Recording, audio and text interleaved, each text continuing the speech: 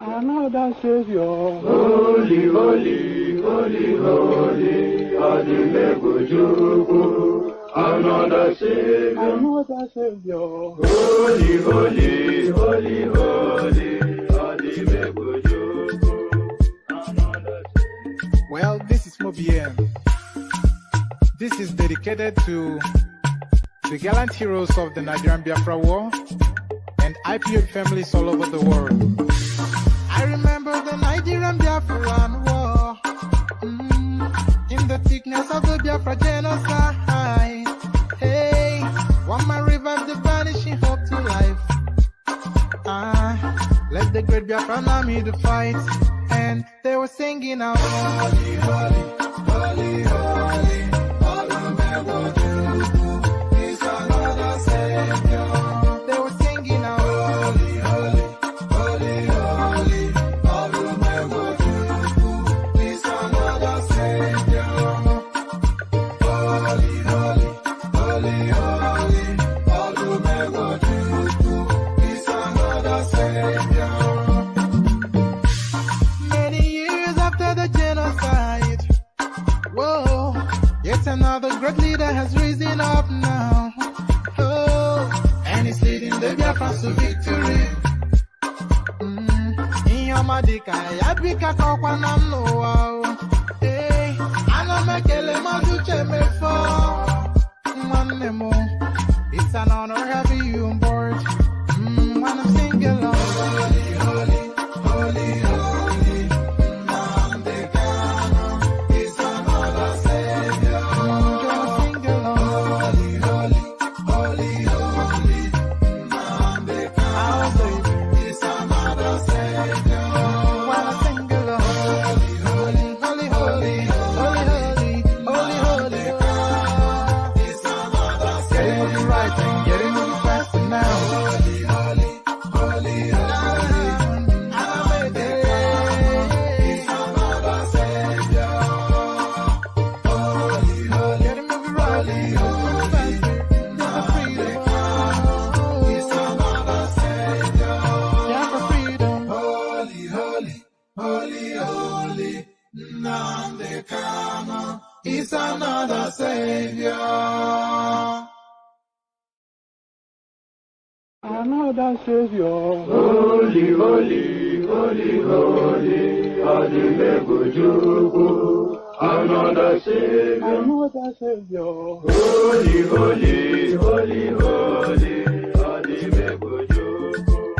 Another Savior. Well, this is Mobien. This is dedicated to the gallant heroes of the Nigerian Biafra War and IPO families all over the world. I remember the Nigerian Biafran War, in the thickness of the Biafra genocide. Hey, one man revived the vanishing hope to life. Let the great Biafran army to fight, and they were singing out, holy, holy, holy, holy, is another Savior.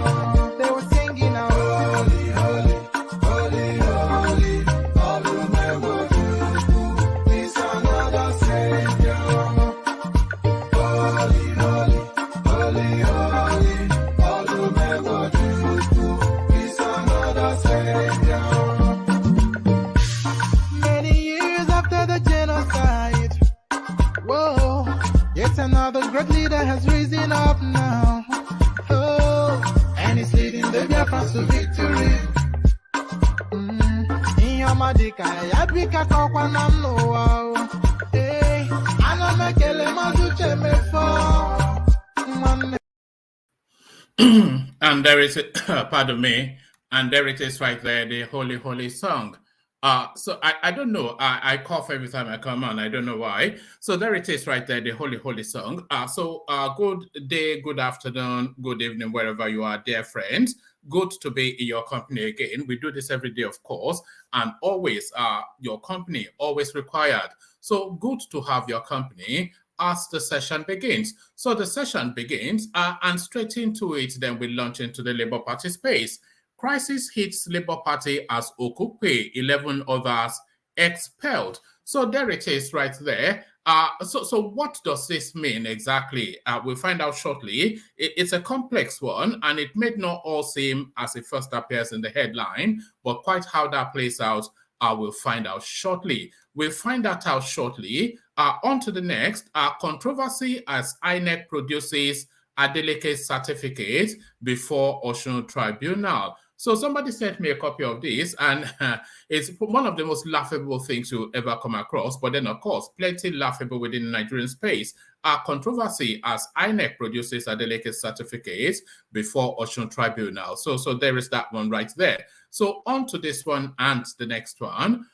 Festus Keyamo lists 10 main reasons why Tinubu APC believes Peter Obi is deceiving Nigerians. So it's a table list, but is there any punch in it? We'll find out shortly. Festus Keyamo lists 10 reasons why they believe Obi is deceiving Nigerians. To the next, G5 comments, Arewa Groups ask CJN Ariwola to resign before 2023 polls. So you'll recall, of course, that it was the PDP that was pushing this space, and it looks as though, it is the PDP that is pushing this space. I just saw a comment in the comment section. So it is the PDP that is pushing this space, and it looks as though the Arewa space, they are latching onto it to make capital out of it. But just how much capital will be gotten after that is the question. So there it is right there. They are trying to get rid of him, but only to replace him with whom? We saw this with Justice Onoken, of course, when they got rid of him, replaced him with Tanko Mohammed, just for the purposes of rigging the election, and then they got rid of Tanko Mohammed. Arewa Groups asked CJN Ariwola to resign before 2023 polls. So what that means, we find out shortly. World Igbo Congress launches scathing attack on shameless Soludo. So we always knew that the backlash would come, but what backlash is this? World Igbo Congress launches scathing attack on shameless Soludo. So what that means, we'll find out, of course, shortly. All right. I'm not sure if I want to bring you that one. Okay, let me just bring you this just to fulfill all righteousness. Group threatens to sue Buhari for appointing hairdresser as bank director. So I'm not quite sure what is in play there. But so that's the menu. So lean back, kick back, take it easy, relax into it. Surrender yourself to the space for however long the session lasts. The usual protocol as you're coming in, click on the like button. Click on subscribe if you haven't done that already. And then, of course, if you want to come join us on the screen, click on this hyperlink that says StreamYard, brings you into a studio space. Soon as I finish reading out the bodies of the headline that I just gave, I'll let you onto the screen and the conversation ensues. So that's how it works. So click on like, click on subscribe, then click on that hyperlink that says StreamYard if you want to come join us on the studio. And of course, you know that we've been encouraging people to donate towards the platform. So if you feel inclined to do that, click on this hyperlink right here that says buy your host cups of coffee and go to that space and go wild. Don't be derisory, go wild. So as you set about doing that, let me provide you with a little bit more musical interlude. Then we thrust straight into it. We thrust straight into it. Water, only water, water, only water, where they see ma. Water, water, water, water, water, water, water, water, water, water, water, water, only water, where they see ma. Hapa o naido, hapa o naido,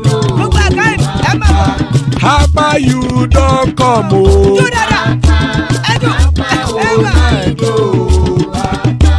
Hapa o naido.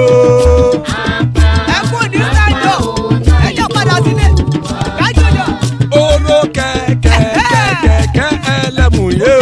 Oro kẹ̀kẹ́. Ilé sọ́dí àkẹ́kẹ́ ẹlẹ́mùrè o. Oro kẹ̀kẹ́. Bobby master kẹ̀kẹ́ ẹlẹ́mùrè o. Oro kẹ̀kẹ́. Chifu Failati kẹ̀kẹ́ ẹlẹ́mùrè o. Oro kẹ̀kẹ́. Eruku lẹ̀lẹ̀ ẹlẹ́mùdé. Eruku lẹ̀lẹ̀ ẹlẹ́mùdé.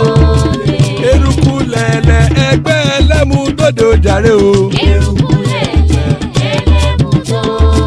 Eruku lẹ̀lẹ̀ Ghana ti dé ẹgbẹ́ bọ́dì o.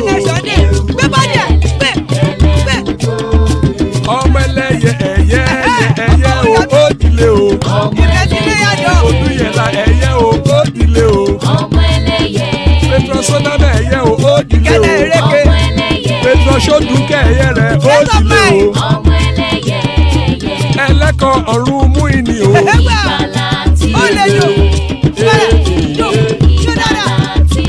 Àkùkọ ọ̀run mẹ́kọ̀.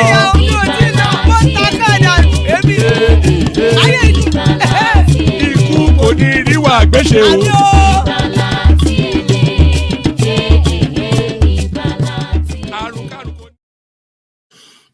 And there it is, pardon me, and there it is right there. Ikukoniruwa Gbeshe, may death have nothing to do with us. I cannot think of a prayer more important than that.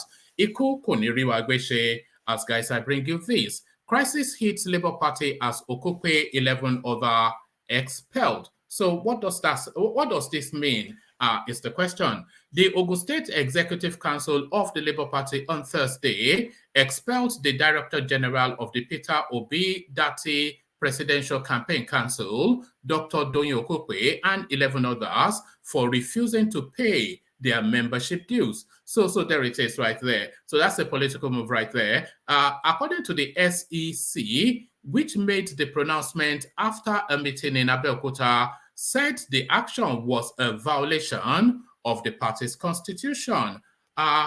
Those that were expelled alongside Okupe include, and then it gives us a rundown of names. Addressing newsmen in Abeokuta, the state chairman, Michael Ashade, and Feyishola Michael, our state secretary, alleged that Okupe and others had refused to pay their membership dues, despite repeated reminders that they should validate their membership by updating their financial status. He asked Okupe to provide evidence of any payment in respect of membership due prior to December the 1st, 2022, into any account of the Labour Party. He asked the national chairman of the party, Barrister Julius Abure, and the party's presidential candidate, Peter Obi, to obey the party's constitution by relieving Okupe of his position as DG of the PCC immediately and appoint another DG for the body who should come from the north to reflect federal characters and political balance. Ashabe hinged the action on Article 9(3)(6) of the party's constitution, providing that only fully registered and financially up-to-date members of the party shall have the right to vie for office in the ward executive, local government area executive, state executive council, and national working committee of the party, or be a delegate to the Congress and National Convention. He said Article 9(3) of the party's constitution states as follows: only members who pay their monthly membership dues at rates prescribed shall be deemed to be bona fide members of the party. Arrears of dues up to 6 months shall lead to forfeiture of membership. Despite repeated demands from various meetings I had with Dr. Okupe in respect of his mandatory constitutional requirement to fulfill membership status, he has failed woefully in this regard, with some others to flagrantly disobey the constitution of the Labour Party. In line with Article 19(3) of the Labour Party's constitutional provision, we declare that Dr. Doyin Okupe, having failed in the payment of his membership dues for the last 6 months of joining the party, has forfeited his membership of the party and no longer fit and competent to continue to act as DG of the Presidential Campaign Council, PCC. We hereby notify our national chairman, Barrister Julius Abure, and Labour Party presidential candidate Peter Obi that it is expedient to obey the constitution of the party by immediately appointing another DG for the PCC, and that should come from the north to reflect federal character and political balance. He wants that any further act of disobedience by any of the affected former party members will be resisted through lawful means of enforcement in court of competent jurisdiction, stressing that the SEC of the party was committed to party supremacy as enshrined in the Labour Party constitution. He further warned that legal action would be taken against the national chairman, Barrister Abure, and the presidential candidate, Peter Obi, if they failed or foot drag to relieve Okupe of his position in the party's campaign council. So there it is right there. There it is absolutely right there. You feel a sense of deja vu because we have been here before. You feel a sense of deja vu because we have been here before. Do you know when we were here before? Anybody recall the name Oshiomhole? This was how they got rid of Oshiomhole. They cancelled his membership at the ward space, relieved him of his position as the chairman, suspended him, and then he was out of the party. So it's still in the party, of course, but with no relevant position. So intrigues are played then within the Labour Party, internal wranglings. There's absolutely no equivocation around that. The party is hemorrhaging from within. But what will happen now? Because the Labour Party space and their presidential candidate, they are selling themselves as this righteous due process, rule of law sort of reformist. So self-righteous rule of law reformist. So now their lead person, one of their lead people, has flouted one of the party's rules, and it was given copious warnings to address it, and he did not. So now he has been excommunicated from the local party. So if he's not a member of the local party, then he's not a member of the party. And if he's not a member of the party, then he cannot be the... This was the sequence that sequenced, this was the sequence that sequenced Oshiomhole. So if he's not a member of his local party, then he's not a member of the party, really. It may be an associate. So then that just releases him all the way through all of the positions that he holds.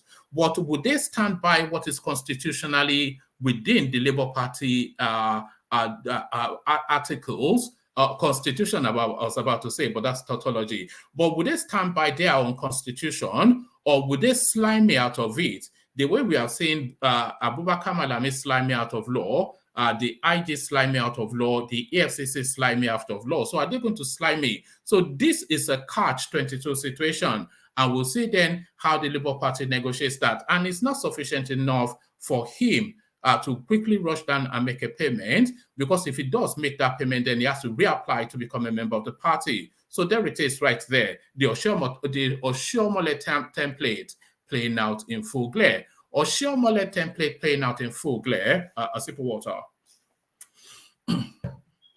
Controversy as INEC produces Adeleke certificates before Osun Tribunal. So I am still insisting that Adeleke would not complete 6 months on that seat. In compliance with the order issued by Justice Akume, chairman of the Osun State Election Petition Tribunal, the Independent National Electoral Commission INEC on Thursday produced Form CF001 containing the WAEC/GCE certificates and secondary school testimonial of Governor Ademola Adeleke.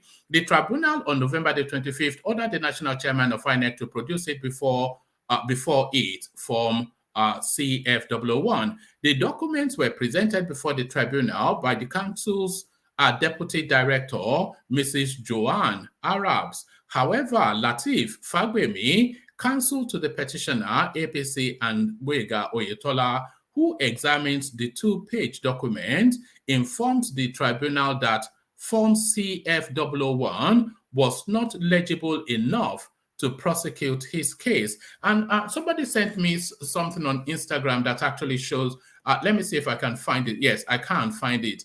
Let me show you, let me just see. Let me share the screen with you for a moment. Then you just see the most ludicrous thing that these people have sent in as documentation. It's only in Nigeria, of course. When it rains, it pours within the Nigerian space. Look at this and be alarmed. They say it's barely legible, and there it is on your screen, barely legible. You can see the whited out space right where my cursor is there. And of course, you can see some poor, there's nothing to read there. We can barely make out 2 stamps, and it says certificate of something or the other. It's not legible. That's just it. So that's what Adeleke produced, gave to INEC. and they passed him on as fit and proper to run for an election. So there it is, the most ludicrous of things. The document were hold on. Where were we? However, Lateef Fagbemi, counsel to the petitioners APC and Gboyega Oyetola, who examined the two-page document, informed the tribunal that the form CF001 was not legible enough to prosecute his case. Fagbemi pointed out that they paid 305,000 naira for the Fagbemi pointed out that they paid 305,000 naira for the document, and that the first document, West African Examination Council General Certificate of Examination, does not have any result details on it, and that only the signature at the bottom was legible. Stating his objection to the INEC document, Fagbemi noted that the second testimonial obtained from Ede Muslim Grammar School by Adeleke does not have the address or location of the school on it. So there it is right there, a legal document with no address. The tribunal upheld the objection of the petitioner and ruled that INEC had not fully complied with its order to produce Form CF001. It ordered the Electoral Commission to produce a clearer and readable copies of the document. And by the way, this can form the basis of ordering INEC to withdraw Adeleke's return certificate. Lead counsel to INEC, Professor Paul Ananaba, however, thereafter asked the tribunal to allow it snap the documents in their custody in Abuja and forward same so that the hearing can go on.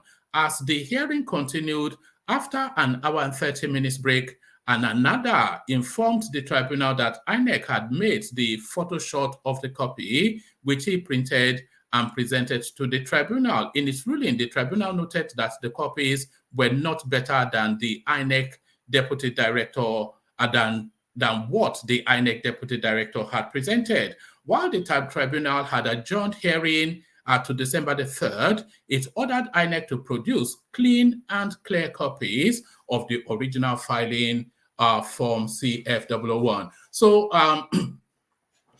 since we are running a betting shop now, I will put money on it that Adeleke would not serve more than, I won't put money on it because I'm not a gambler, but it is my conviction that Adeleke would not serve 6 months as the governor of Osun State. Festus Keyamo lists 10 main reasons, pardon me. Festus Keyamo lists 10 main reasons why Tinubu APC believe Peter Obi is deceiving Nigerians. So where is it?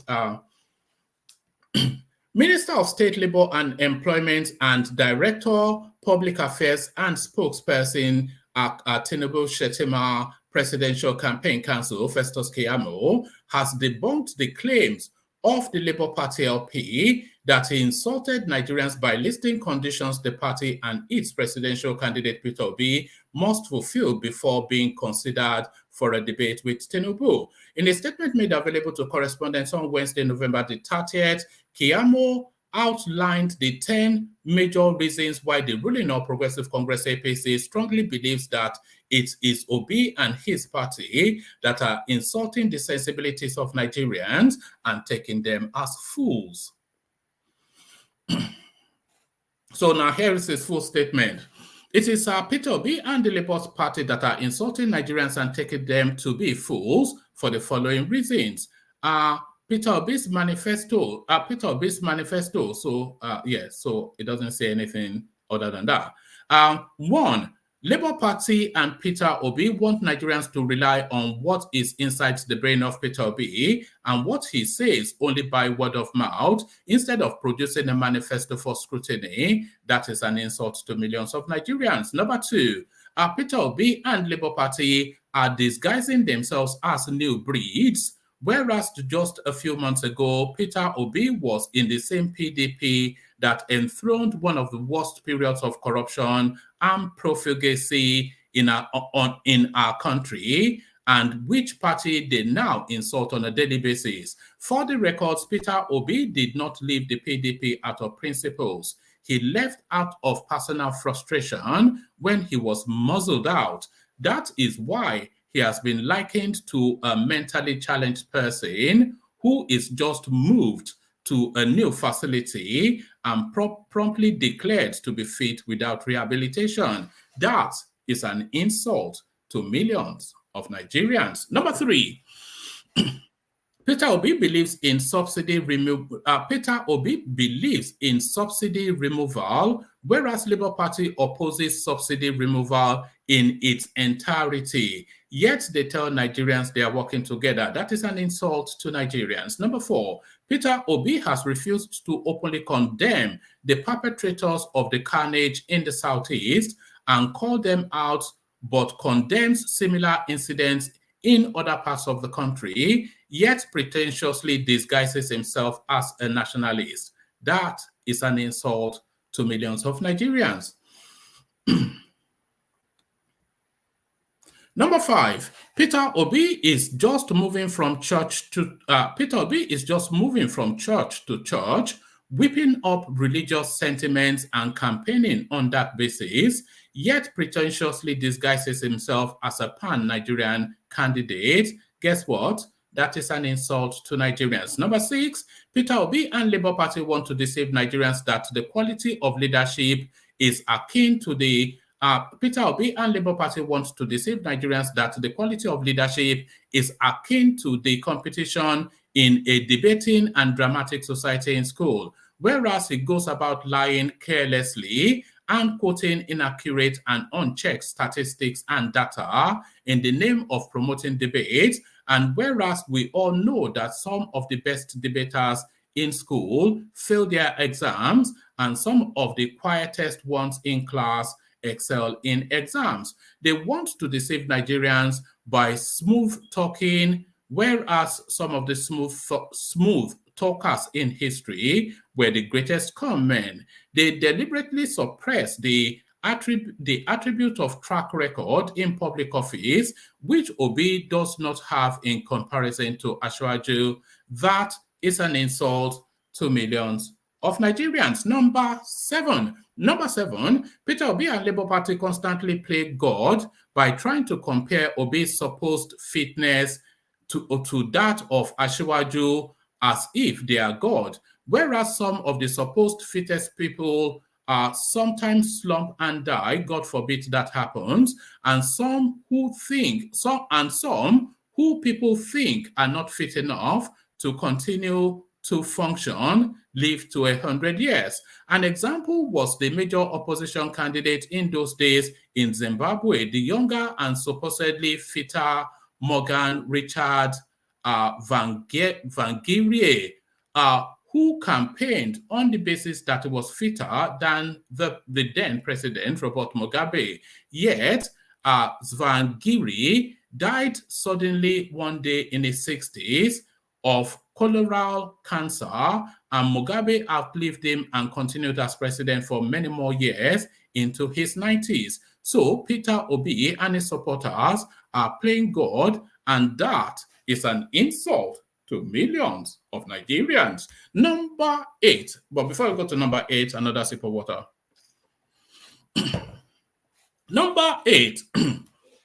It is also an insult to millions of Nigerians for Peter Obi and the Labour Party to attempt to trash all the achievements and Asiwaju, that should be off Asiwaju, of course, of Asiwaju and even his efforts at restoring democracy from military rule, a democracy they are enjoying today, whereas their candidate has no such credentials. We shall not allow them to do that so long as we have breath of life inside us. Number 9, Peter Obi and his supporters constantly insult all Nigerians each day who are not aligned with them. This is acknowledged throughout the country. They pretend they are angry youths, forgetting that Peter Obi was an active part of the past they are angry about.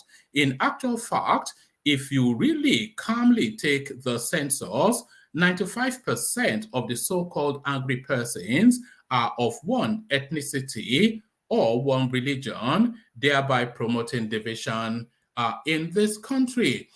We all remember the infamous incident of Peter Obi reading a WhatsApp message from his phone promoting ethnic divide, yet he has not apologized to Nigerians till date. This is an insult to millions of Nigerians, unlike the APC members and Ashwaju, who cut across all tribes, regions, and tongue in large and almost equal number. Number 10, Peter Obi has not given any tenable or sensible explanation for the scandal regarding the Pandora Papers and how he owed companies and how he owned companies. I suspect this guy listens to us. Because this is arguments that we've had endlessly in this space, and it cannot be a coincidence that it's quoting verbatim. So Festus, come on, DM me on Instagram and come have a session on the platform. Peter Obi has not given any tenable or sensible explanation for the scandal regarding the Pandora Papers and how he owned companies in tax havens and reportedly didn't declare all his assets before he was sworn in as governor in Anambra State.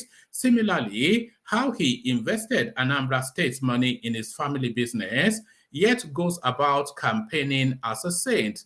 That is an insult to millions of Nigerians. So that is an insult to millions of Nigerians. So Peter Obi stands accused, at least according to the SAN. So according to the SAN, but who will sit in judgment? Will it be Ariwola? This is the question.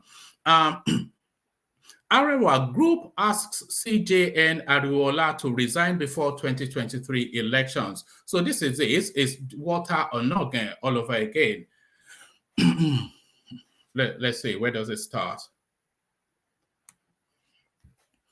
For his comments on the People's Democratic Party G5 group, the Chief Justice of Nigeria, Olukayode Ariwola, has been asked to resign from office. The demand was made by a coalition of 52 northern groups on Thursday, December the 1st.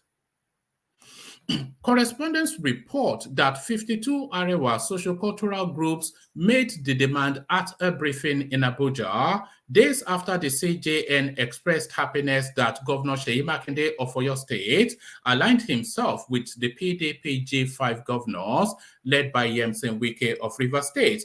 The comment of the CJN during the inauguration of a project built by Wike had sparked controversies, with some individuals and groups alleging that is marked of partisanship.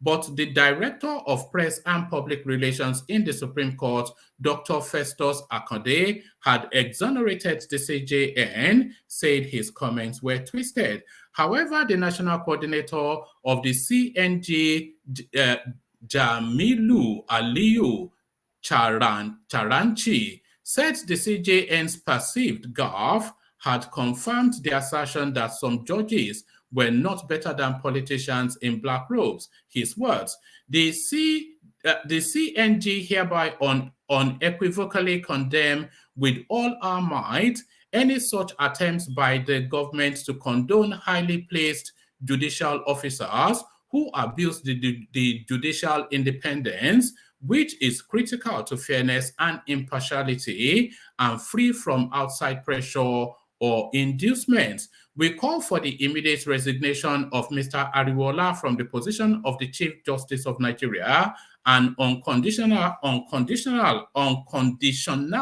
apology to Nigerians for the embarrassment he has caused.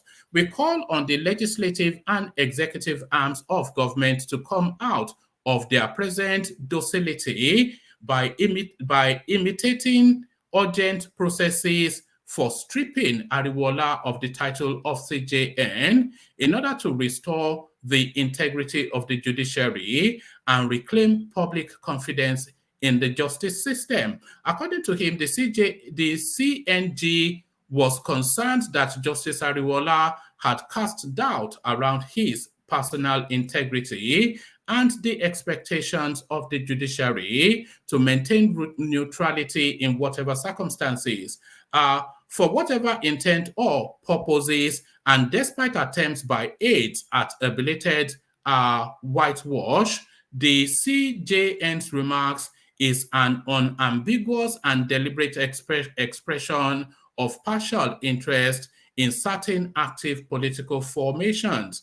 By this tacit endorsement of a section of the political community, the CJN has inadvertently drowned the country's judiciary deep into the murky waters of the kind of cutthroat politics the likes of Governor Wike are known for. And this is an article hit piece, by the way, or is this a Fulani hit piece? I don't know. The CNG, therefore, finds it unacceptable for the CJN to continue in that position after presenting himself as an active player in a particular team, thereby completely destroying the reality and appearance of a fair and impartial, non-partisan justice administration system. We warn that it is not possible to have a successful democracy without a fair and impartial judiciary, and it is not possible to have a fair and impartial judiciary that lacks independence in partisan political activities. So there it is right there. And this is rinse and repeat, of course, because we have seen this template before where they used it to get rid of Walter Onogen. But is this Walter Onogen revisited? If they get rid of that guy, then that tells you that Tinubu, they don't want Tinubu to be president. If they get rid of Ariwola, that tells you that they don't want Tinubu to be president. But we wait to see that move. But that was quite an aggressive piece, by the way, by the people of the North. An aggressive piece by the people of the North. So from the North, we take a sip of water and then we go to the East. World Igbo Congress launches scathing attack on shameful Soludo. A Houston-based socio-political organization, the World Igbo Congress, WIC, on Thursday, berated Governor Charles Soludo of Anambra State for his fooling suggestion that the Southeast geopolitical zone must begin negotiation with political frontliners in Nigeria. In a statement by its public relations officer, Basil Onwukwe, sent to correspondents, the group insinuated that Governor Soludo is a saboteur. I don't know, man. That seems to be the favorite word. Maybe they've just really discovered the meaning of that word. WIC said Soludo can choose to play second fiddle in Nigeria, but it won't be a party to that.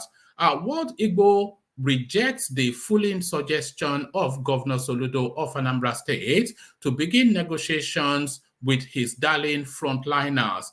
This is the height of insults to the Igbo psyche after playing second fiddle from the inception of the First Republic without genuine improvement. Governor Soludo has remained frozen to the mundane Nigerian politics and refused to wake up, but drowning in the same ocean of confusion with his fellow political class. World Igbo Congress, in concert with all its organs and affiliates around the world, vehemently condemns Governor Soludo's shameful recommendation. So there it is right there. They will never get it, will they, really? Hopefully, Soludo gets it, of course, and that ultimately, if you don't, Nigeria's politics is all about negotiation. You can't bulldoze your way through. You can't go and seize it by force. You can't dominate over anyone else, even as large as the North was. Buhari, from 1999, ultimately had to come to that realization in 2014. So you can't one-man band into the presidency. And this is what Soludo is explaining to the space. But some people, they're just too far gone mentally, just too far gone. So let me give you one more readout and then we'll come into the room and take it on. Group threatens to sue Buhari for appointing hairdresser as bank director. A group under the aegis of Lawyers for Reform has threatened to drag President Muhammad Buhari to court if immediate removal of Stella Okotete is not carried out as executive director of the Nigerian export import bank within 7 days. The group in protest tagged remove Stella staged in the early hours of Thursday at the main entrance of the National Assembly said the Nexen ED is not qualified by every standard to hold the position. Fielding from journalists during the protest, leader of the group, Barrister Oladotun Hassan Esquire, said appointment of Stella Okotete as executive director of Nexen by President Buhari in April 2017 was wrong-headed, going by clearly stipulated requirements in the extant laws governing the bank. So why is it taken up to now? From 2017. So let me just give you a couple more paragraphs. I'm not sure if we'll take the whole of this. According to him, Okotete did not have the requisite 18 years post-graduation working experience before her appointment, and even not having relevant academic qualifications in financial accounting, banking, or any business-related courses.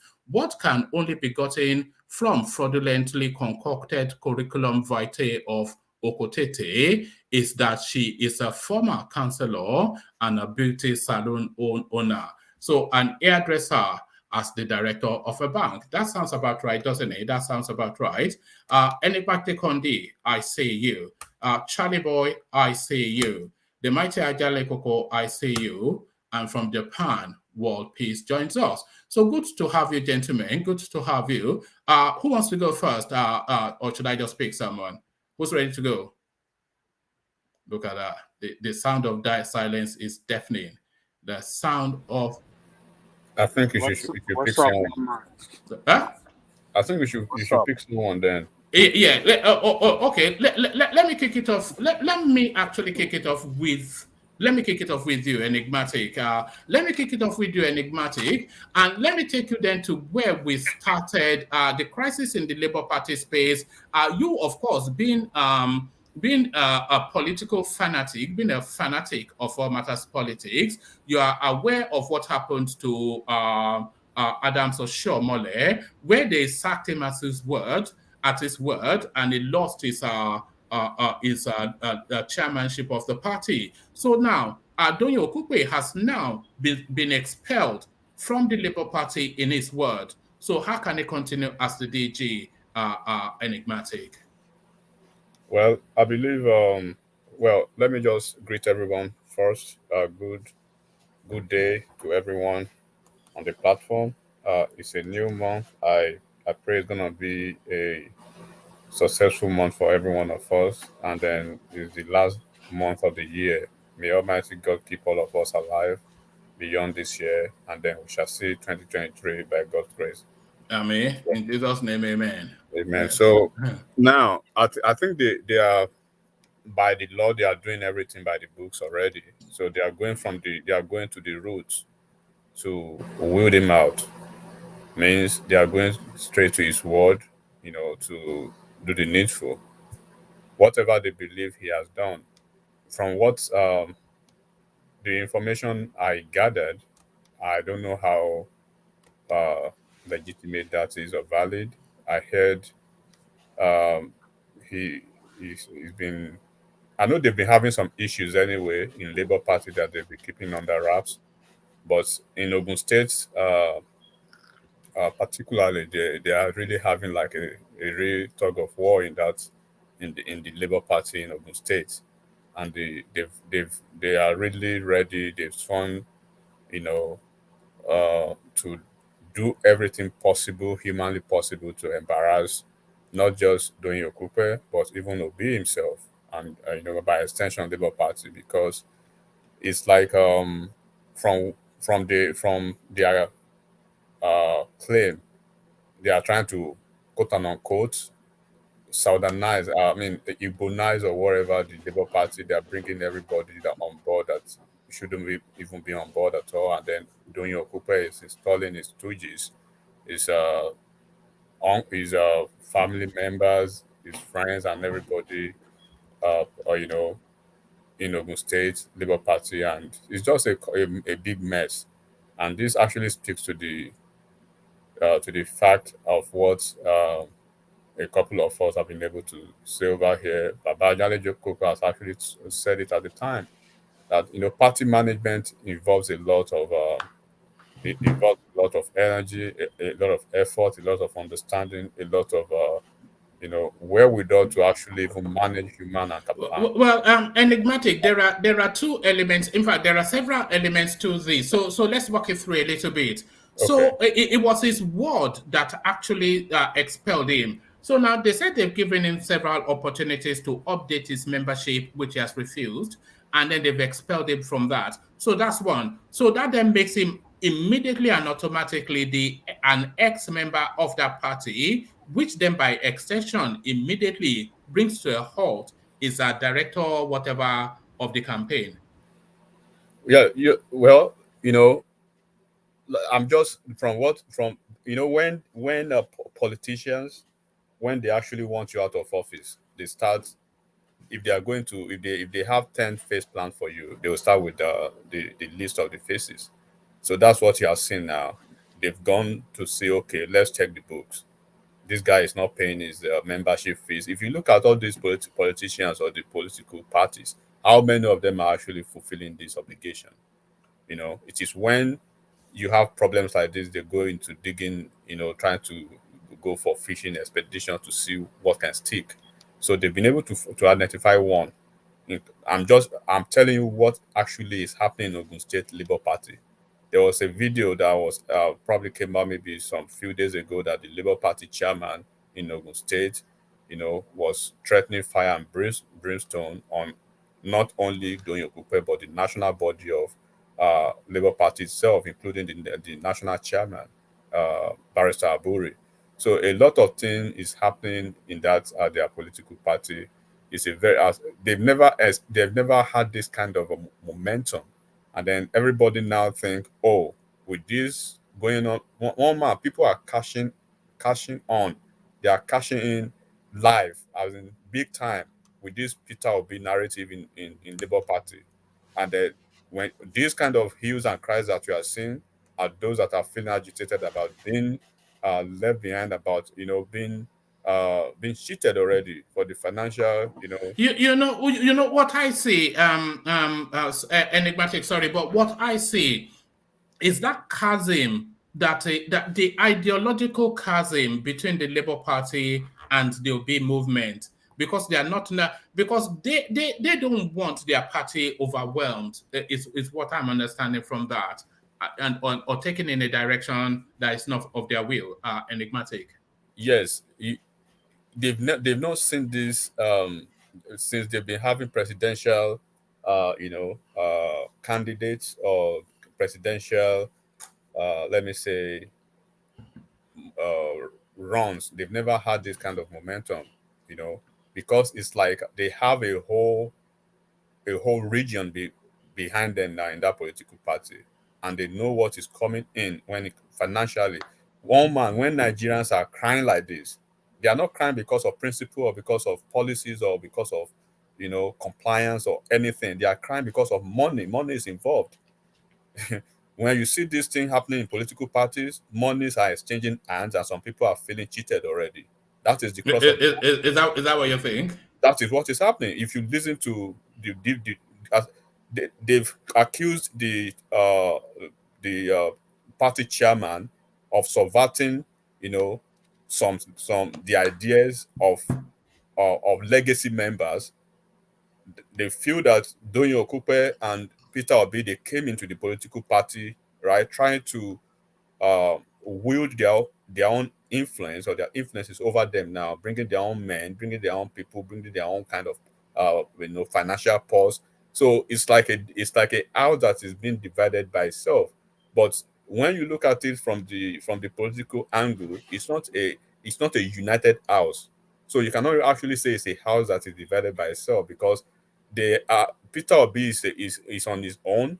Labour Party there is a party on its own, and then all the people that were actually the real members of Labour Party prior to be joining them, they feel that we are the landlords. So these people are the tenants, So when things are coming through now, it's like they are kind of isolating them, from the largesse that is happening now. So the largesse of appointments, the PCC appointments, those who are occupying certain positions in the party. You saw at the time the national spokesperson of the political party, or the national, I think the spokesperson came out to actually lambast the party chairman about the list that they had, when they were supposed to have some list that the guy actually came back with his own. So it's a whole couple of mess that is going on in the political party, and we can all wish them, best of luck. This is just one state out of probably the few states that they have. So how soon or how far can they go? So the question should be, how soon are they going to be emerging or having to burn the house, you know, against each other? So it's too soon for them. So then you understand what has what has these legacy parties, PDP and APC, what have they been able to do, regardless of the problems they've had over the years, and they are still standing. These people are probably 6 months together, 6 months together, and it's just not even a political party joining them or merging. It's just an individual moving into their political party with his base. So you can imagine. Enigmatic. Let's stay with the move by is it Abeokuta branch of Yes, Labour Party for a the moment. Abeokuta. This puts the Labour Party and the presidential campaign in a bit of a quagmire. So if they don't, because it's they've quoted the part of the Labour Party constitution that is pertinent to this thing that has happened, and they've sequenced the actions that has led them to take this action. So it puts the presidential campaign in a bit of a quagmire. If they don't abide by what has been stated, then they automatically lose that moniker of being a cleansing sort of campaign, that being the law-abiding, rule of law sort of a campaign. But then if they abide by it, but then it's also political, because that space was also then recommending that Okupe be stepped down and then a northerner put in his place to reflect national character. So it's just a total mess.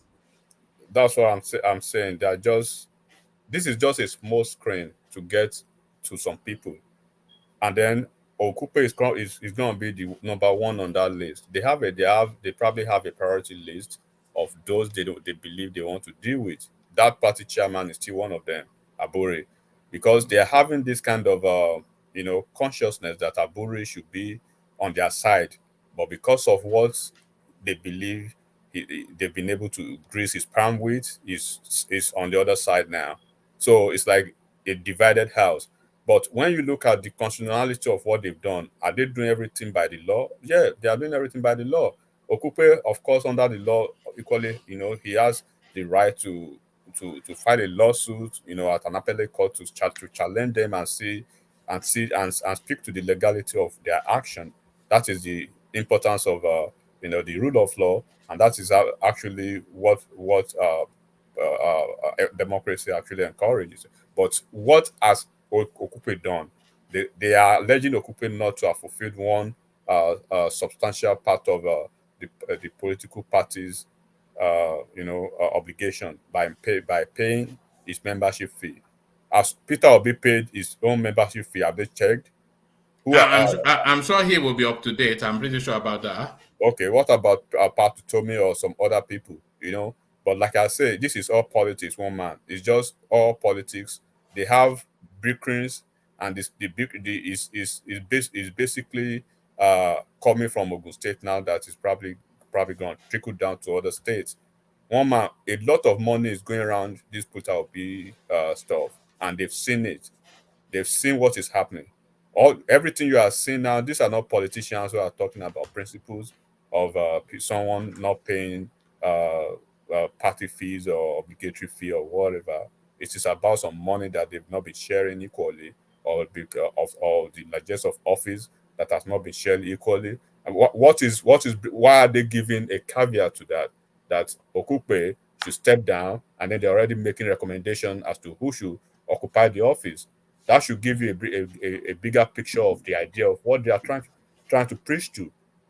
they've been talking about the lopsidedness of the national appointment in the space. They are talking about Peter Obi being the presidential uh, candidate. They have Doyin Okupe from South again.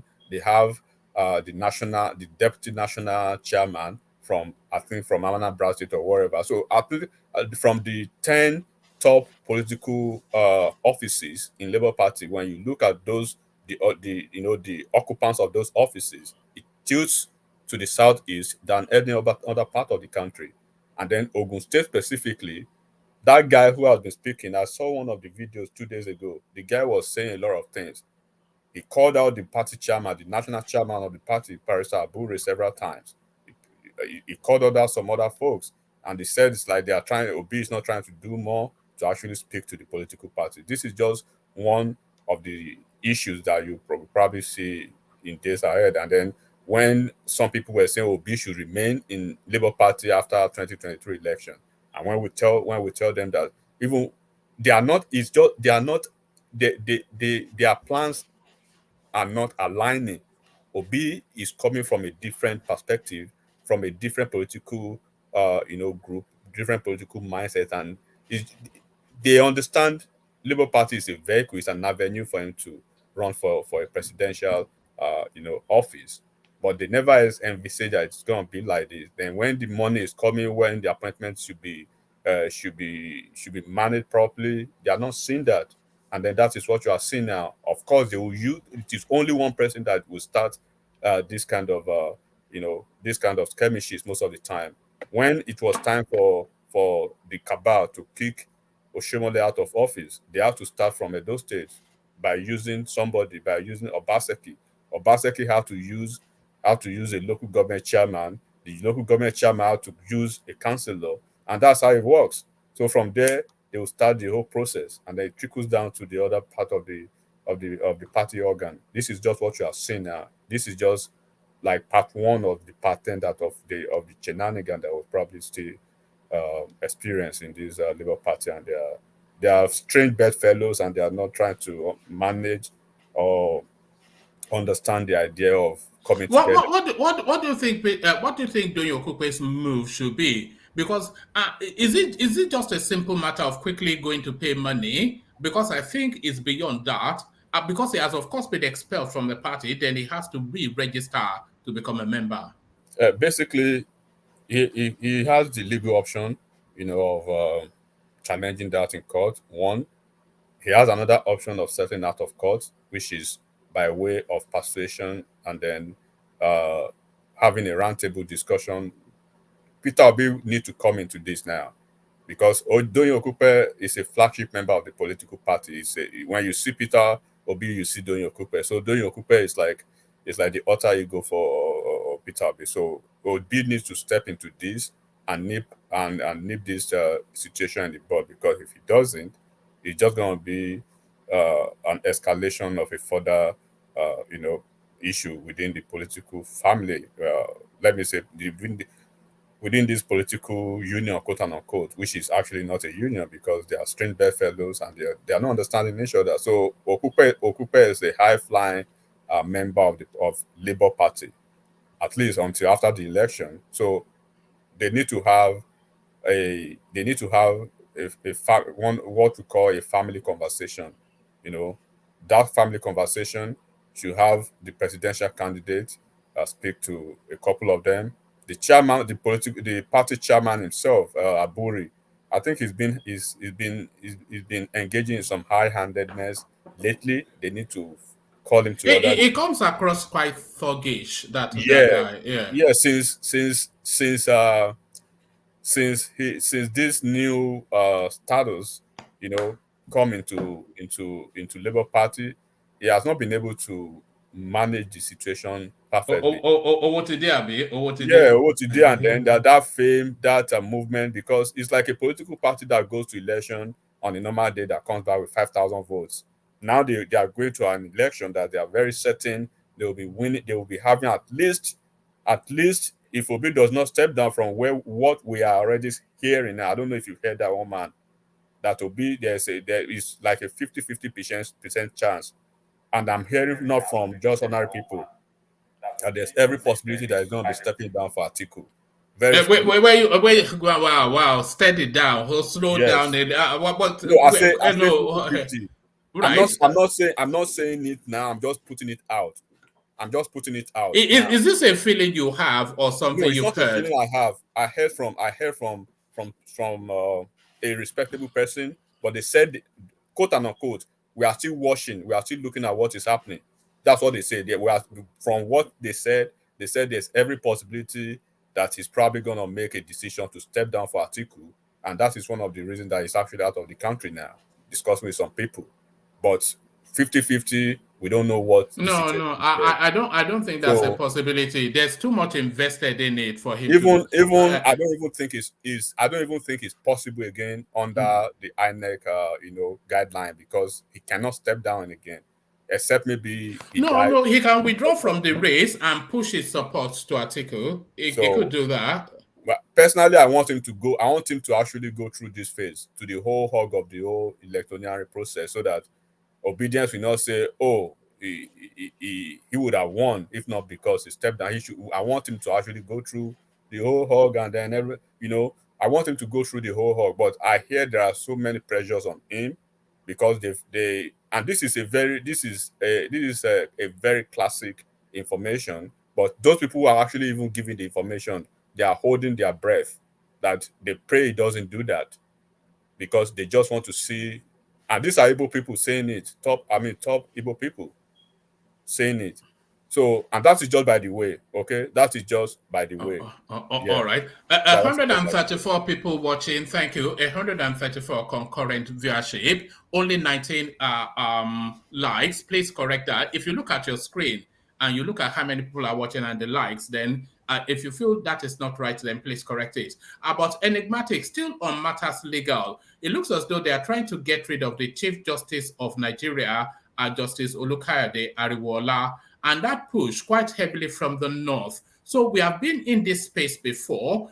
Just as they were about to run the 2019 election, Justice Onoge, of course, they stepped him aside in order that they could do the rigging. Like they put Tanko Mohammed there to superintend the rigging. And once they rigged themselves back to power, they got rid of Tanko Mohammed and gave us this Justice Olukayode Ariwola. So now, Ariwola, there's Ariwo around him. He made a faux pas at a function that he went to in attendance, the governor of Oyo State. So he said that that he admires very much his association with Wike. That has been picked up by the PDP space, and now the whole of the North, they are calling for his head.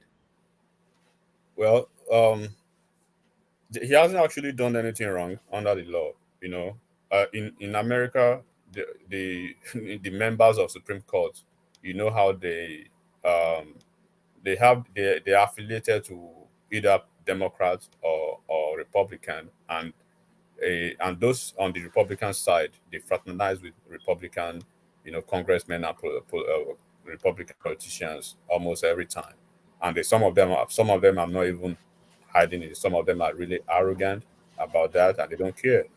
This man hasn't done anything wrong. Of course, if some people call it a faux pas, I would like to understand the context of the message before I actually, make a pronouncement on that. Because do not forget, all these uh, uh, neo-political groups coming here and there, making assertion about Arewa. Who are they?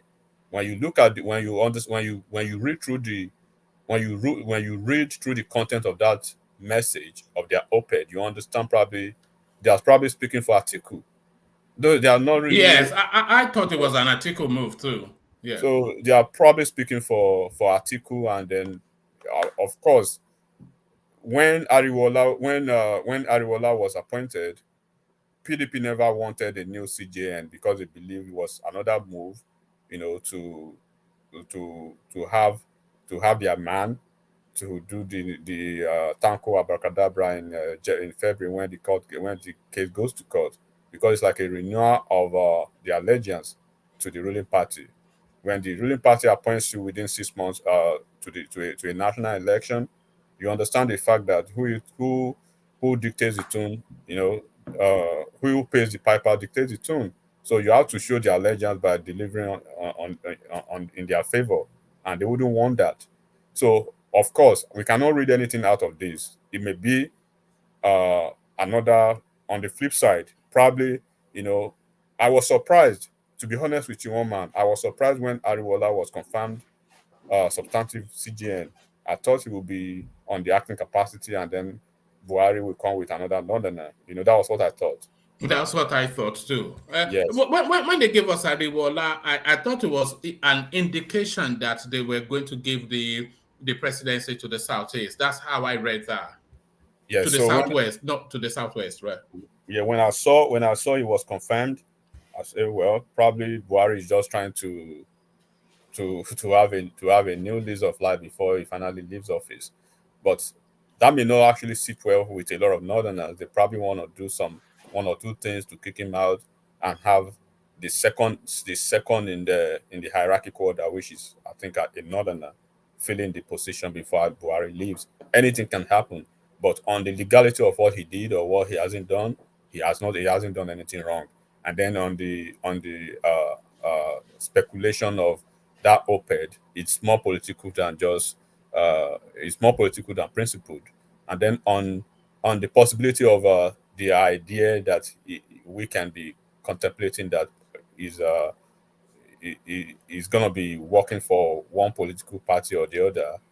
I wouldn't want to buy to that idea, but if my memory serves me right, and if I'm being honest with the Nigeria political landscape and Nigeria politicians, it's more or less it's a quick cropo from what they do almost every time. Quick cropo. So you will give you disappointment. If they get rid of him, would that indicate to you that they do want to retain the presidency in the north?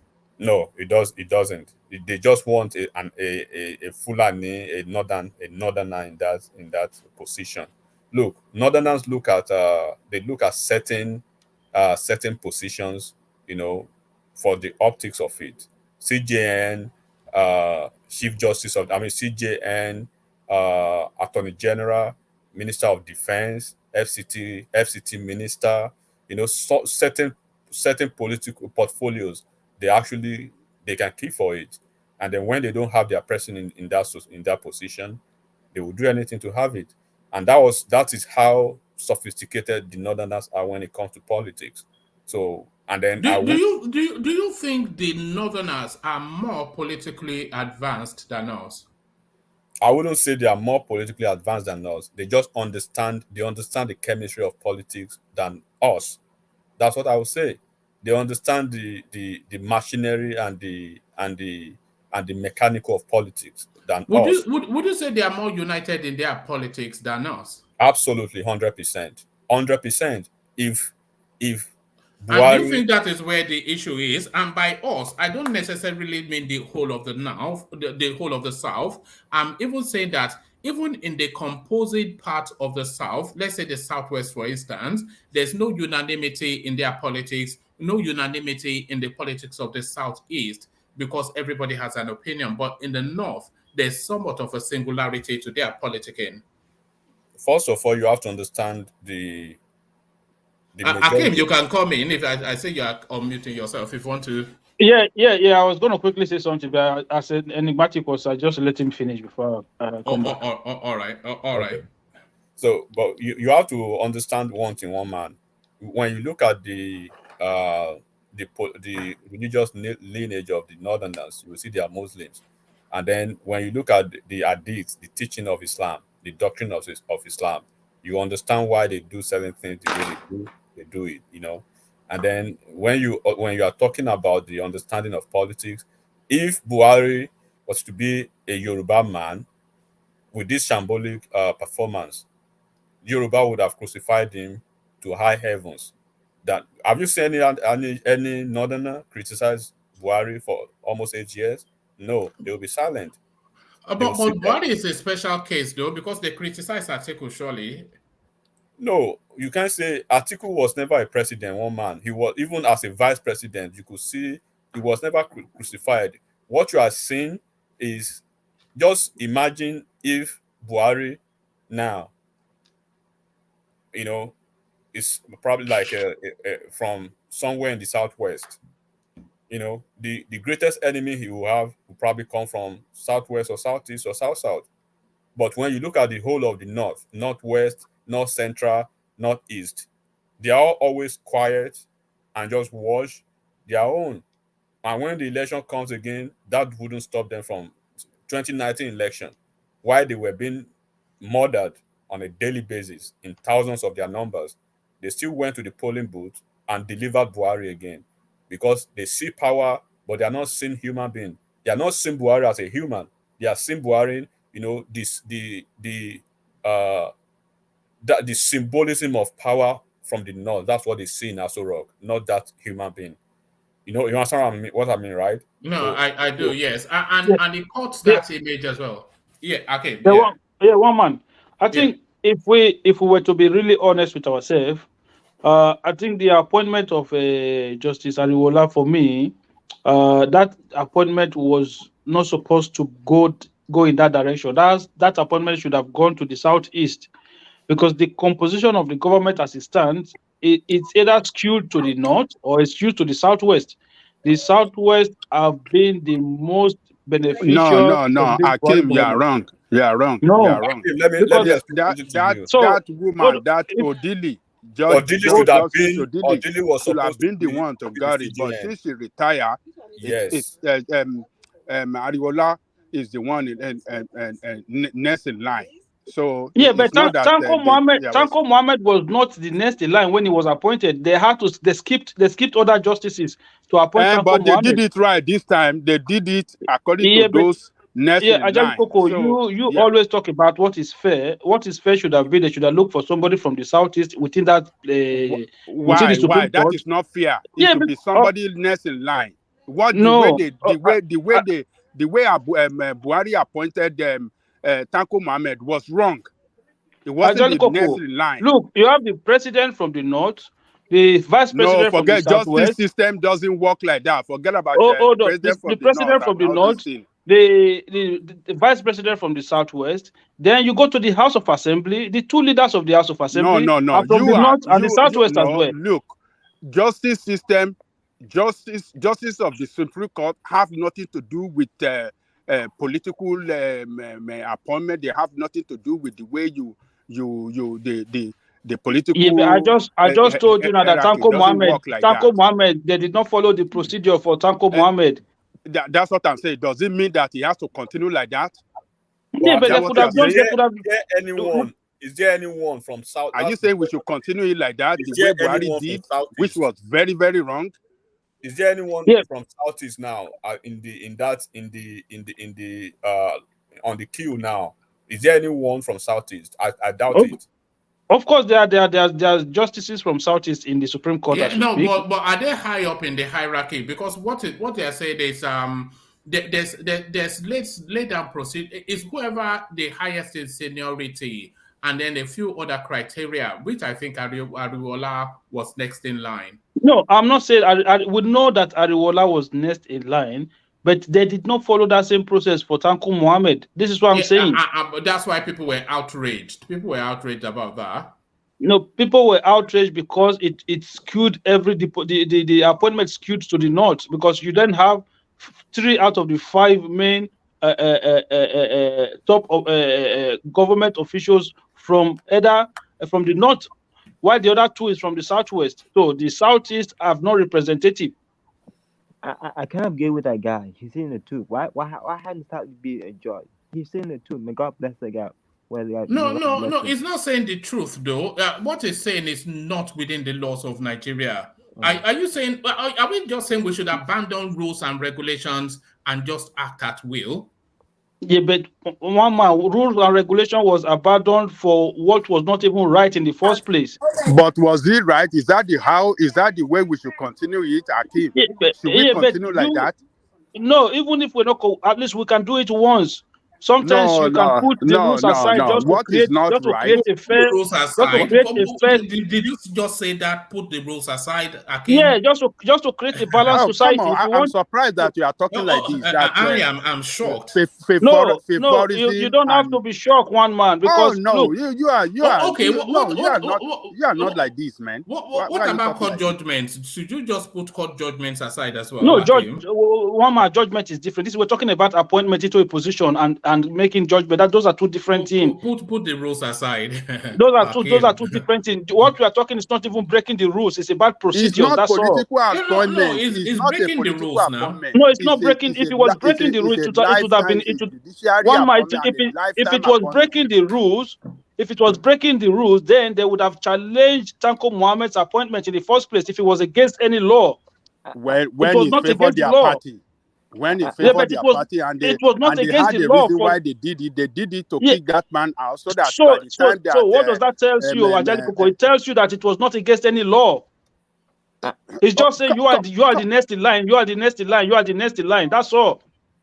it is not right. So what is But not right is that not is all it is. It just say is you not you worth are doing next at in line. all. You are What next is in not line. You are right next in line. It's turn by turn. What are you talking about? Akim, sorry, just to be clear, are you saying that if rules, lay down rules and procedures that is meant to ensure equity and balance and order, if it doesn't fit with with political inclinations, they should set it aside? No, but this one there's no rules to be set aside. Yeah, there's no No, rules. there This is are just a rules. process.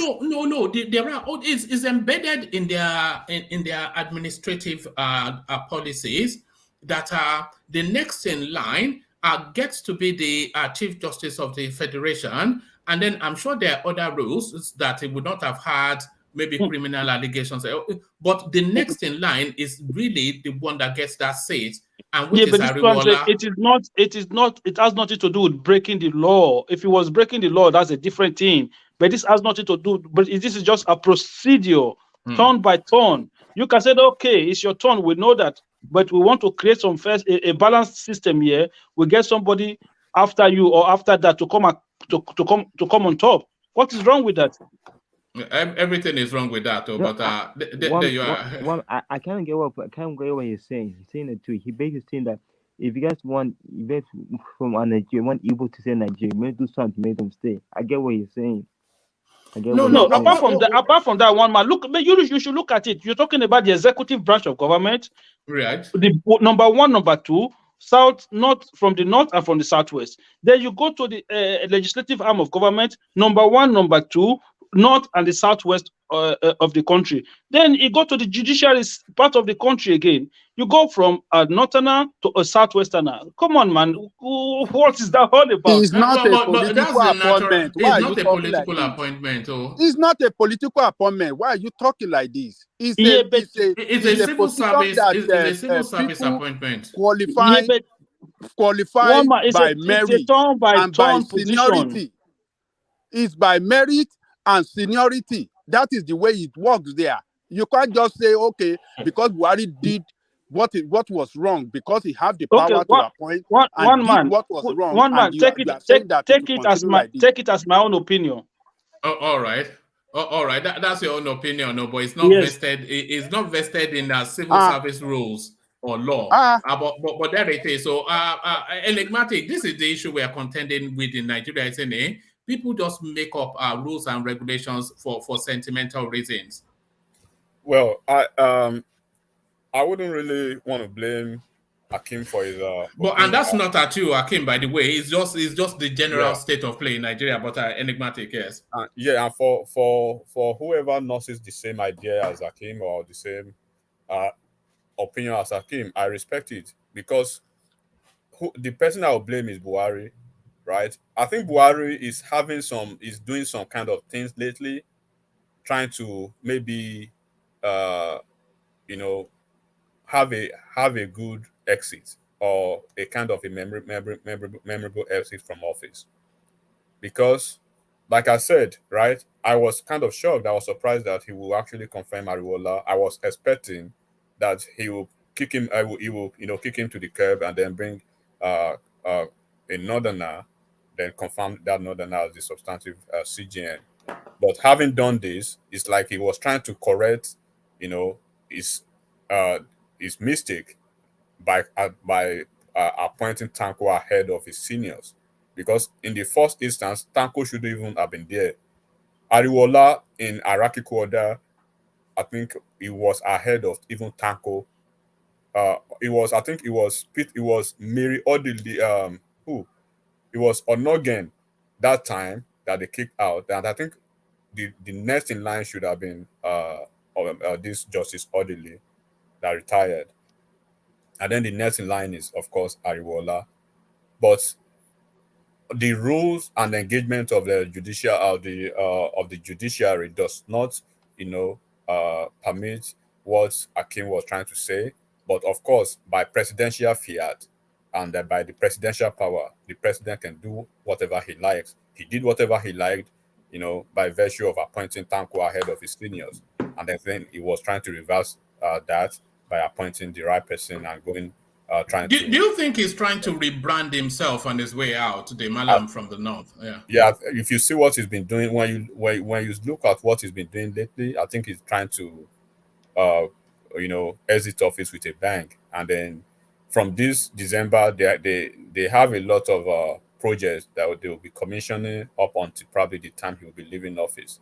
So I think he wants to exit the office with an ovation. But of course, he has committed a lot of executive sacrilege, and then that cannot be forgiven by virtue of his nepotistic appointments, and then so many things that he has done pretty wrong. If you are talking about this CJN, what about I keep making reference to that, the security architecture of the country, where you have no single southeast, nobody from the southeast in the whole of the security architecture of Nigeria. And I think they have just two from the whole of the south.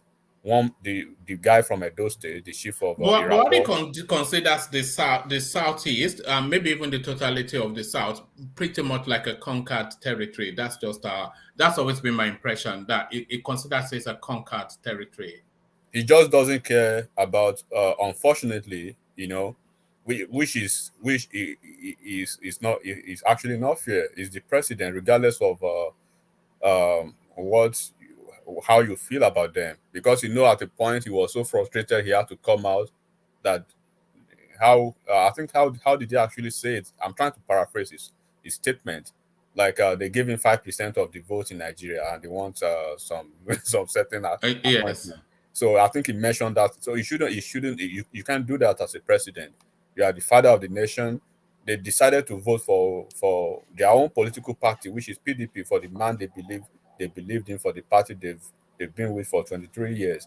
So you can't punish them for that, for certain appointments. And even when you look at the appointments, that when you look at the ministerial portfolios that he actually that were that he actually offered them in the southeast, you will see is neither here or there. So, but unfortunately, and that's why we are actually appealing to them. That's why we are uh, telling them. That's why we are more or less, letting them understand the wake up call that their brother Soludo has written now, the op-ed, that they should wake up from their slumber and stop the unzobu politics and join hands with either the party that can offer them better than what they are doing at the moment. So a political road to nowhere. So they need to understand that, because when you keep demonizing these two majority regions, because at the end of the day, either of them will become the president. They will rotate within themselves until you join the fray. You continue to be a minority within minority. So, you know, but that does not justify what Buhari has done over the years, or for the past 7.5 years. It doesn't actually speak well of him being the president.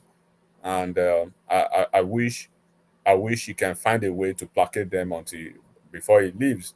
But how would he do that anyway? Because it's almost already late.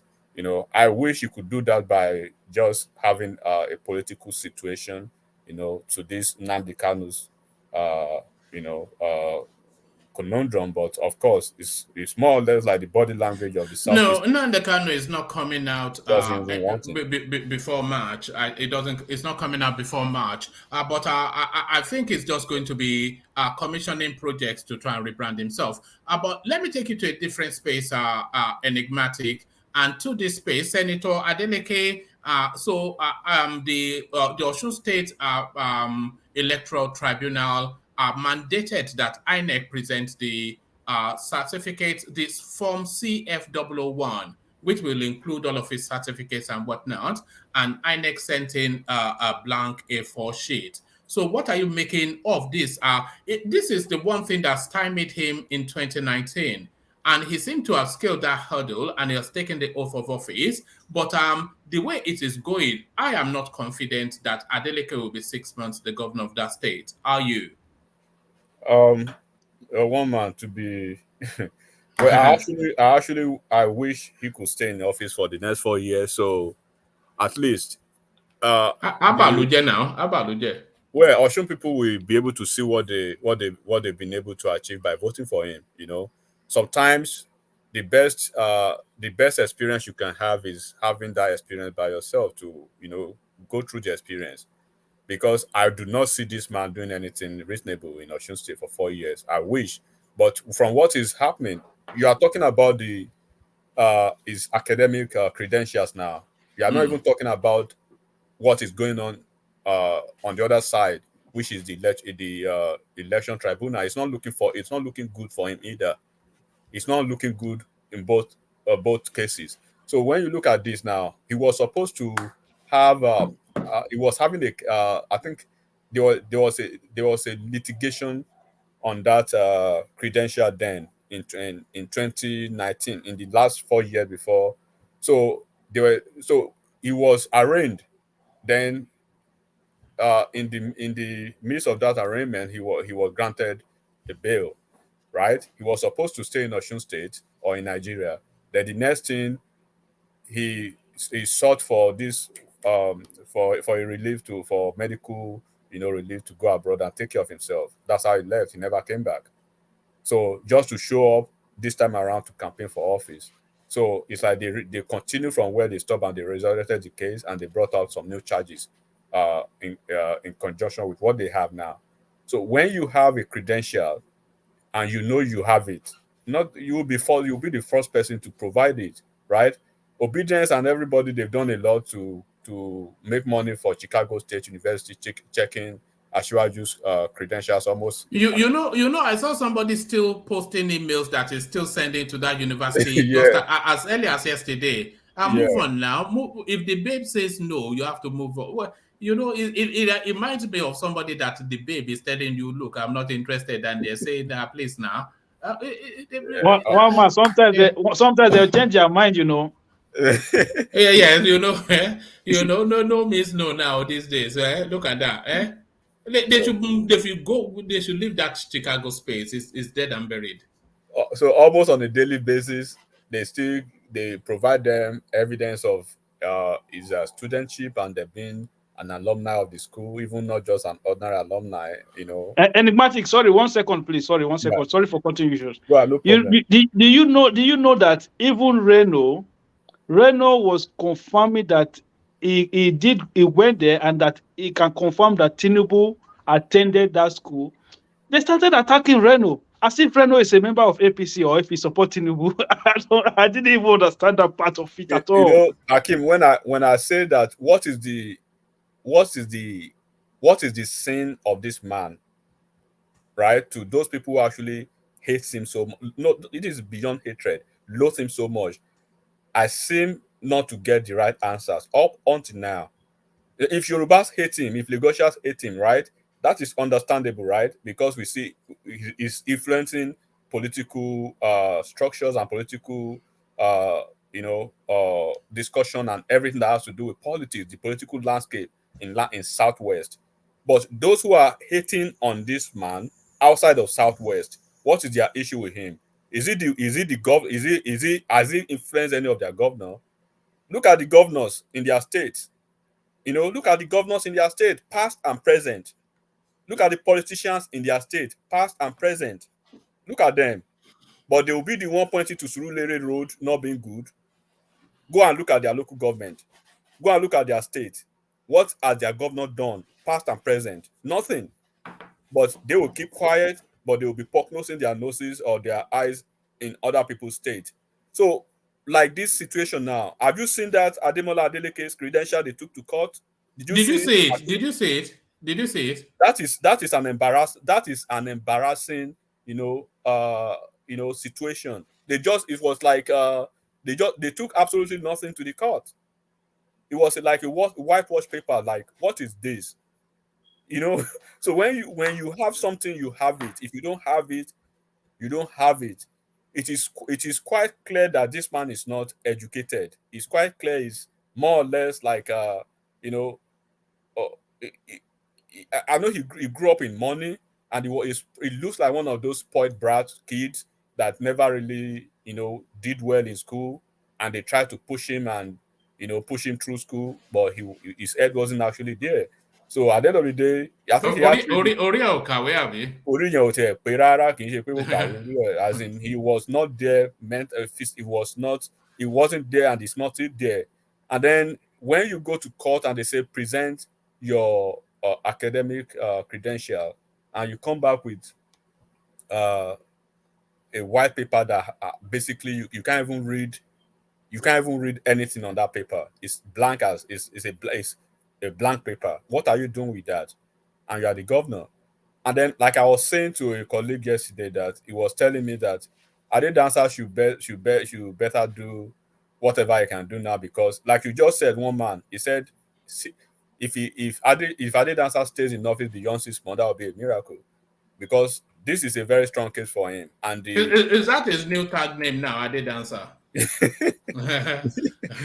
I wasn't even sure what you were saying until I had to listen again. Ade Dancer, look at that. yeah, It that's is what honorable. Eh? that's what they call him. Mm. That's what they call him now, Ade Dancer. But it's a joy. It's a joy to. I just like the man. I wish, but but of It's course, good for comedy skits, but not so surely to govern a state. have you even seen what he has done within when he came to office? What is the essence of an executive order, right? The essence of an executive order is like you are giving an administrative stoppage or influencing a basic administrative order in the state. Then less than 24 hours, you're basically reversing yourself. Then by constituting some committees to study what you already had an executive order on. It's like, are you stupid? Why don't you commission that committee first to look at the variables and what actually could be a way out before you just jump into it means you are seeking advices from maybe some basic non-entities like you too. So, and of course he still has his legal. He does not have an attorney general yet though, or a legal advisor, but he has some Yeah, but lawyers that he can ask enigmatic. questions on. Yeah, And yeah, he needs because the way he has started this whole thing, I don't think he's doing it right, because you still need to remember that the Osun State House of Assembly is overwhelmingly APC members. he's So 23 against 3. against it, so Yeah. it's easy to get rid of him if they want to. But the thing is, he needs to come on a friendly terms, because it's almost like somebody who is just coming who is coming with vengeance the way he's reacting now. So he need to first of all make sure that he have the house sorted first. Those ones that he can bring into PDP, try to bring them into PDP, make sure it have a majority house working in his favor before he start to take a lot of this action that he's taking now. He's going to make the wrong move, and then they will just impeach him straight away. Already is already making a wrong move, because you cannot buy executive fiat, right? Executive that pronouncement to say okay, because this like the state of Osun, of course, you have the right as a governor to say okay, we have to change it. We have to change the nomenclature of the state, but you have to go through the legislative process for, because it's been codified, it's been gazetted into law. You cannot just say, oh my god. You know, Oh, who controls the Osun Assembly? Do we know? Do we know who controls the Osun it's Assembly? APC Hey, oh 23 right, versus PDP 3. no, I could tell So, last at all. so Last. it's smelling impeachment on one hand, it's smelling the credential issue in court on one hand, and then the election tribunal is still there on the other hand. So it's having like several fights, and then you're already starting on the wrong footings already. He's not starting on the because I think he came with vengeance. He cannot come with vengeance. He cannot come to settle scores.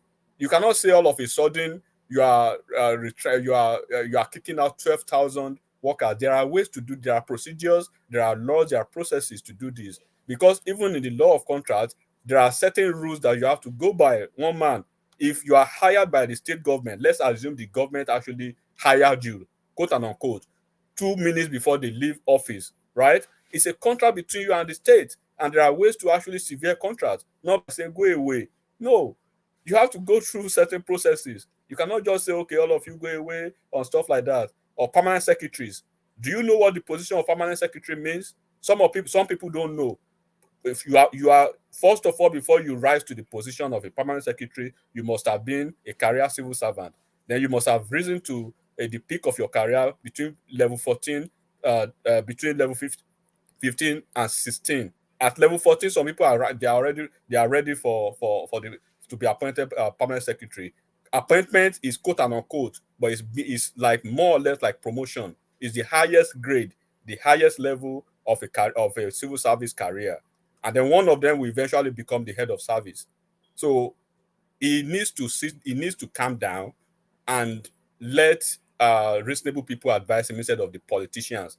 Do not forget one man. PDP has been out of power in Osun State for 10 years. So there are so many political hyenas now in PDP giving him wrong advices because of they just want appointments.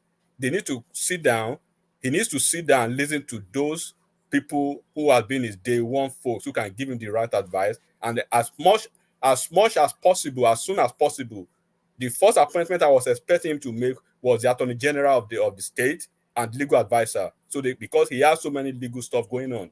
You know what I'm saying? So he needs those first instead of the chief of staff. Of course, after the chief of staff and the SSG, he needs that Attorney General like yesterday now, and the special advisor on legal matters like yesterday.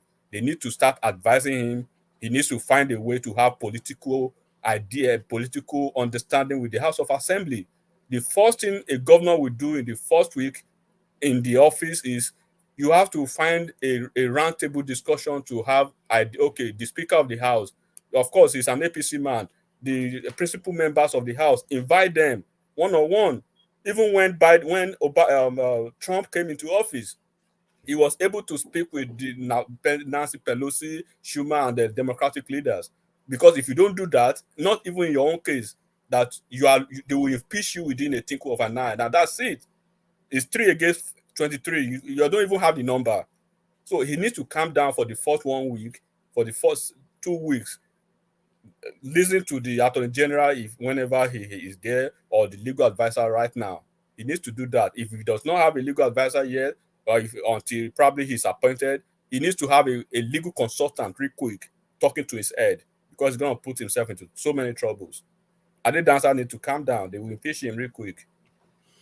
All right. But enigmatic, I think he has done the right thing for shaking up the system for that few days, for making a statement that, look, I'm not going to take no nonsense. I'm not going to. If he has done the right thing, he wouldn't be reversing himself within 48 hours. So that is what he's doing now. How did he reverse himself? So, Angelica, what nonsense was there that he didn't take? Hold on. Maybe I'm getting. He has something reversed himself. Probably you are not following the matter. One man is a spokesperson came to the. Is it Adeleke we're talking about? Yes, sir. What? He said they've not fired anybody. They don't even have they don't know where that rumor is coming from. Everything that they said he has done by firing people, by doing this, the man actually denied everything, because they've come to the office, and then they've seen the real pictures. They've seen that, oh man, we can't do this without this. And then they saw the letter that was written by the House of Assembly within the 24 hours that he made some statement. So he understand now that look, the Ade dancer who was a candidate is now the Ade dancer who is the governor, and is privy to some vital documents, vital information now, as against what he was probably, because he made all those statements on the podium during the inauguration. You have not even seen the office. You don't even come to the office to probably read your handover documents or whatever. He was just, by frenzy of the moment, he's trying to impress some people. No, you don't do that. You are the governor now. You have the power. Calm down and use your power reasonably. Nobody is pushing you. Don't rush yourself. As far as the law is concerned, as of today, until the court pronounces or make a final pronouncement on the litigation, on the election litigation, and every other thing that is going on, you are the executive governor of Osun State. Take your time. Don't rush. All right, I did answer though. The people in the comment section, they are the people in the comment section are àwọn ayé bó ṣe rí nìyẹn. Àwọn ọlọ́tẹ̀ Adélékè wọ́n ti sáré fún lórúkọ orúkọ tí ìyá ẹ̀ ò sọ wọ́n ti àti fún kíákíá. It took me a moment for it to click. It was saying Ade dancer. And I was Ade dancer. Ó ti pè láti Ade dancer láti last week.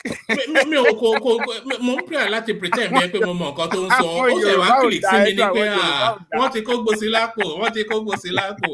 Ẹyẹ ìkà. Look at that. Akẹ́dẹ̀mánì. Look at that. Ade dancer. And that sounds like the name of some artist. Ade dancer. Some ridiculous. My goodness me! Look at where we are. Ade dancer, governor of Osun State. Oh, apparently they've been using it. But it's anyway. So there it is. Ade dancer now. Ade dancer. Unbelievable. And now you can't see the guy without having that thought. Yes, Ade dancer. He doesn't help himself. For even inauguration there, he was acting the fool. How can you act the fool at your own? This is the thing now. It just doesn't look good for him. He's a politician. That guy is a politician to the core. The way he was able to win that election, he was able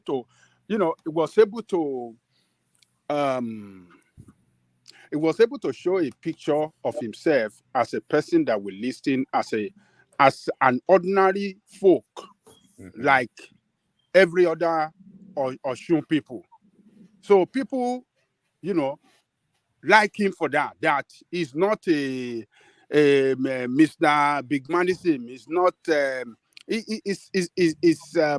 He dances. He joke with people. He's accessible. All those kind of quality. Those are the reason why people voted for him. It is not his. Is clever policies or anything? No. They just like him as a person, and according to some people, they say he's so respectful too. Very respectful. Baba, one thing that would distinguish this guy, to be honest with you, right, in the recess of my mind, I want him to just complete his 4 years or even 8 years. I like the guy, and then is this guy that when he settles, but at the detriment of what? Because I've heard so many people say that, but at the detriment of what? That would be at the expense of Osun State, of course. But Wama, you wouldn't know that. You do surprise people, So how can it surprise? Does it look like it's ready? Come on, man. Okay, man. Two things we work for this guy. One, he has a name to protect, the Adeleke's name in Osun State. Do not forget that a lot of Adelekes are still, they still have political ambition in Osun State. We wouldn't want to spoil the space for them. One. Number two. No, I'm actually talking about capacity. I'm not even talking about corruption. I'm speaking to the capacity now as number two. The number two is, of course, we know personally he doesn't have the capacity, he does not have the gravitas, he does not have the political functionality to run Osun State as a functional governor. But only if he can invest in intellectuals, technocrats, use the Tinubu template of surrounding himself, right, with very smart mind, idealistic folks, he will probably be the best governor in Southwest if he can do that, because already he has the personality that people loves in Osun State, and then he's the kind of guy, why they love Tinubu up to now in Lagos because of Jeonsoke. You know what it means. This one is Jeonsoke in Osun State. He will Chop and chop, Abi. Chop Shop and and chop. shop. Yeah, shop and that is what killed. Oyetola did very well in Osun State, but Oyetola is tight-fisted. Oyetola is Peter Obi 2.0. Is stingy, is akago. But enigmatic, the work that Oyetola did in Osun State, you have to be tight-fisted to be able to do that kind of job that he did. This man left. Not like that. He left No, Osun when you are State. tight-fisted, you can He be left tight-fisted. Osun State. He left Osun State in a far, far, far better place than he met it. That's not what Adeleke said. Adeleke said he left heavy debts. No, the state. No, but the state. Don't forget one man. Look at No, that. Adeleke is not wrong in the sense that Osun State was heavily indebted when Adebayola left office. When Oyetola came into office, Osun State was indebted to the tune of 270 billion. Oyetola spent Oyetola 90 paid 90 billion, 90 or 92 90 billion, and he still left 14 billion. And then do you know there was he a paid time 97 billion. Okay, do you know there was a 97 billion, time, and he still left 14 billion there. Do you know there was a time in Osun State that after they have garnished their funds and then deduct their funds from the source, what comes to Osun State, Osun as a whole, as a state, is less than 10 million every month. No, so, sometimes they get negative allocation. If you remember, Rauf was even paying half, sometimes not even half salary. Some people will get 30% of their monthly salary.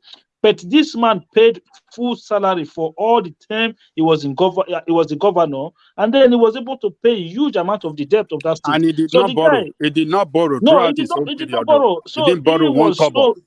He was so prudent with the fund of the state. He cleared the salary, the salary, and then the arrears and every. I think he put everything. But Naija politics, one man.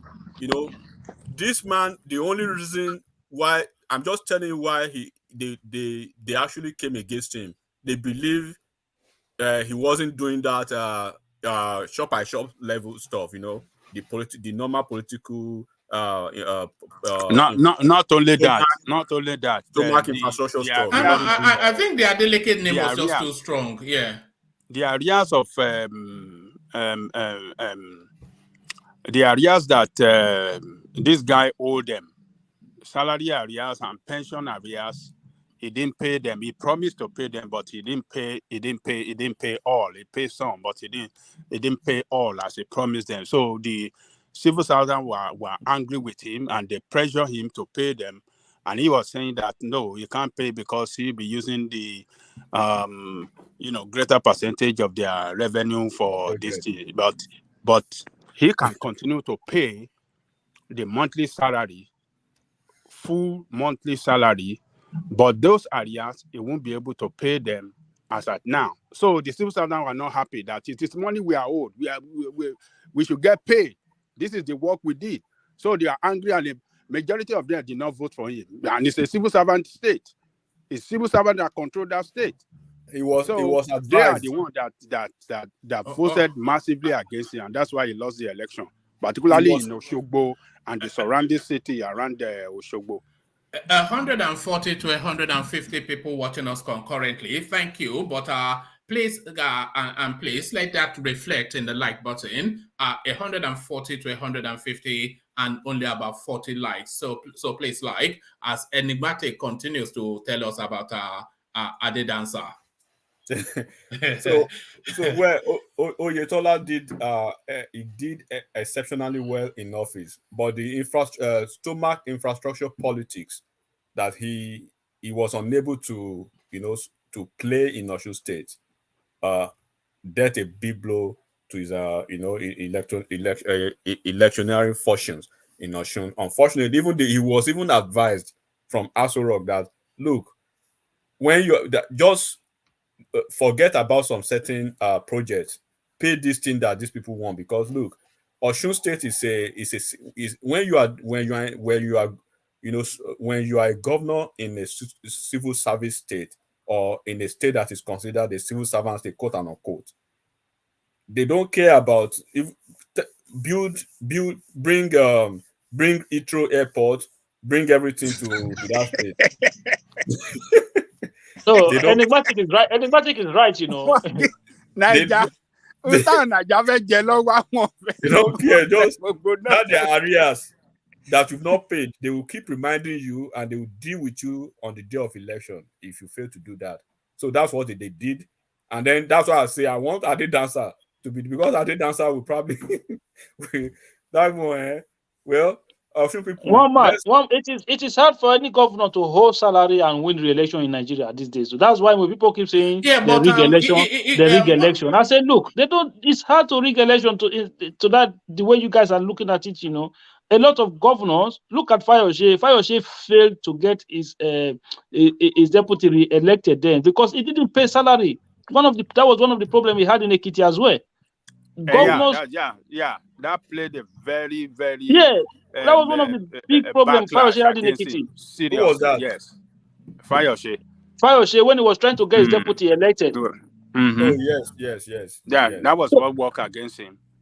A lot of governors they suffer setback when it comes to non-payment of salaries, you know. So people just say the rig election. It's not that straightforward. People when people come out to vote against you, but still that they rig.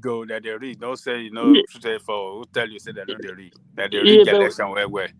In most civil servant states, a lot of these civil servant states, governors that are not paying salary, they always suffer setbacks when it comes to elections. But one of the aides of Oyetola came out to say that they were owing nobody when they left government. So right. They've said that, yeah. Norma is right. But we are talking about the arrears. You know, the arrears. He didn't take care of the arrears, and they never forgave him for that. That arrears, even they were telling you know when they come with their local dialect. Can you dialect or no? I've never. And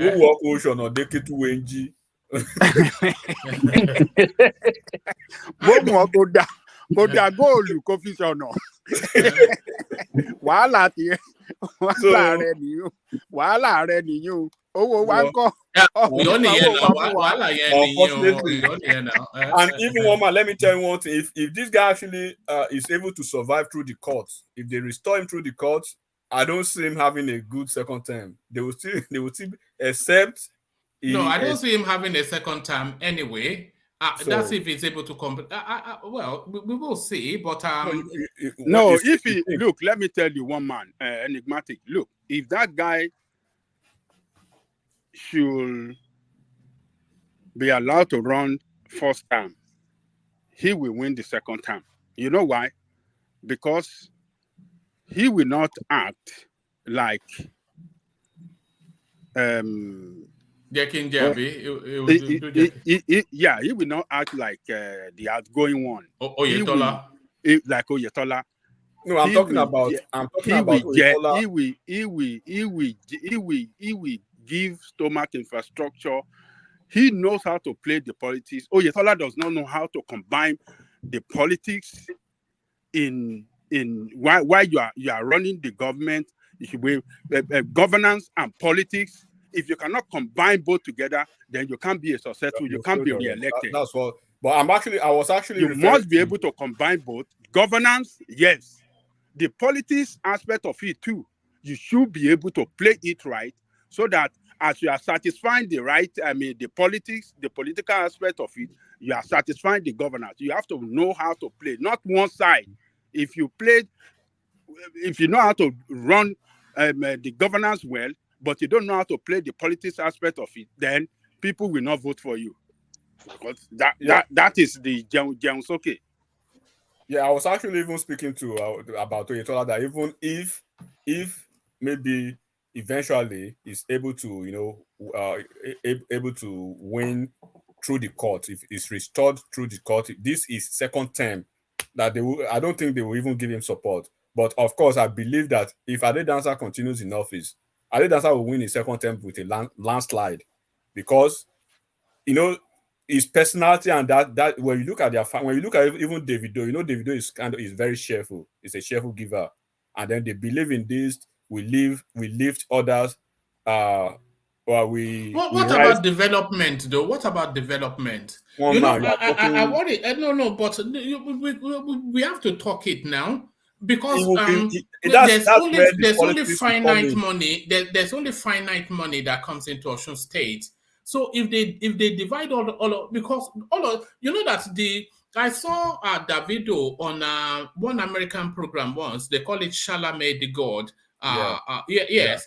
And he was telling the guy that his family, they are worth well in excess of $800 million.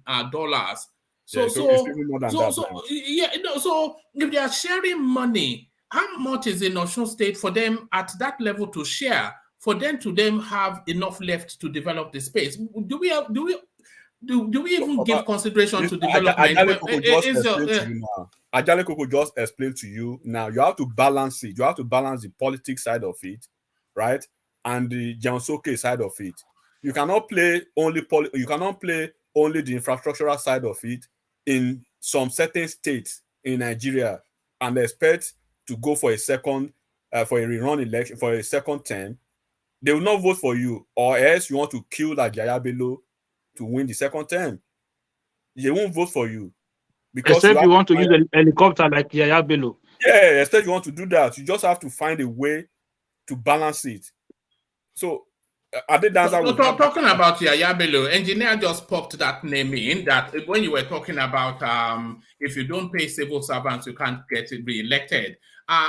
Yaya Bello famously owing 18 months, nearly 2 years in salaries, and he got re-elected. Did you see the re-election of Yaya Bello? I'm telling you, there was a helicopter shooting people from the sky. Well, that's just electoral violence now. He won by a sizable margin. So what are you talking about? Say that is just an electoral violence. So it should have allowed. It should have keep a helicopter aside and see what was going to happen to him. So except you do that Yaya Bello kind of second term election, but Oyetola, but it depends on the personalities and depends on the individual. Oyetola does not look like somebody who will want to do something like that, like Yaya Bello want to go Yaya Bello's route. When you look at Akeredolu's second term, right? He has some few issues here and there. 2 years into his administration, he was just exactly doing like Oyetola in Osun State. So they have to tell him, Ogbeni, go and look at what Mimiko did, Agagu did when Mimiko wiped him. So he had to find a way to find balance. You must find balance in Osun State, in Ondo State, in Oyo State. Oyo State is even worse. That Oyo people forget. Those ones, it's like I think it's only one governor has been able to successfully made full time 8 years. I think it was Ajimobi, only Ajimobi. Once they give you the first 4 years, second term they are voting you out. So you have to find a balance. And then unfortunately, Oyetola is not a violent man like Yaya Bello will kill it. He will even kill himself to win any electoral to win election. He will kill himself. If Yaya Bello is obstructing Yaya Bello, he will kill Yaya Bello. So boy, Yaya Bello will die. Look at that. Yeah. The breed of politicians that are coming out of this Buhari space is quite. If you think of people like Yaya Bello, Abubakar Malami, who else? If you think that is where the future of Nigeria, because these are still relatively young people and they'll be in our lives for the next 30 years, 40 years. It doesn't bode well. It doesn't bode well. You see, Yaya Bello was running for president. If somebody like Yaya Bello was to be president, I guarantee you, every state in Nigeria will be governed by APC. Every single one of them, because they will. If INEC, in fact, he will make himself INEC chairman.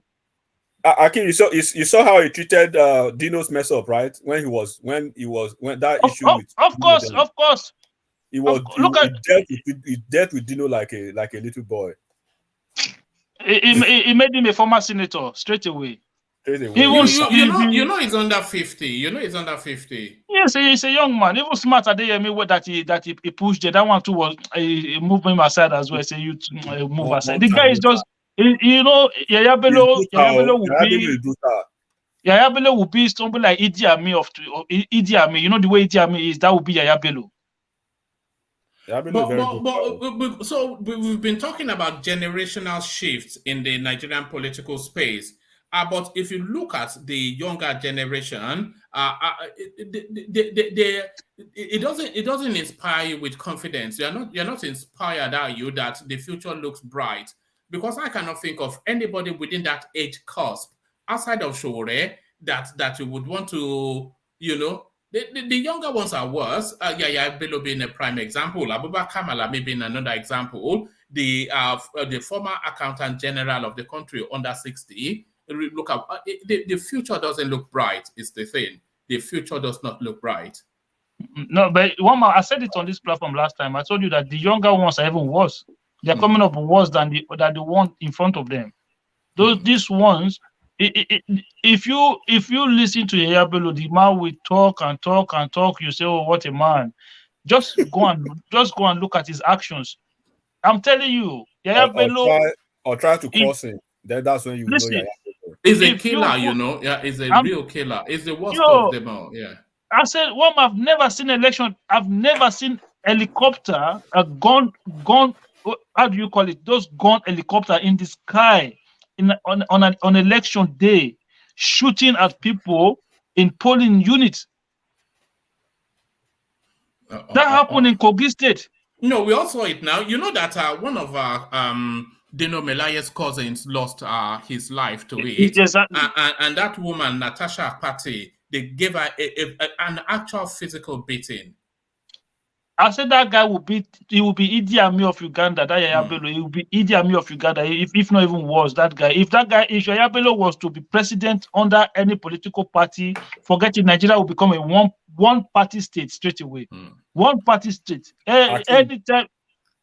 I think during Akeredolu's second term election, they kept Yaya Bello in the stronghold of PDP. If you see what he did to them, man, you know, PDP they just give up. It's either you lose your life or you want to vote. No, the guy doesn't joke. He doesn't joke at all. He doesn't joke. And he has a political future, by the way, because if Tinubu comes in, he's going to get a portfolio, certainly. And when Tinubu leaves, he will chance his hand again.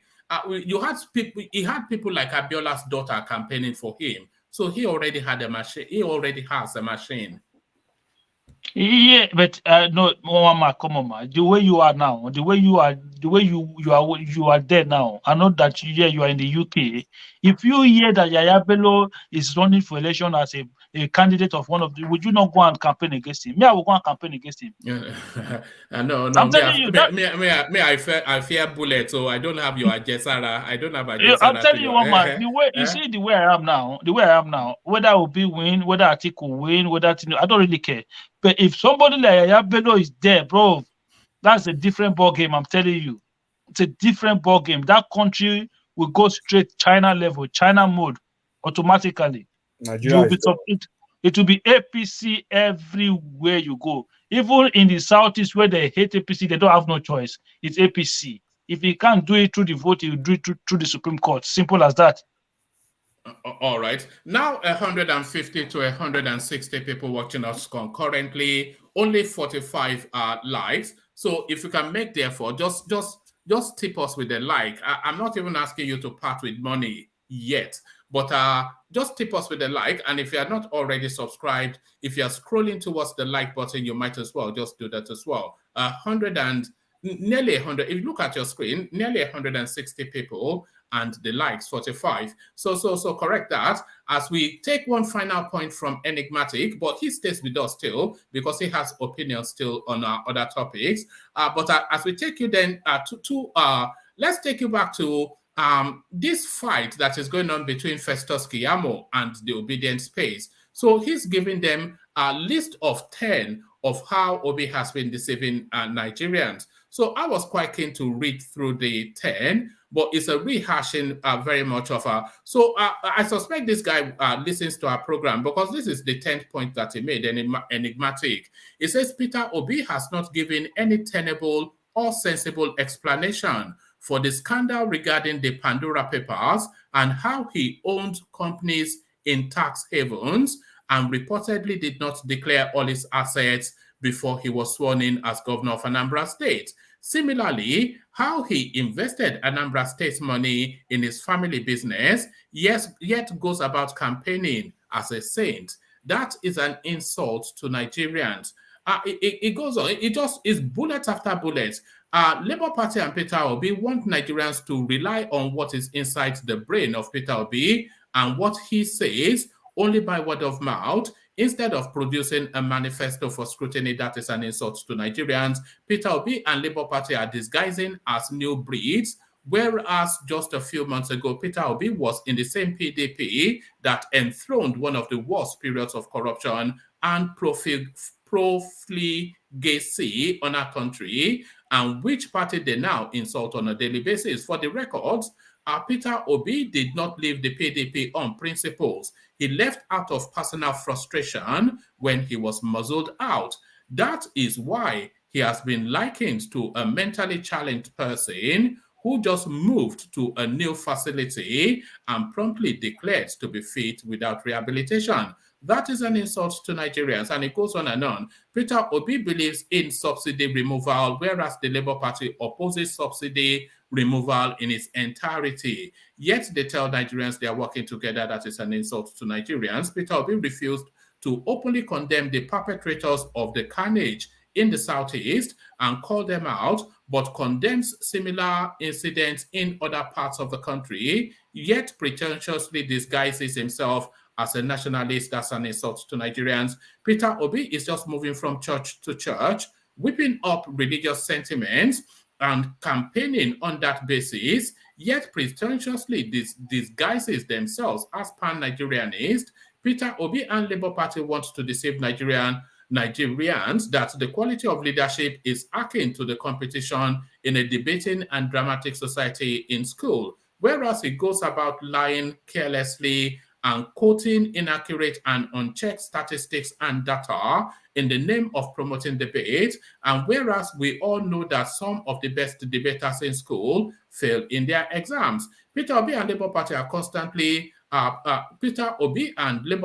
constantly play God by trying to compare Obi's supposed fitness to Asiwaju as if they are God. It is an insult to millions of Nigerians for Peter Obi and the Labour Party to attempt to trash all the achievements of Tinubu and even his effort at restoring our democracy from military rule, whereas their candidate has no such credentials. We shall not allow them to do that. Peter Obi and his supporters constantly insult Nigerians every day who are not aligned with them. So on and on it goes. So it's somewhat of a savaging, but I cannot see that these are things that we all already know. So there it is. So this is the clapback then against Festus Kiyamo's invitation that Peter Obi should justify why that Peter Obi should justify why Tinubu should debate him, and then if he can justify it, they will send a junior from their office to go and debate Peter Obi. So what are you making of the back and forth then between I say it's because it's equal measure to the obedience space Festus Kiyamo. Yeah, it's like they always come with, when you come with the, how would I make it? Like you come, you slap with the small hand, and you get triple of that back. So these guys they are prepared, and then when you look at them very well, you will see there's nothing that he has mentioned in those 10 items right there that we can actually debate against. Or does Obi have where is Obi's manifesto as we are speaking now? Today is the 1st of December. Election is less than 100 days. Will be some people were on this platform maybe 3 weeks ago. They were very confident and very sure. They basically give us the assurances that the manifesto will be out by the end of the week. It's 3 weeks now. December 1st, 2022, election is less than 100 days. No manifesto. When you ask him about his manifesto, he will tell you to come and get a surgery done to his brain to pull out a manifesto. So when you have a politician that his policies, his idea, his ideals, and then even the manifesto that he has is at variance with the political platform that he's running on, that basically actually tells you the whole story about that political movement itself. And this political movement can actually attract like minds. You know, when you have a like mind of docility and then Lilliputians, then you probably know the people you sing to. So he knows his audience, and he's probably always singing to the audience of one, the audience of the obedient. So no politician worth his onion will actually take him seriously at this time of the year or at this time of the article. As much as they want to speak evil of Atiku now, he was a running mate to Atiku just less than 4 years ago. Just 6 months ago, or less than 6 months ago, this man was in PDP, a PDP political party that he's been a member of for since 2020, I think 2014, and he was there before he moved to ABGA. And then so when you look at what he's doing, like every other politician, he's just another politician playing his political gimmick on the uh, on his obedience. Let's say that, because it is only the obedient that can actually buy his political lies, and we all know he's a pathological liar. So he comes out with some dubious numbers, statistics that doesn't even make any sense. And then when he actually was called out, when he stopped calling Do you actually think he should abandon quoting all those statistics? I don't see that it does him any favors. It doesn't ring quite right when he does it.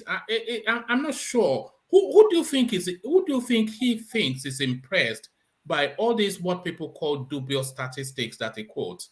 I think he should just leave that to one side. if you check his record, that's actually how he gained prominence.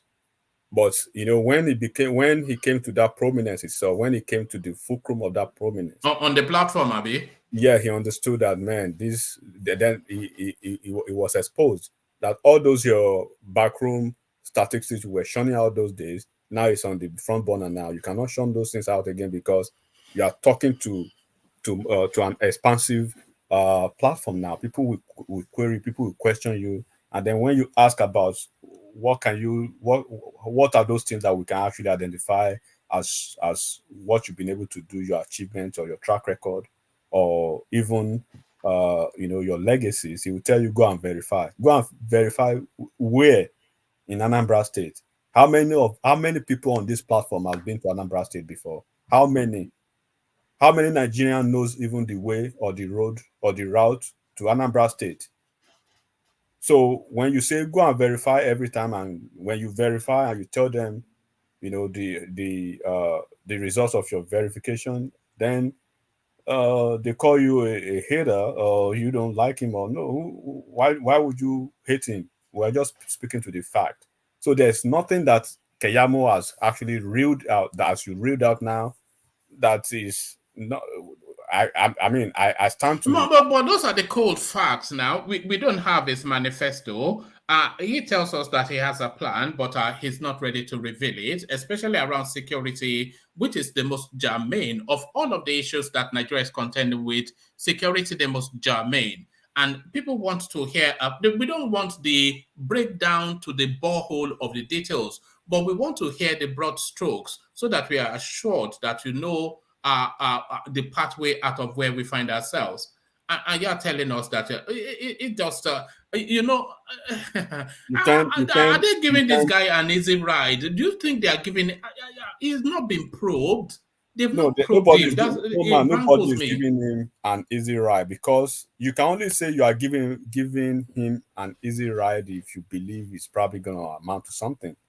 So they No, don't no, really no. I'm talking about the media space know, of because course. So he appears on all because he seems to be doing the most. In fact, he's factually doing the most media out of all of the candidates. But they are not letting Showore in, even though Showore is trying to come in. But he seems to be doing the most media out of all of the candidates. But for all of the media that he's doing, nobody has ever tried to hold his cufflinks to the table and nail him down. They give him part soft sell questions, and he gives them bland answers, and they do that for 2 hours, and he goes home.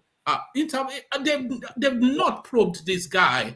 They've one not man, probed him. you should know where this guy. He has a mob-like irritant of supporters. They will They're go afraid. You ahead. mean they're afraid? Okay, I They get will, it. they will, they will destroy you. They will cancel you. They will do anything inhumanly possible to annihilate you as a human.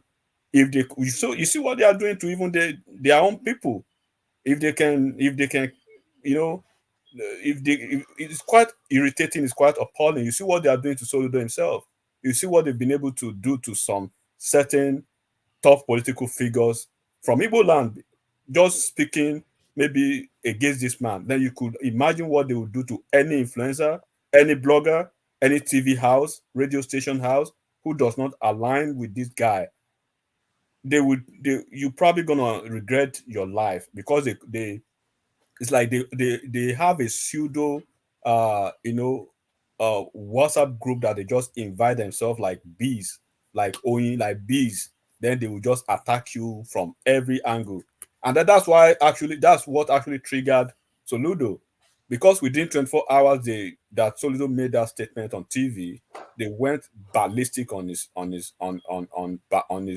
Soludo's family, on Soludo as a person, and everything that has to do or that identifies with Soludo. So you have to be measured when you have this guy within your territory. When you look at what is happening now, one man, take a cursory look of all the bloggers. Tell me a blogger that you know. 95% of all the bloggers in Nigeria is either you promote obedient or an obi thing, or On va compare one. because apart from the fact that they will demonize you, it will affect your pulse because they will gang against you. This is about influencing, and this influence blogging is about influencing and making money out of it, right? So when they mobilize against you, then you lose that frequency, then you lose that patronage, then you lose that media presence. So your business. But exactly, you ask the Anambra people say he's the best governor. You ask the Anambra people. That's what you guys need to give. You ask the Anambra people say the best governor. That's what you guys are not getting it. See the You say issue what? that if you ask Anambra people who say the best governor, people from Anambra State, they'll tell you that. Ask anybody from Anambra State, they'll tell you that he's the best governor. You You mean say Peter Obi? Yeah. you say Anambra people consider him the best governor. Yeah. Well, it's fair on them I'm not gonna, of course, that is, opinion is something you cannot challenge, because opinion is just a matter of a personal idea, but you can always challenge facts. When facts are being defined as alternative facts, then you can challenge that. Opinion is subjective, right? But when you can challenge facts with figures, fact and specifics, and we've done this several times on this platform. So 10 million Anabarian can say he's the best governor, but when the data and the figure and the fact and specifics says otherwise, then they can basically hallucinate in their cocoon. That's the best I can say to that. But when the facts and figures does not support that, we go with the facts and figures, which doesn't lie. Yeah, but it's different. If the people saying the best governor, it doesn't matter the fact. If the people matter, the people say the best governor, whereas if the people say the people matters because they want to elect him. If they say the Which best which governor, which which I people are led sometimes in their which I opinion, strongly, Charles. Yeah. Charles, which I strongly respect, right? But look, when you go, even these Anabrarians, right? Do not forget, that they say there's one popular saying that the internet does not forget. When you go to the internet now and search the same Anabarians, what they've said, right, about this same Peter Obi, it's almost everywhere. When you look at all the people that are shunning Peter Obi here and there now, go and look at what they said when Peter Obi was governor in the second term. You know, somebody sent me a link to that on is it Niger something? Is it, you know, there's a website that's called Niger, is it Niger Watch or something? Where people just I think Niger Power, you will see a lot of them. Yes, somebody sent me a link to what the people of Anambra were saying when Peter Obi was the governor, and it's totally at variance with what we're hearing now. Totally at variance. So Charles, I respect what they say, but like I said, right? Niger land, yes. Naira land, yeah, because you will see the date will be there when those comments were put there. And secondly, this is the same Peter Obi that they were all calling murderer. They were calling him murderer, you know, for that for the killings that happened. I know they were calling him murderer at that time. They called him a lot of things. There's a popular saying in Anambra State, there's Peter Obi's road and there's Ngige Road, right? But now it's just like a total Jesus because of this election. Of course, everybody will coalesce around him and then they will say everything they want to say. But like I always say, internet does not forget. So you can get all this. You will see prominent obedience now who are even spearheading that obedience movement. You go and check back what they said about this man in the past.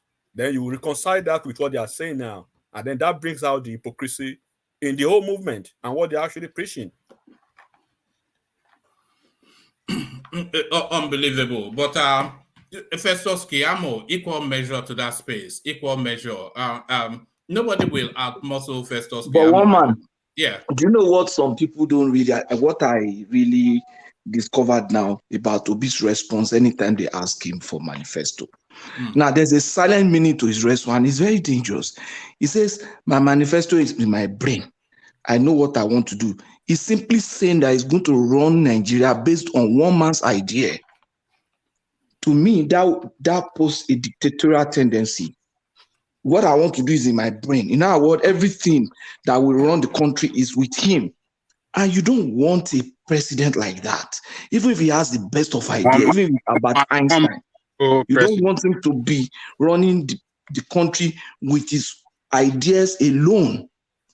Putting it in manifesto suggests that other people would have had inputs, and then you can come up with an agenda. But as it is today, Obi is exhibiting very dangerous traits, and I think we need to watch him for that. No, I wouldn't say it's a dangerous trait. I'd say it's a lack of preparedness because he never thought he would get to where he is. So it's a lack of preparedness. I don't think it's malicious. It's just he never thought he would get to where he is now. So he did not have the build up to it. So would you say? I'm not sure it's malicious. When lack of preparedness, right, meets hypocrisy, this is what you see. One man. Yeah. It will not be fair to allow Enigmatic and Oga Pastor to come to this platform to be dealing with without obedient people like Saki Father and Joe of Navi. Joel of Nashville is in Nigeria, and I think Saki Father may be unwell. If I had his details, I would have contacted him. If you're hearing us, Saki, we wish you well. If you can DM me on Instagram, just because people have been asking of you, Saki. Let's hear from you, Prestige.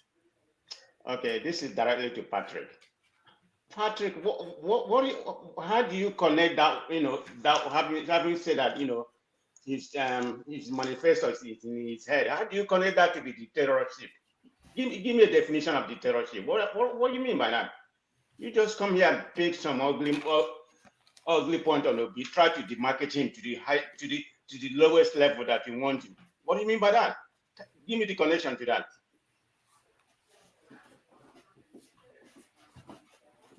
You mean the connection between what? The connection between you said Obi saying his manifesto is in his head is indicative of dictatorial tendencies. Yeah, this And, is it. and he said that is very dangerous.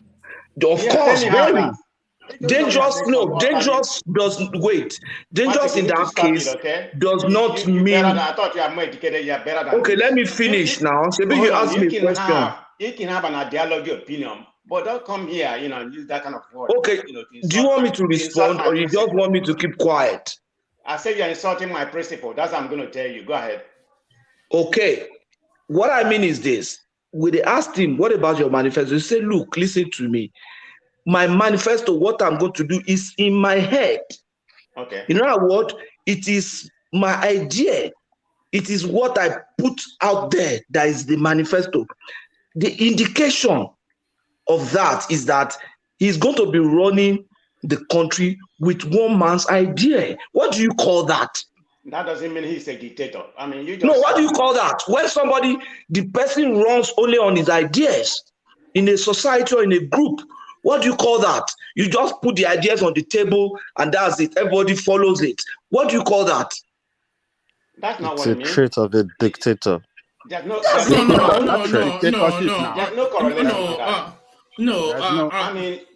guideline, no you can plan, query him for not just for not bringing his you just put it out there. Shut it down. Wait a minute. This is still my turn, please. You can query him for no, that's simply dictatorship now. I wouldn't go that far now. It doesn't mean the guy is an Idi or he's going to. No, dictators. There are dictators. Even in a family, there are dictators. The man says, "This is my grant. Everybody must line up." It just like yesterday. You call him uncivilized. I was listening to this station. Uncivilized. Did I put a reason? Did I put a reason across? Did I give a reason for? Was there context? Yeah. You called him uncivilized yesterday. Just like I did now. I laid a foundation for my assertion. In what context? If you want to counter it, come up with something. Don't just say you are wrong. Come up with a reason why you think that's not dictatorial. Man of prestige. Man of prestige. Can I ask you? Do you think without manifesto, do you think we should vote for Obi? Forget about voting for. I want him to bring his manifesto. I'm against. No. I'm asking you a question. If he doesn't bring one out, do you think it deserves to be voted for? It's up to you, but for me. So you will vote for him. I'm not going to tell you. Hold on. I'm not going to tell you what to do. But for me, he needs to bring his manifesto because that doesn't show any kind of presidential. If he doesn't bring his manifesto, who's having a party? Somebody is having a party. Can we come? Whoever is having a party, can we come? He has to bring out his manifesto. Is it DOJ? Yeah, DOJ the nightclubber. It's taking them a long time. He need to. You can query him. I'm equally agree with you. What you say? But somebody coming here to call him a dictator because he hasn't. Man of prestige. I'm with you there. I think the dictator is a bit harsh. I just think it's not just a bit. I think it shows that it's just unprepared. It's a trait of a dictator. That's part of a trait of a dictator. As far as coming from Oga Patrick, I'm not surprised.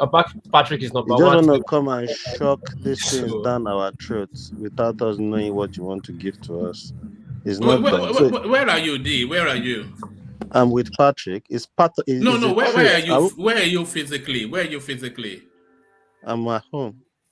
Okay, we can hear some grime music. Look at that. It's coming from my side. I think. Is it from you? Okay. Disco dancing. Ajale Coco. Are you in the discotheque? Look at that. Ajale Coco. So no wonder you went to get that here. I have a church close to me here. I play music, so that's all right. Nisuru.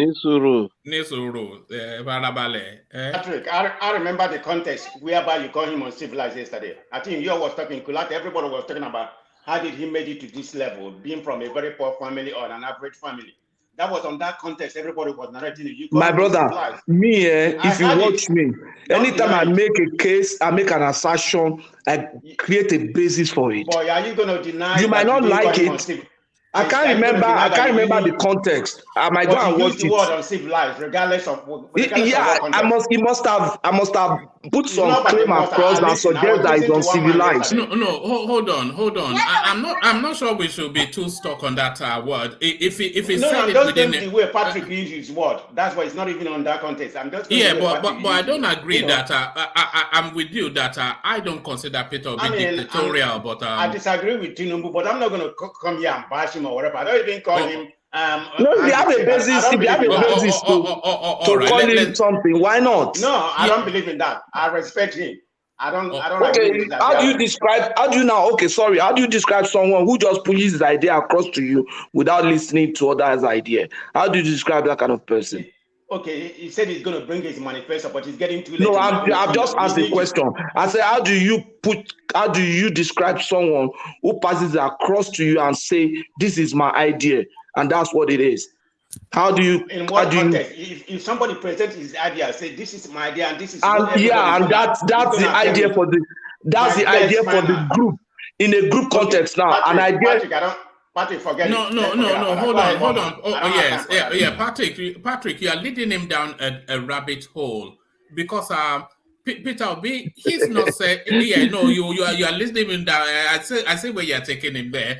But Peter Obi, he's saying that he has thoughts, but he's not yet shared them, which is to say that which is different from him saying that this is my idea, take it or lump it. He said, my manifesto is in my brain. Yes, now. I think which manifesto are you looking for again? Let me help here. I think it's taking us as a fool.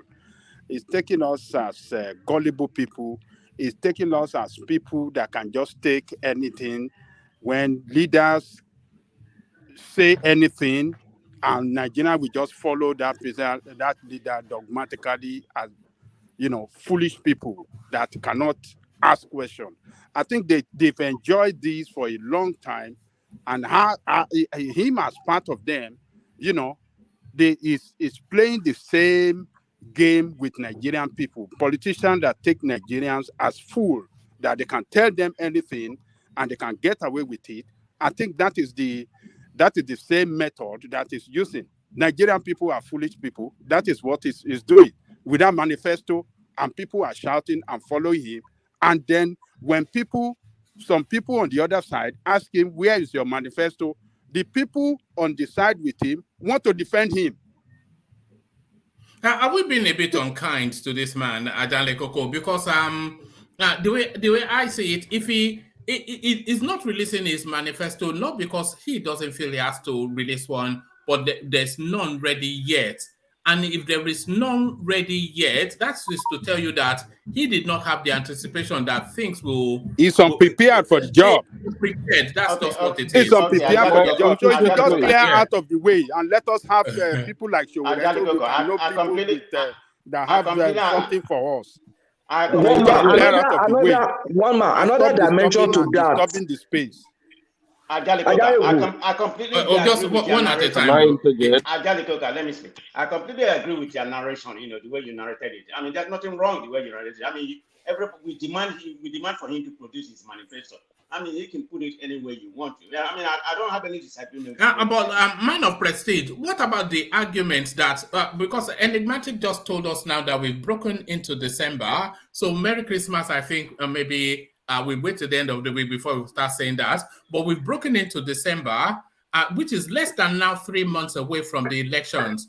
And the man still doesn't have a manifesto. So he's saying this in his head. But does that not lend to the argument that he's unprepared? Does that not lend to that argument that he's unprepared? Less than 3 months to the election, he doesn't have a...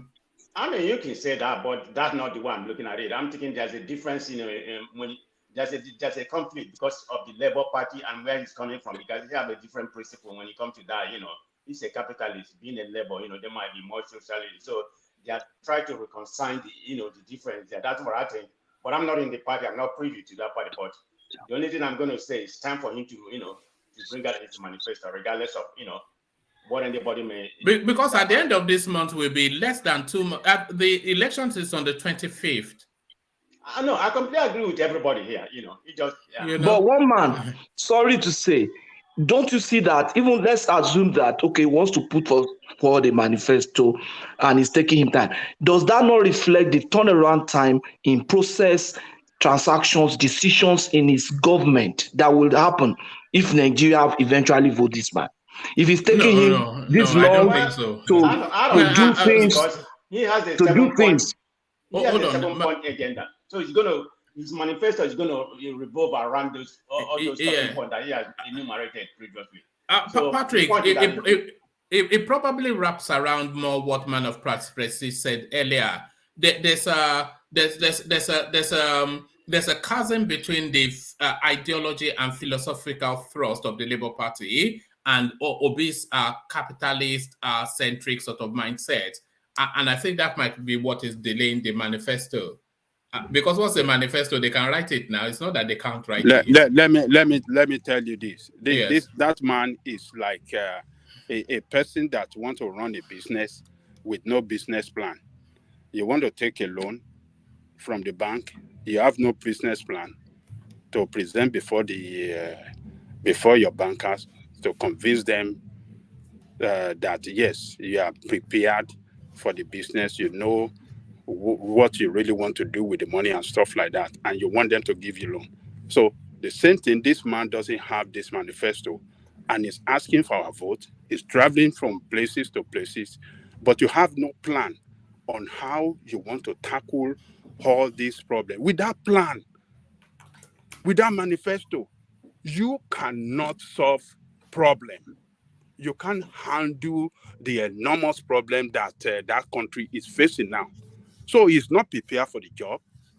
Maybe we should just tell him to clear off the way instead of just wasting people's time. All of you that are following him, at the end of the day, when he couldn't get it, or when he couldn't get to that position, or because of his, maybe he's going to come out with some kind of shamble manifesto, and people will start questioning him. As a result of that, he will lose a lot of people that will not vote for him. And after failing the election, I think they're being a bit unkind. People will start making trouble. That's not He going to doesn't happen. have nothing. He doesn't have nothing. It's we elite that concerned about the manifesto. I mean, to be true. What do you mean the elite? Oh, what do you mean? No, What do you mean? What elite? What elite? You want to run? You want to run, and the biggest economy in Africa, and you don't have a manifesto. You know, I mean, what are you talking? It's unconscionable. It's impossible. I mean, you want to run an economy, the biggest economy in Africa, the biggest economy in Africa, one of the largest oil producing company in the world, the country that have the potential to be one of the 5 largest economy in the world, and you say you don't have a plan on how the direction you want to take that country.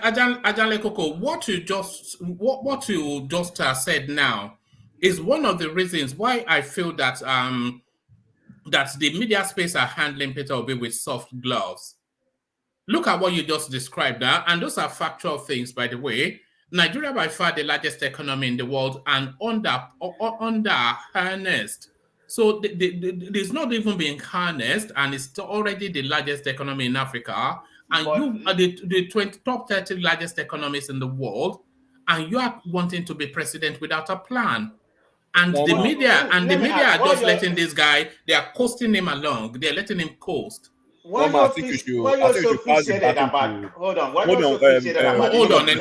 man of Prestige. Yeah, sorry. I think you should pass the baton to someone. I need to take care of an offshore meeting now in the next 10 minutes. All right, thank you. Offshore meeting. That's why he's able to throw $1,000. Look at that offshore meeting. Oily. Look at that. Don't run away. After that meeting, I want to see you. Don't run away. We are here already. I want to see you in my office. So the meeting one day, so you like to find brother. Man of Prestige at the halo. You don't take small. All right. Thank you. Let's hear from engineer who wanted to chime in. Engineer, you wanted to come in. Yeah, greetings to you, one man, and greetings to my brothers. Well, first and foremost, all the manifestos, have they been putting into practice? a lot of people talk about manifesto. Have they carry on with manifesto? Those are the kind of questions we should be asking ourselves. We are being easy to be deceived. People will come out and say, oh, manifesto. Have they ever put one of the manifesto into exercise? Well, they have. Buhari has. Engineer, this man is coming out as a new, something fresh. He said he want to take us in a new direction. He's not part of the old guard. He want to do something different. That's why he voted out of PDP. So if you are coming with something new, yes, if you want to say others doesn't follow manifesto, but you must tell us, you must do something different that you put before us, something you want to do, and you will follow it to the latter when you get to power. So it is what he presented to us, it's what we are asking, the personality, the everything about him. I got what you're saying, Ajale Koko. It's never too late. It's never too late. So people can prepare their stuff. They can give it a week, a month, you know. So let's still give him time. Let's still give him chance, because if we keep putting pressure that he should do this, he should bring his manifesto, it's just like we are still rushing him. So let's give him time for him to sit down and see what he can do. Today, the 1st of December, the election is on the 25th of February. He want to serve us. He doesn't have how he want to. He doesn't want to present before us the country. I mean, the contract he want us to sign with him. Yeah. When would that happen? Yeah, but Ajale Koko, look. There is no more time. There is no more time. Every other person has presented their manifesto. Where is his own? Yeah. We have seen Kwakwaso manifesto. We have seen Bola Tinubu manifesto. We have seen Showore manifesto. We have seen Atiku manifesto. Where is his own? And he's talking. He's running about every day. He's gonna come out. Engineer, let me ask you a question. Go on, my brother. We are engineer, right? We are an engineer. And someone is telling us that you want to build us a machine, or let's say a car. You don't even have plan of that car, or you want to build a skyscraper. You don't even have plan. He said, okay, just park the block and I will be dictating how you are going to build that. You as a worker there, will you be comfortable with that person? You want to go with someone that want to build you skyscraper, high rising without a plan? Do you know that Nigeria, for example, can be complex than that situation? You want to build a country, it is telling you what's the manifesto, and this guy has not been able to present it. See, as harsh as Patrick might have sounded to people, for example, in my opinion, it was very true. He's a dictator that will tell you that this is my plan. A manifesto is what everyone within the party, the ideology that everyone is supposed to have a buy into. Even Nigerians, they must have a buy into that thing. But someone is coming that my manifesto is in my head. Just look at the way manifesto of Buhari was in his head despite ABC presented his own situation, and see how he has messed up the country today. Are we saying that someone, I agree to when one man said the guy has not prepared. Yeah, we can see that he has not prepared really. But then out of that lack of preparedness, you can work something together. You have Professor Patomi with you and so many people. How many centuries will it take you to find some program together that you want to implement?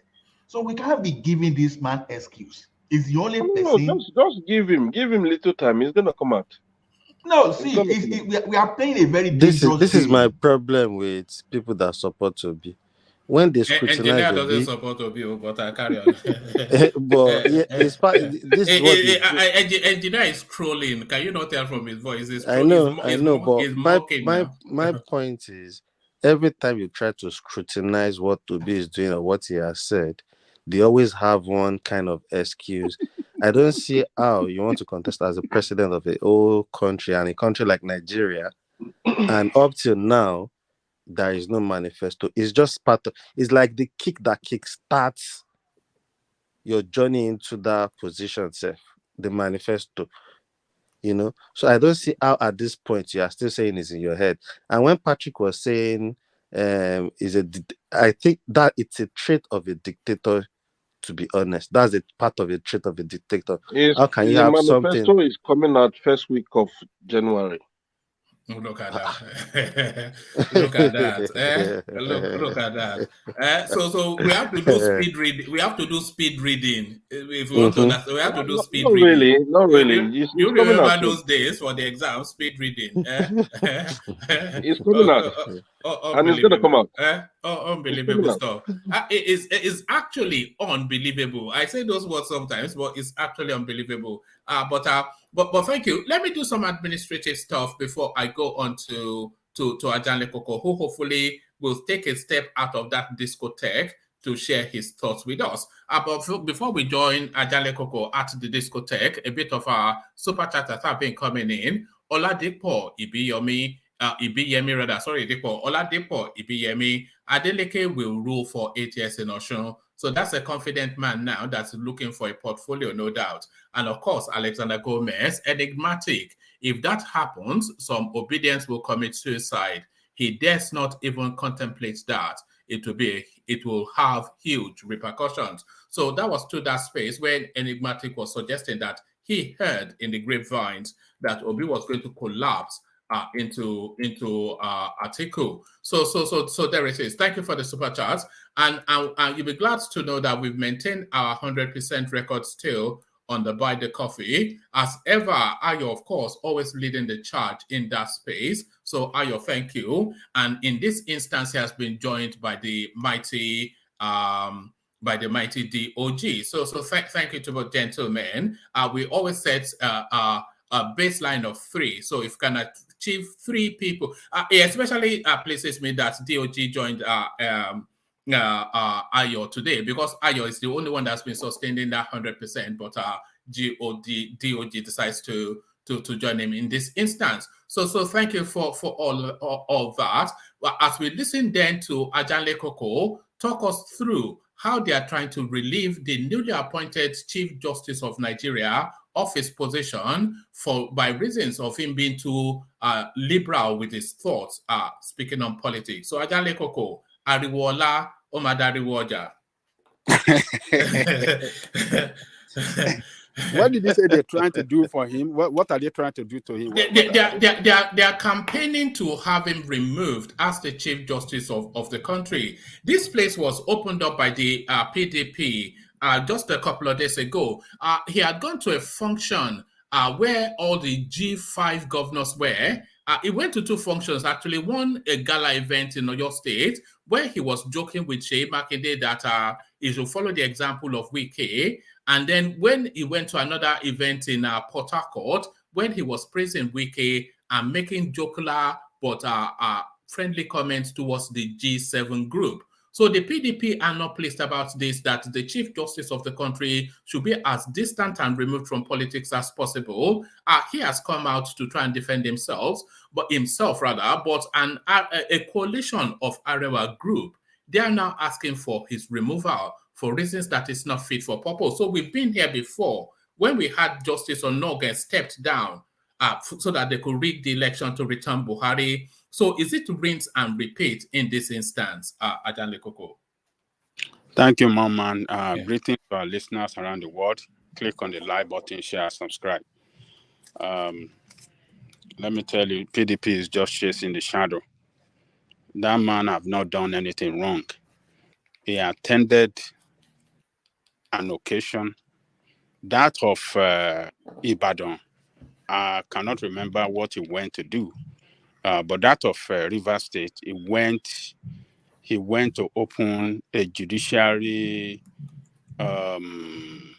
complex project. That's a complex, for judiciary that Wike administration, commission. That's what he went to do, and then they held a gala night for him. And how does that constitute that he's romancing with politicians? I mean, if you want to look at Wike today, Wike has No, done. but it was his commentaries at that space, though. It wasn't, of course, he being the chief judiciary person, nothing wrong with that, but it was his commentary at that space that seems to rankle. And listening to him, there's nothing that he said that was that indicated that he is okay. I think what he said was that he was joking with his governor from his state, governor of your state, that for what he did, that is happy with him, that is an integrity governor, and he belongs to the group that are called integrity. You know, it's just a statement just to describe the governor as a man of integrity in company with his group that call themselves integrity group. And how does that constitute that? I think that was a very careless statement he made.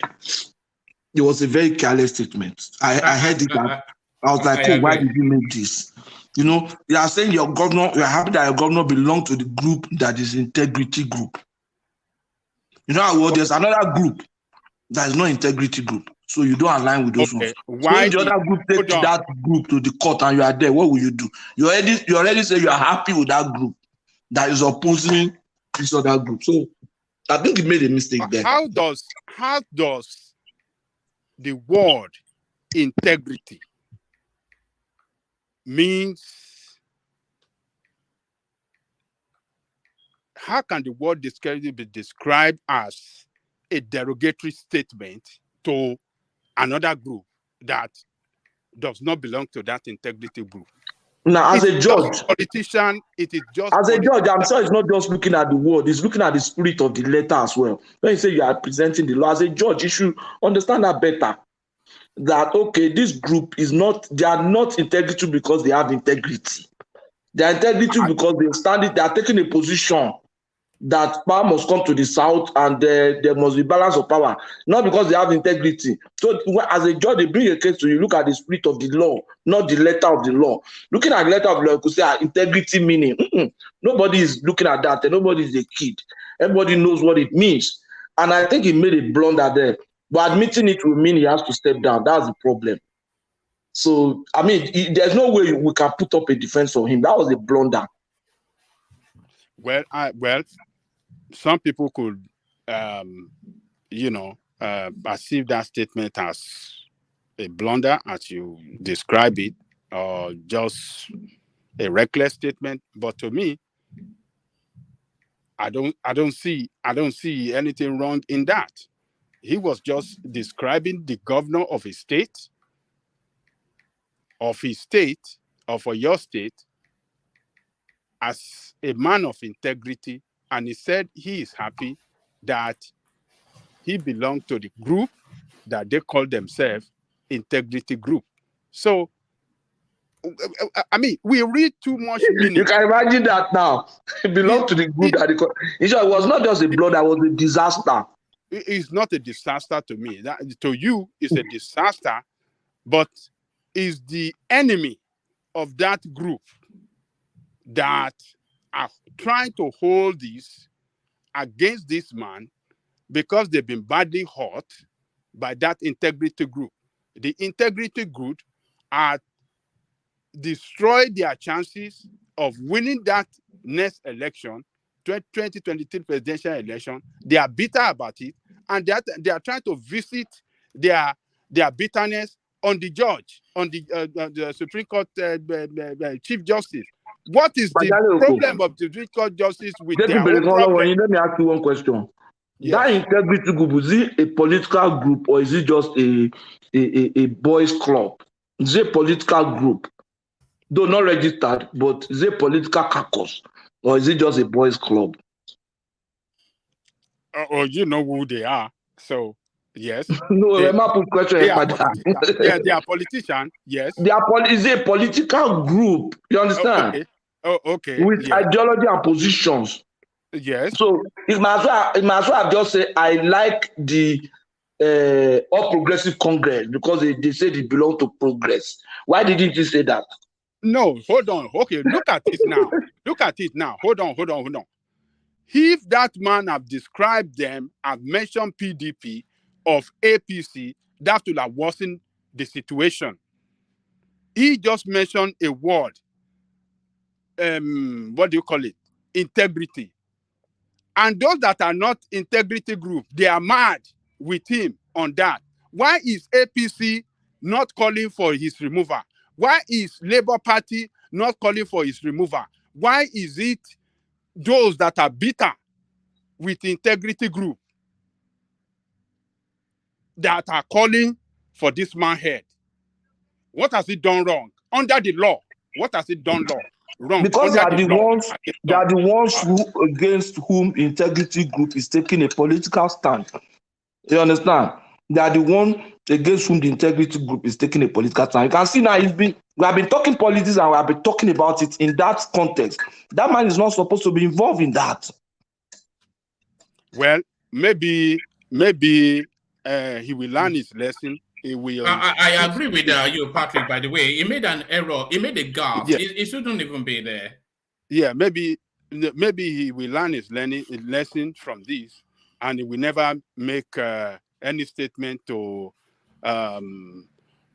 praise any politician in the future. So I will agree that okay, it's not I mean, for his position, he should be mindful of whatever any statement that is coming out from his mouth. So yes, let us take that. But Doyin Okupe, if they do step him down, would that be indicative that the pendulum has swung in the direction of Atiku?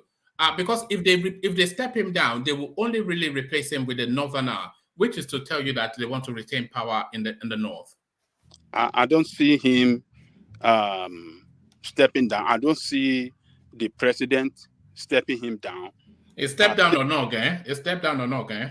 Onoge was doing some shady deals, so some kind of way. I don't know what they just cook up something about. His hand was sawed in corrupt practices too. So, but why do you think this guy should not step down? Why must he step down? What has he done wrong? Yeah, that's in short. I think the National Judicial Council should look into that instead of making noise. I think the PDP should petition National Judicial Council. If ethically he has violated an ethic of the profession, he should step down. He has not ethically violated. No, I don't know. The ethical committee should be able to take that position. For going to commission a project that was built for the Nobody's talking about the project. Ajaleko now. We are talking about what it was said. his commentaries. Mm-hmm. So don't try and dress it. Don't try and dress it. Just go straight. Look, his comment does not praise any political party. No, he praised the caucus. Wait, forget the political group. Look, is it a registered caucus? Is it a registered association? Is it a registered political association? They are not. So you should go and say that to the ethics committee or the National Judicial Council. If as they call themselves, he praised them, integrity group as they call themselves, they are not. Ahmed is making that statement less than 100 days to national election. Look,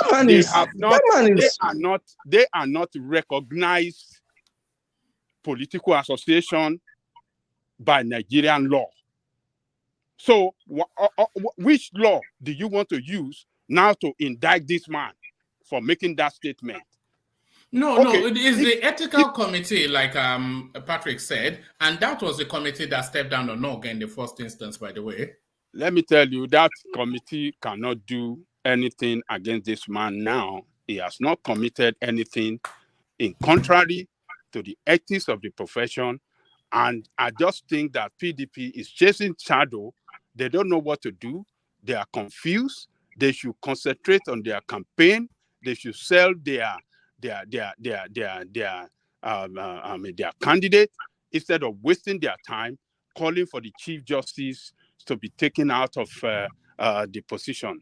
So I don't see anything. I don't see anything that is going to happen, to this Chief Justice. So PDP, they are just chasing shadow. APC is not calling for his removal. Other parties are not calling for his removal.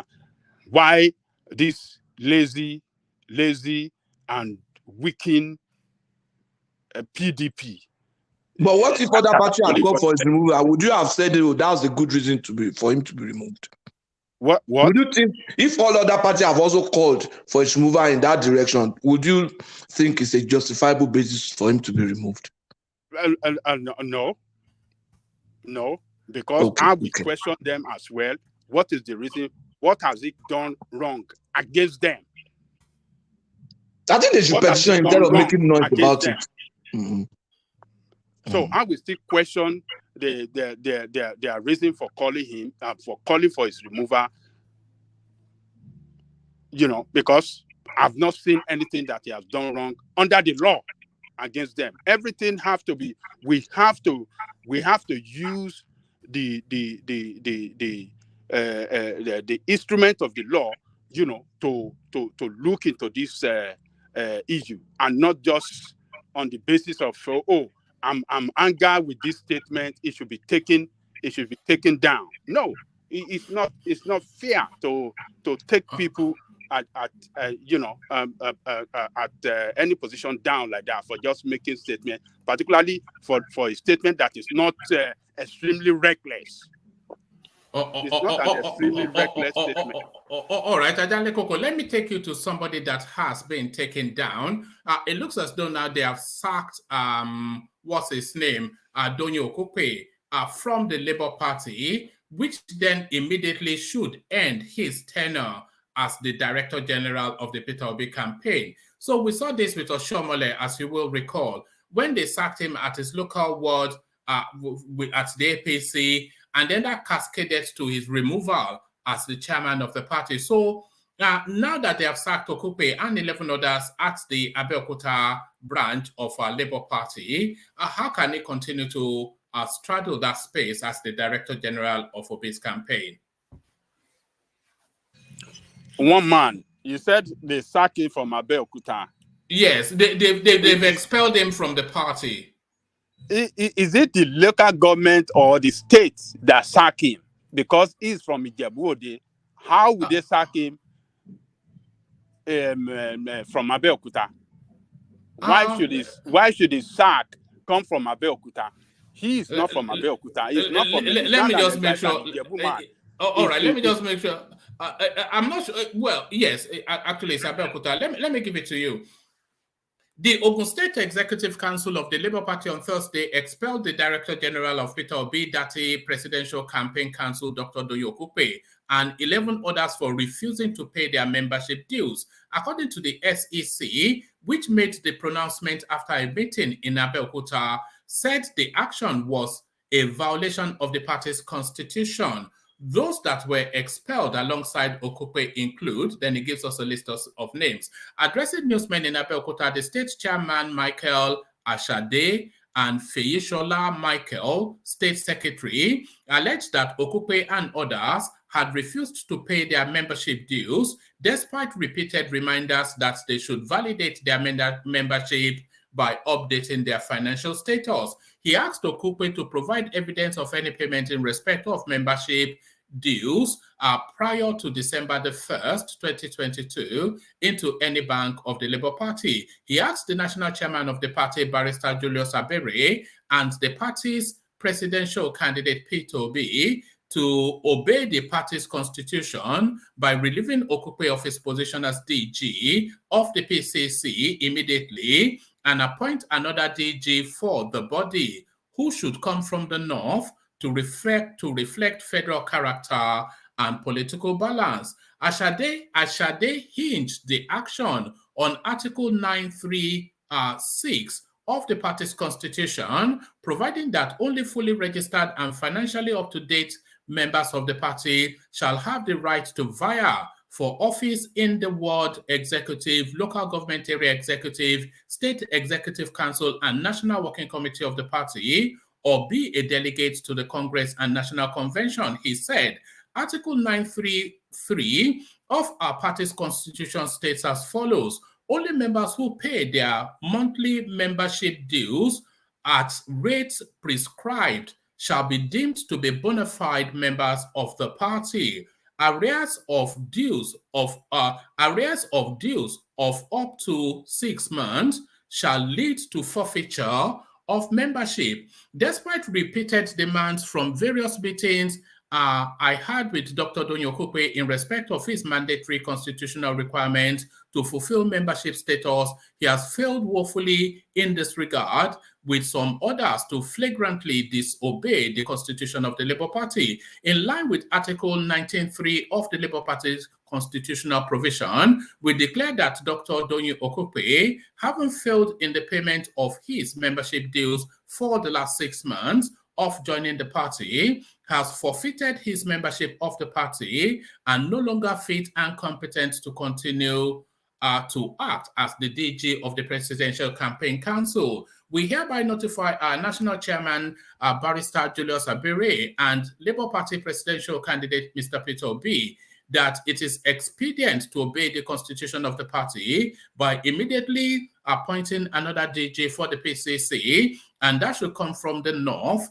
to reflect federal character and political balance. He wants that any further action of disobedience by any of the affected former party members will be resisted through lawful means of enforcement in court of competent jurisdiction, stressing that the SCC of the party was committed to party supremacy as enshrined in the Labour Party constitution. He further warned that legal action will be taken against the national chairman, Barrister Abure, and the presidential candidate Peter Obi if they failed or foot drag to relieve Doyin Okupe of his position in the party's campaign council. To fill the positions of those whose memberships of the Labour Party were terminated, the State Executive Council approved their replacement in acting capacity. The council therefore appointed, and then it goes on to give a list of replacements. So Doyin Okupe no longer a member of the Labour Party, Adanle Koko. Well, man, I think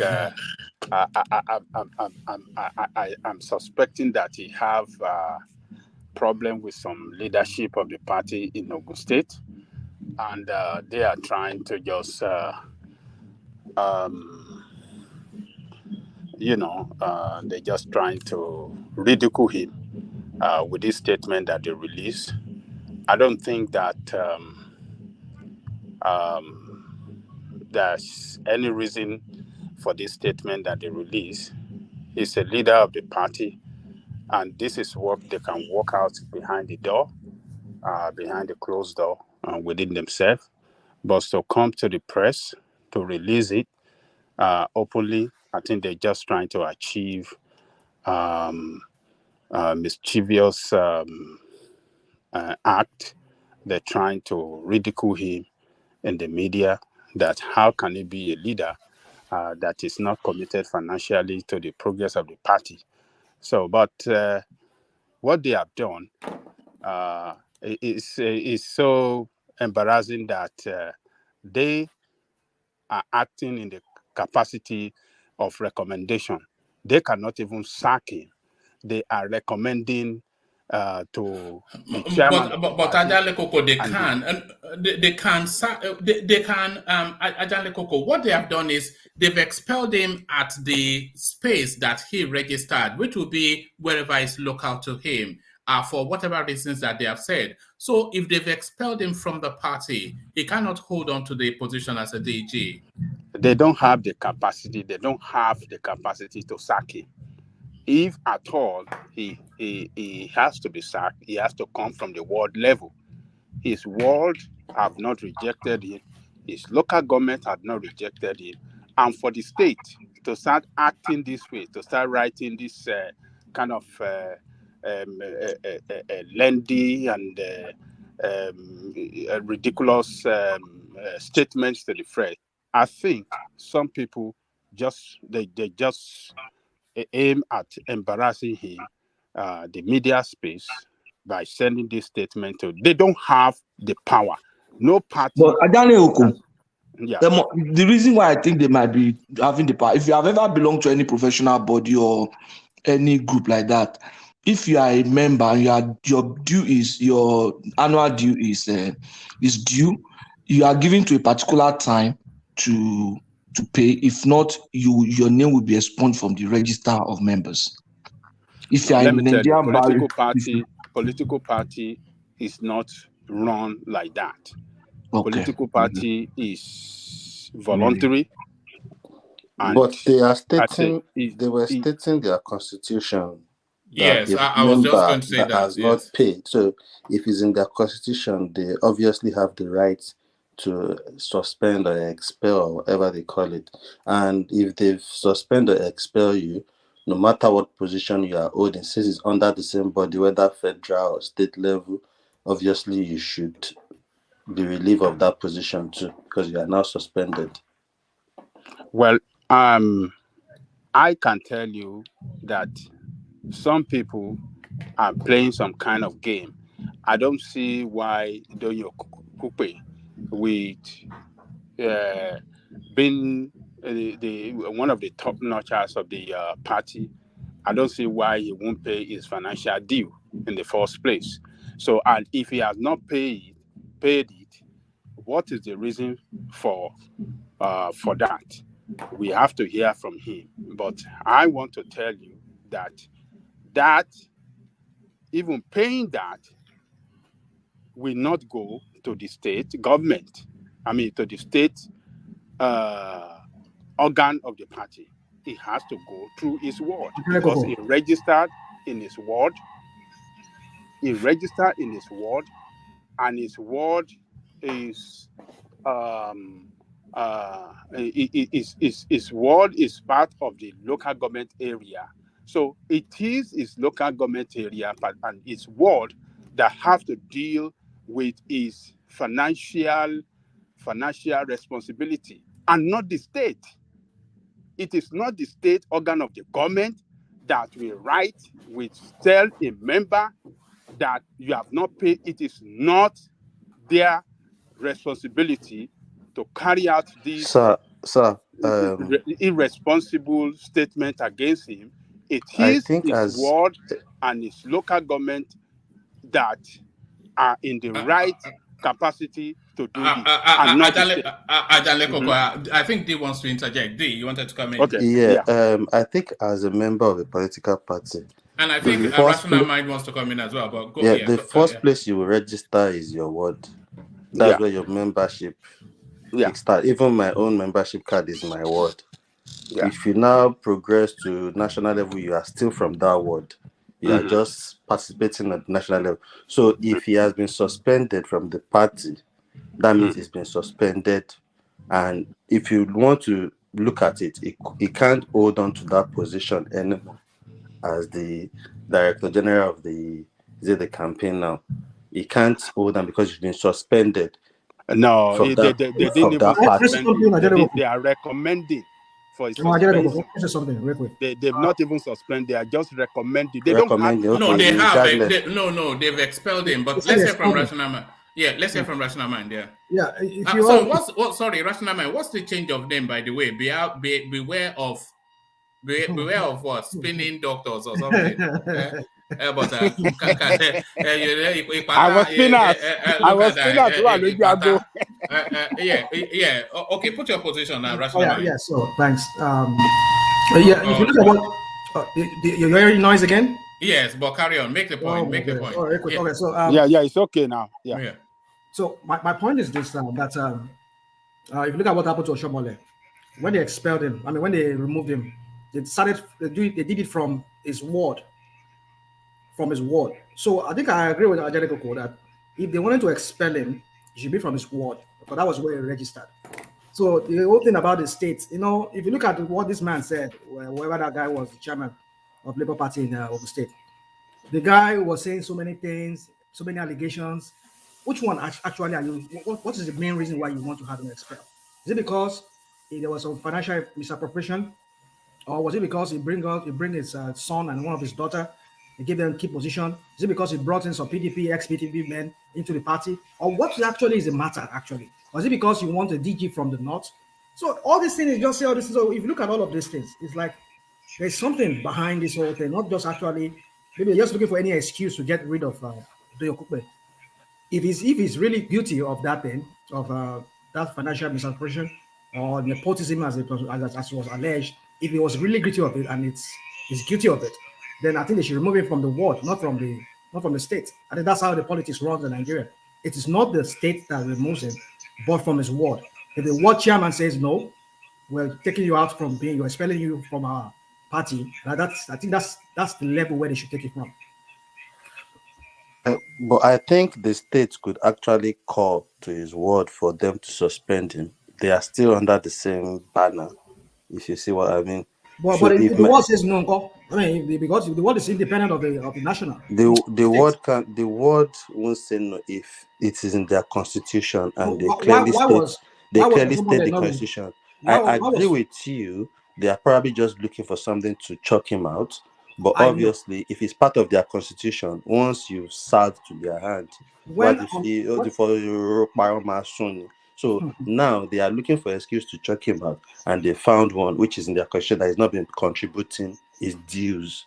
And for somebody of that caliber, you expect them to actually contribute their dues, and that's why these people. How can we even be sure of them if you give them power, if they are not even as little as party contribution for somebody like Doyin Okupe? It is, I don't know, it's somehow to me. But they can actually send him out if he's in their constitution. There is nothing he can do about it.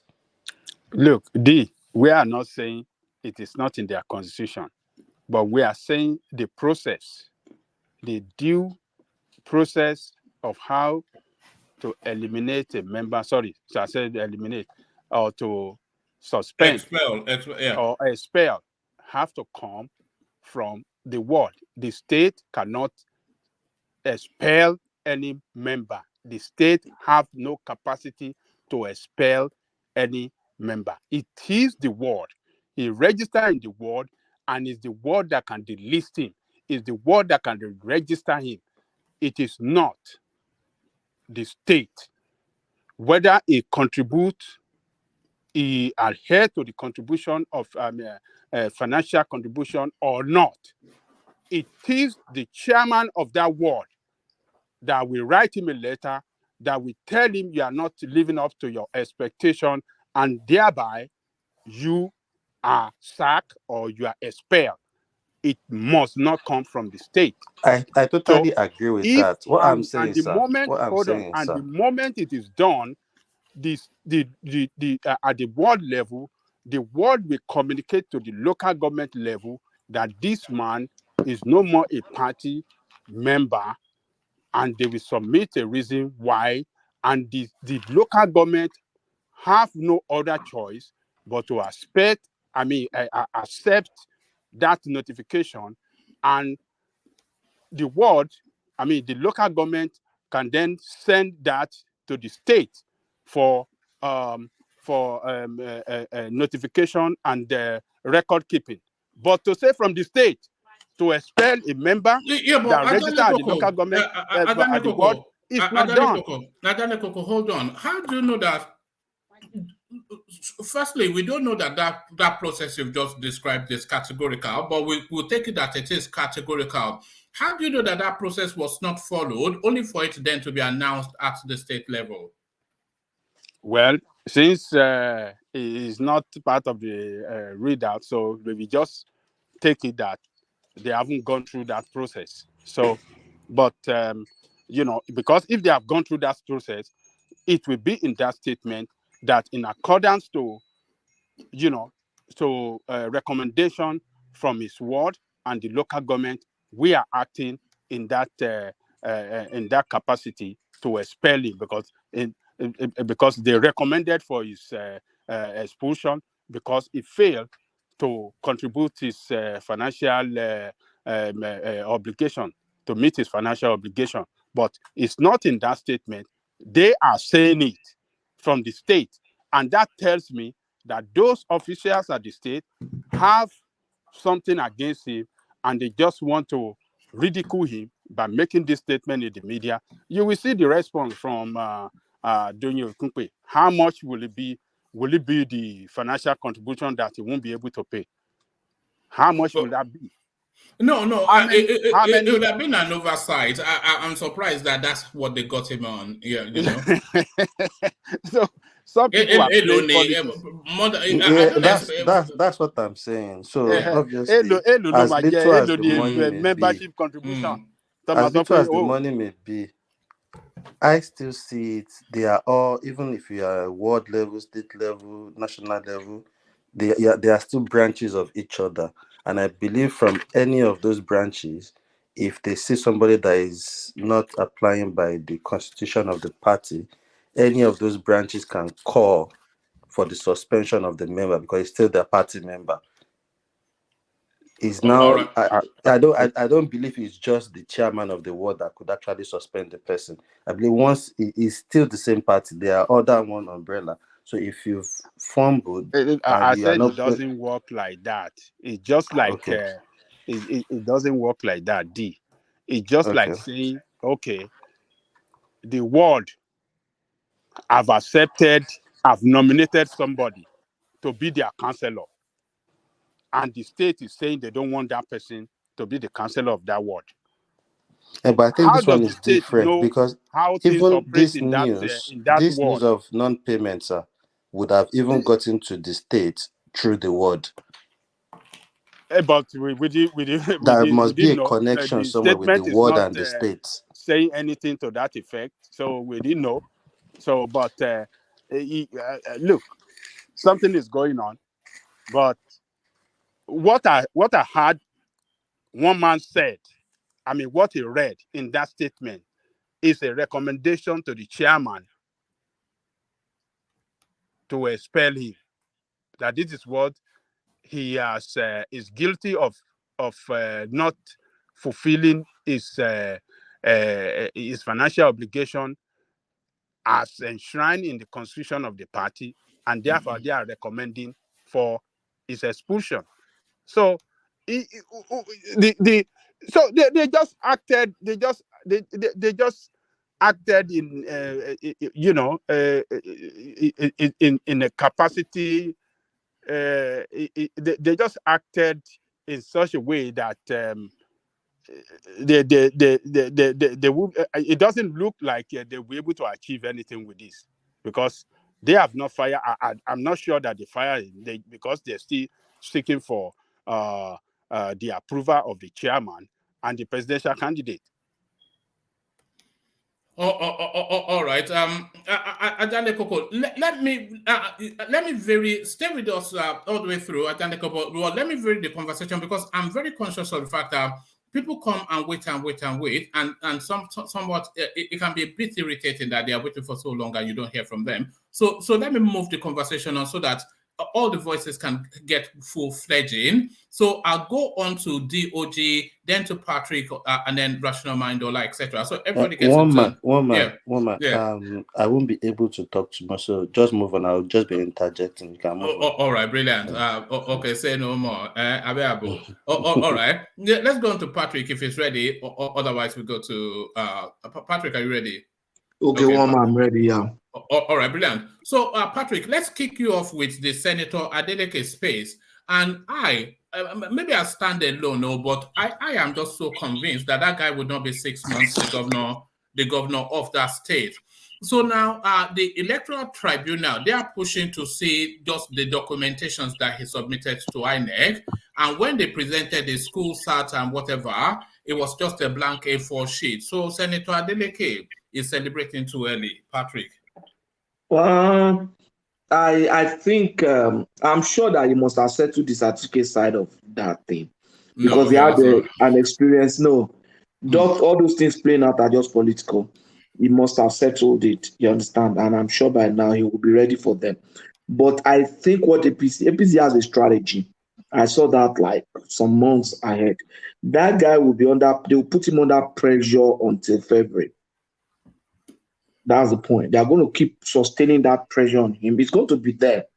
Eventually, might even spend his 4 years there. But they will put him under that pressure till February so that he won't even have the time for this presidential or whatever. You understand? So I think that's an APC strategy. What is your instinct? Is it your instinct that he will last the duration of his tenure? No, he actually won that election now. The guy actually won that election. The basis for now, the ways on which they are going to be contesting or fighting him in court will now be certificate and everything. And he had a warning signal the last time. And so I expect him or the people, even his brothers or people in his family, to be smart enough. 4 years is enough for you to even write another O levels. You understand? And pass. So I expect that by now he would have done all that. I think he had gone to school now. Now he has, I think he has masters or PhD. Yeah, from Oxford. From Oxford, they went to Oxford, you know. Oxford in Dubai. Master in There is a time international the guy actually relations. went after the certificate issue. I saw his graduation. He actually graduated. He later went back to school after the first issue about his Said he went to certificate. study security management or something. Yeah, of course. And I saw it on the daughter's Snapchat when they were Yeah. celebrating him after he I also graduated. saw his convocation too. Yeah, so I'm sure he has the that certificate. they won't have I'm very that. sure. They won't have that on him. But I'm sure they are just, if this one goes now, they will bring another one. They have a lot of things. So they're going to sustain that pressure on him till election time or till very close to election. So he won't have time. His mind will be, I just hope they won't give that high blood pressure because I'm sure all this dancing is just to help him really. It's a way of maintaining his weight and keeping fit. But now they are putting him under pressure. I just fear for him, you know. But I think he's going to come out of it. So. All right, brilliant. And to the Doyin Okupe space, if the party expels you, you stand expelled. And if you stand expelled, you are not a member of the party. And if you are not a member of the party, you cannot hold a position in the party. So they've told us that they are a rule of law-based clean broom that is coming to sweep the Nigerian stench. So necessarily, Doyin Okupe has to step down. There is no other way. Whether they go and challenge in court and then get a judgment later, but as it stands now, Doyin Okupe, ex-DG now of the Peter Obi Campaign Council. Yes, I think there are two sides to it. You could say someone has to be suspended at his ward level. Yeah, if, for example, you have some anti-party or they feel that there are some political skirmishes, they could do that at the ward level. But when a man is not paying his due, his name should be removed from the register of members. That's the way it is done. And they can do it at any level. They can even do it at national level. The custodian of register is the one that can really do that. Maybe their constitution, maybe the state is the one maintaining the register. So but eventually there should be a way it can be reinstated. If he pays his due today. Patrick, the due is paid to the ward and not to the state. At any time it's paid. The due is paid to the ward, it's paid at the ward level, it's paid to the party. Yes, the ward will not spend the money. They pay it to the ward level. They pay it to the account but the party due. Whoever they look. Due. Hold on now. Hold on. Every ward have treasurer. They have chairman. They have secretary. They have treasurer. They have financial secretary. So they will keep the financial statement of every member in that ward. So they don't pay directly to the state organ of the party. They pay it to the ward, and the ward will forward it to the local government. That is the way it works. So how would the state know that it's not paying its due when they don't control the ward? I think you see, if he's going to pay, he's going to pay from somewhere. You understand? But what he's paying is a party due, not a ward due.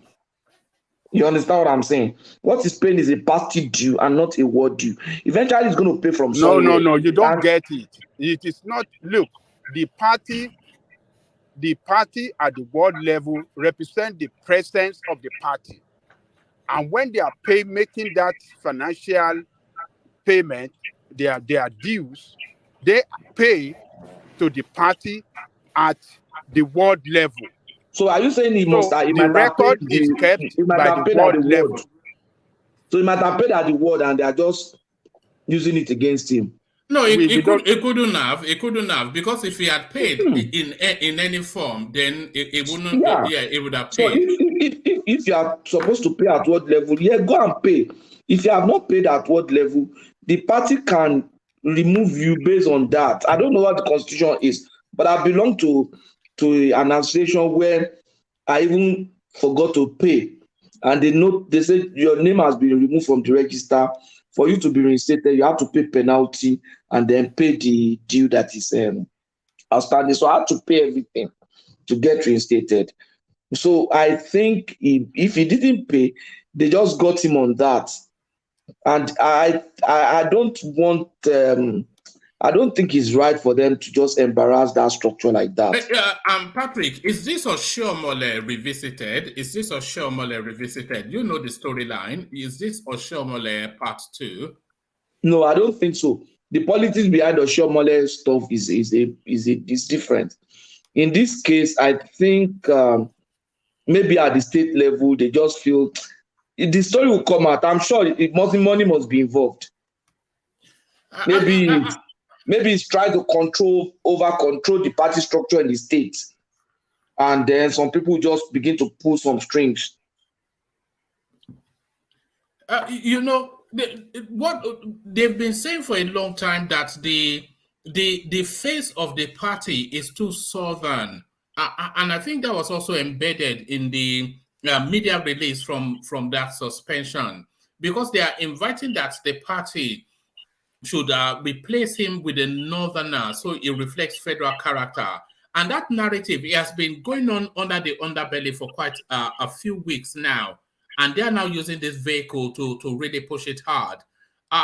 Do you think it's to do with money, or is it politics? They just want him out because it doesn't reflect the face of the party as they want it, for the whole of the space to be just southern. Yeah, but I think that argument of saying that that argument of saying the pace of parties to Sarana is okay. But they are selling that now because they just want to have further reasons to say we want this guy out. You understand?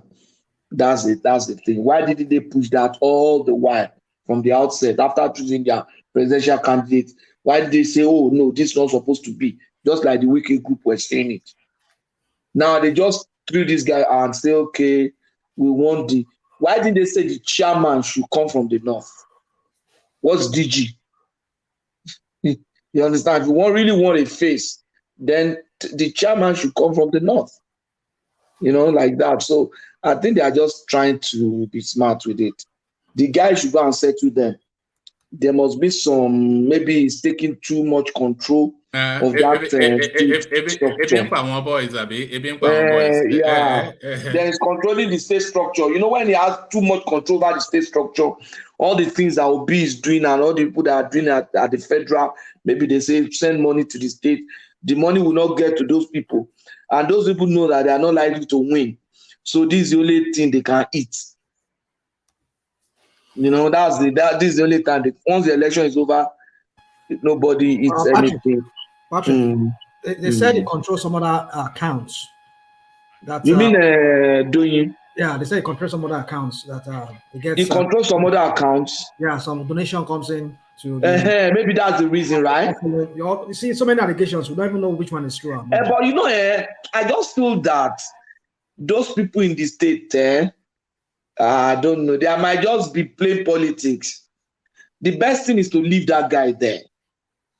I'm telling you. The best thing is to leave that guy there. But Patrick, with this verdict now coming in, and they've cited relevant spaces within the party's constitution, if they don't adhere to it, does it not remove the glow from that moniker of that holier than thou politics that they've been playing? So this is a real test for that space. If they don't remove him, they can't be going on doing all this self-righteous thing that they have been doing. No, this guy is owing the annual due. You should go and pay now. You see? Yeah, but then he has to reapply to the party now. You don't just pay. Reapply for party membership. Yes. He's been expelled now. He's been expelled. Yeah. Expelled not because he has committed a crime. Yes, but he has to reapply. Yeah, sorry, Patrick. An offense that precludes him from being readmitted. He has not committed such. You understand? You'll be surprised that some of these people said they have not paid. Those people going after him. So he has not committed an offense that precludes him from being readmitted. So all you need to do is pay his due and fill the form for readmission. And they have no choice than to just readmit him. Yeah, but he has to go through that formality, though, of reapplying. No, that won't take time. I'm sure his boys would have started the process immediately. So. Somebody would have paid for him. You see, that's the problem. I think it's politics. If I'm an escort of the state and we are all there, my friend have not paid, I'll just pay for him and say, I paid for you, but I beg, just give me my money. You know all those kind of stuff. How much? I'm sure that party membership might not even be up to 5,000 naira. Yes, it will be no money because it's Labour Party even. Yeah. Even APC membership, I think is how much? No, even at the time I joined, it was free. I didn't pay. Though I'm sure they are paying now, but I mean.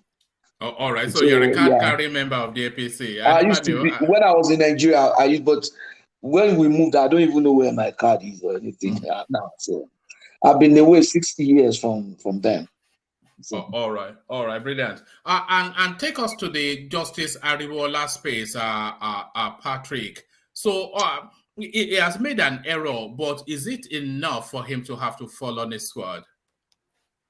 Yeah, I think so. Because you see, people need to draw the line.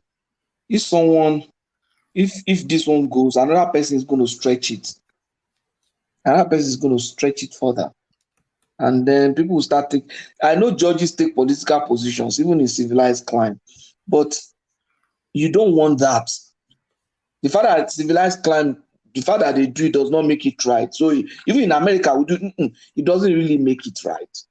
So if this man is taking this position and out of carelessness, then he cannot be trusted. He can make past judgments in carelessness.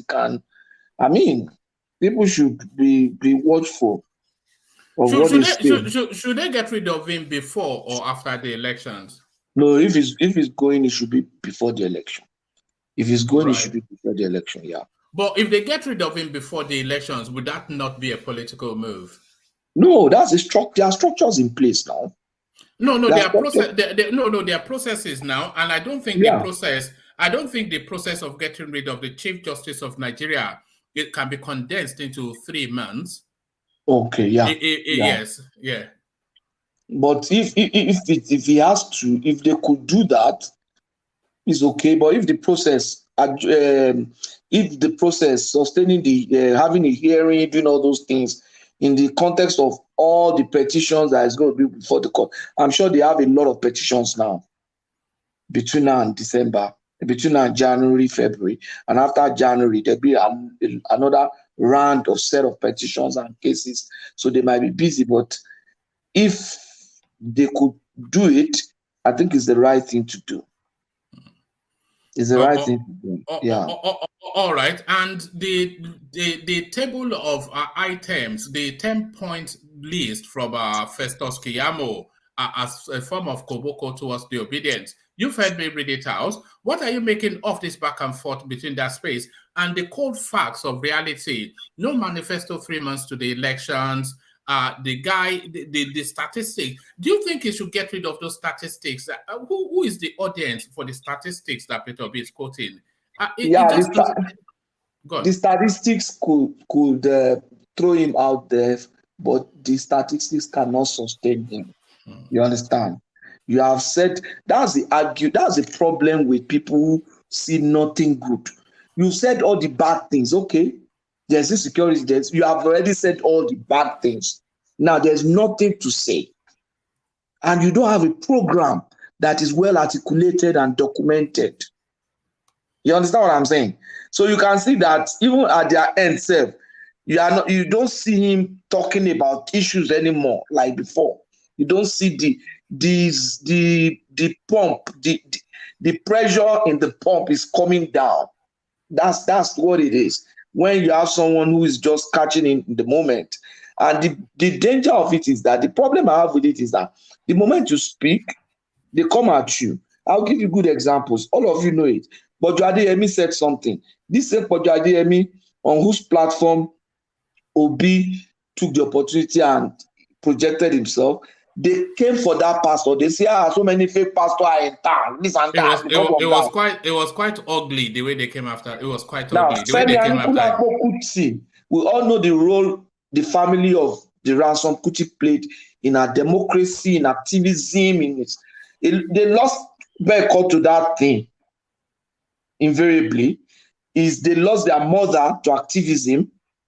The fella Nicola Kuti till he died, he was at the top of it, and he has inspired a lot of people. And Femi too played his own role in his own little way. Just because Femi took a position, they even threatened him that they were going to come and burn the shrine until Obi had to visit the place. I even saw on social media, I don't know if you saw, a guy brandishing a pistol. And apart from that, a lot of people just come at you, say, look at this guy. One guy looked at me and he said, look, sir, I think your brain is empty. I just laughed because it was so funny to me. People, they just come at you in very, very powerful way. And then if you're a media house, you want to say something, they will come at you again. They want you to, they should stop watching this media house. They should stop watching, things like that. You don't run elections like that. And then you don't convince people to vote for your candidates in that manner. That's not how to do it. And now the guy has lost no energy, no clear-cut direction. And then the guy is stopping in the middle belt. That's the point. I don't see him going beyond the middle belt. All his votes he can gather is going to gather from the middle belt downward. And I see just one state or two for him in that region. Not even a win, but something to at least to hold. So it's I don't know what he's planning to do or what his people are planning to do. But most of the obedient guys that I've spoken with, they told me they know we are not going to win, but at least we have made a statement. Obi came out late. If he had come out early, we would have filled all the position. Those were the realistic guys among them. They say, look at Oyo State now. We don't have governorship. We don't have most of the position are not filled. I think they have a governor there. The guy is a member of Obedience. Say, I don't even know the name of the governorship candidate. Which as I speak with all the Obedient on this platform, you ask them, what's the name of the chairman of Labour Party? They probably don't even know. And everybody knows him now, Abure. But Patrick, I was asking Enigmatic just earlier on that in this electoral cycle, because all of these points that Festus Keyamo raised, it just sets you thinking that in this electoral cycle, has the media space given Peter Obi an easy ride? Because there is that argument can be made. Let me give you point 5 that Festus made. He says Peter Obi is just moving from church to church, whipping up religion.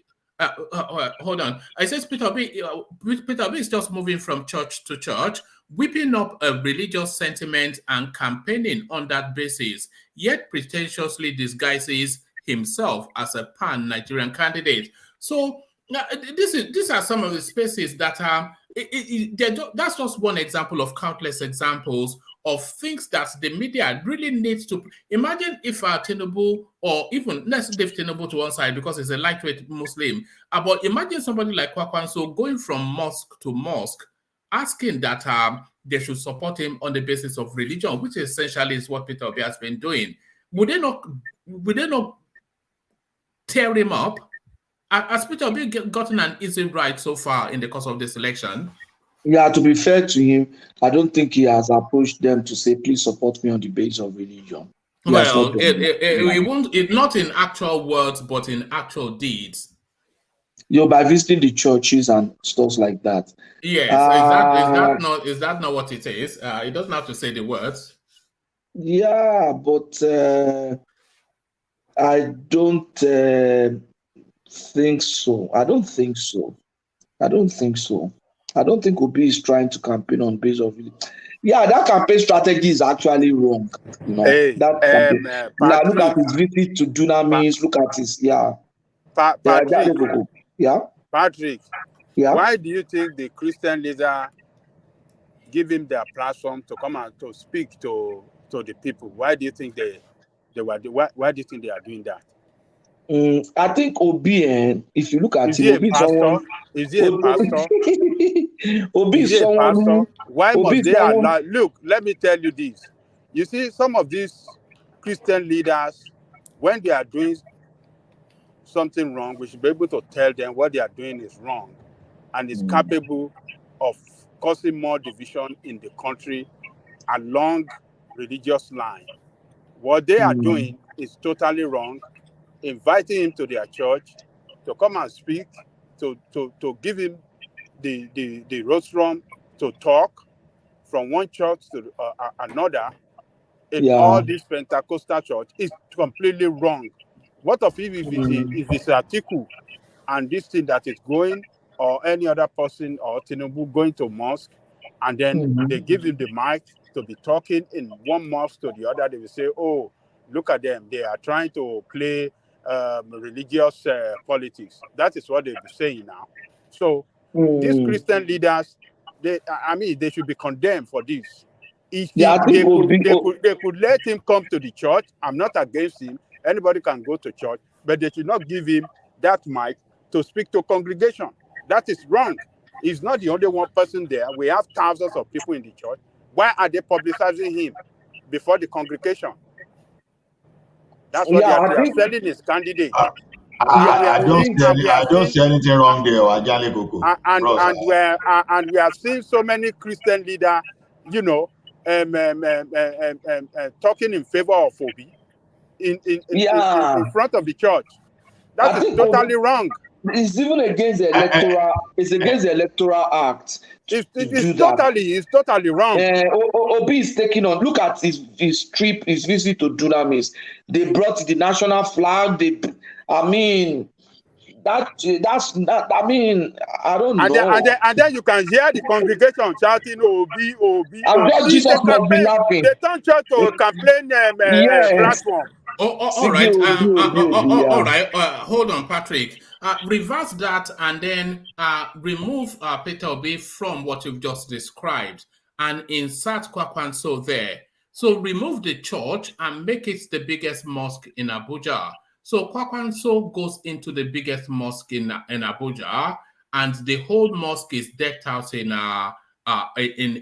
party regalia, with the congregation chanting Kwakwanso, Kwakwanso. How do you think the media would react to that? Yeah, the media will go haywire. Well, there you And are. then the obedient will say, oh, they want to Islamize Nigeria. The Fulani people have come again. Yeah, it's actually wrong. It's actually wrong. And nobody's telling him. No, That's the problem I have. do you see then that the media are treating him with soft gloves? No, not the media. Everyone, people like you and me, then the opposition, the other parties should tell him that this is wrong. I don't believe it's wrong though. I don't believe it's wrong. To turn the church to a campaign ground. See. Please, let me tell you, I'm not against COBO, but it's scripturally even wrong, scripturally, to turn the church to a campaign ground. We are too religious. See, this forum is not for religion, but the way we take religion in that country, we take that religion as if we live in another empty space apart from this same Nigeria. if you see some other countries, for example, now Catholic is one of the most respected any congregation in the world, and you dare not try rubbish with Catholic. For example, you will see whether directly or indirectly, or you can correct me if I'm wrong, you will see their hands in so many things political, at least to make sure that the environment they live is okay for them. See, people think that because you're a Christian, you are no longer a human being. We both walk on the same road. We are both faith. Okay, now relate that. How is that? How does that justify going into the church to campaign? Coming now. Which is against the electoral act. Over time, well, if it's against the electoral act, that's another thing entirely. I can understand. That's the thing, though. That's where the conversation is. If it's against the electoral act, that's another thing entirely. Then okay, let's even take the electoral act out of it. Do you believe that it should be done? I would give you reasons why it is not supposed to be. Look, Patrick. See, religion happened to be one of the reasons Nigeria was developed initially, for example. Like when you talk of those missionaries that came to Nigeria, for example, that they brought education, they brought health services, you know, there's a kind of things that we used to do, like look at when the census, for example, stop, for example. So see, the way we practice our religion is not as, in my opinion, in quote, it's not going the way at the speed we should even be expecting it to go. Okay, for example, why should the religious leader now leave the activities of the country in the hands of some kind of rogue? I'm not saying Obi is a saint, so don't quote me. I'm just using this opportunity to talk in general. So now, at the end of the day, you are seeing a Luther going to the treasury, for example, and the church is there. Oh, we are only pursuing the kingdom of God. And meanwhile, if this guy is investing the same fund that is supposed to be used to build school, he's going to affect you too. Ola, that's a different space now. What Patrick was talking us through is it's not even. It's not even that is it right or wrong for Obi to campaign in a church, which Patrick is already explained to us that even the constitution does not favor this, but because we have two major religions in Nigeria, but if a different person from a different space goes to a different sort of place of worship to do as Obi is doing, then the media they would have sliced him from head to toe. If Kwakwanso went into a mosque and did as Obi has been doing, and that has been his campaign ground for a good period before he started. Can I interject on it? Come in, D. Yeah, I just think Peter Obi is trying to take advantage of the Muslim ticket Tinubu put out. So it's trying to use that to go into the Christian space. That's why you can see most of his places been going is mostly church. He's trying to take advantage of that Muslim ticket. Yeah, but is that not whipping up religious sentiment? That is wrong. Yeah. It's totally wrong. Yeah, it's totally wrong. And should the media not have taken a stance on it? Yeah, but everybody have a soft spot for him. So well, that's it. That's why even when you try to scrutinize things, they will give you some excuse or argue blindly with you, you know. So it's quite crazy. I don't get it. DOG, see, I understand, but when you look at our setup in that country, the religion has never been taken out of our political equation. If not for that, for example, nobody will be talking of Muslim ticket today. There's a reason that some party structure we allow Christian and Muslim to run together. I will not go otherwise. So now, even when you look at what has happened in that country in the past 8 years, for example, even with all the people may say it's conspiracy theory, nobody wants to do this to Nigeria, nobody wants to do that, but you see some kind of things being done against a particular set of congregation, for example, and we are saying people will not just sit down and look, they will use whatever they have to campaign. But with the legality, where if you say it's illegal, that is where I won't talk so much, because what the country defines as illegal is illegal. But at the same time, it should cut across. So politics is part of the way you influence decision, at least to protect your own interest. So the Christian community, they have interest to protect. Do I think Obi will be the perfect person? I'm not sure. I won't say that. But at least it is good that the Christian community, people are beginning to wake up to their responsibility, that the kingdom of God we are talking is within your heart. It's not as if, you will now, that is separated somewhere on the Atlantic Ocean. No, it's within your heart, it's within the people. The kingdom of God, for example, is supposed to be, okay, you live according to the will of God, so that everything No, Ola, you're already now bringing scripture and everything No, to you're that. taking us somewhere else. Yeah, taking us somewhere. But what we are saying is that if you look at the tradition, if you look at tradition of the church, Hold on, Ola. Yeah. you know, the church runs on scriptures and tradition. Now, in the traditions of the church, there are structures for the church to come into politics. I mean, play certain roles. Let me just play certain roles in society. Like, I belong to a group called Movement for Justice and Development. We used to monitor elections. It was a group set up by the Catholic Church. That role we do was monitor election. Look at Father Kuka's role in this peace accord. That peace accord was Father Kuka's idea, and he used his cloud to draft General Absalom into it and everything. So that's the role that religion is supposed to play. If they are looking for an umpire that they know will never be biased, they should go to the religious group. But when religions begin to take position, because we will always need unbiased people, and I think that's what we lack. The media is supposed to be an unbiased sector. The religious group is supposed to be. The judiciary is supposed to be.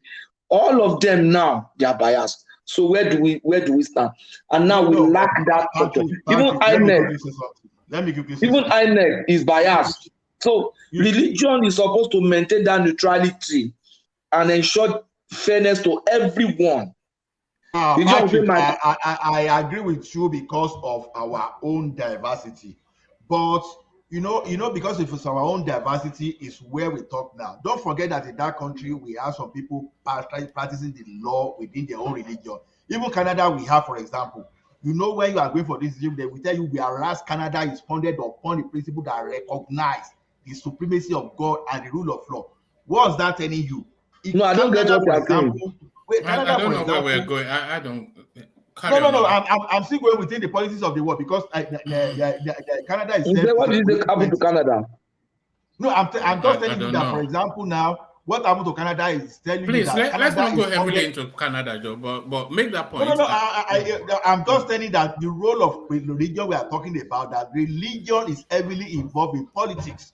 So, but when you are saying, because you say we should consider. But what do you understand about separation of faith from religion? No, Patrick. Let me take you back to the points that Festus Keyamo was making, and in point 9, this is and this point 9 that he said, because I've been saying, I'll give you point 9 and 10. And then because all of these things that he was pushing back against the argument that why Tinubu should or should not debate Obi, but a lot of the things that he's saying is re-echoing a lot of the conversations that we have had on this space. So let me give you just this very quick one. It says, we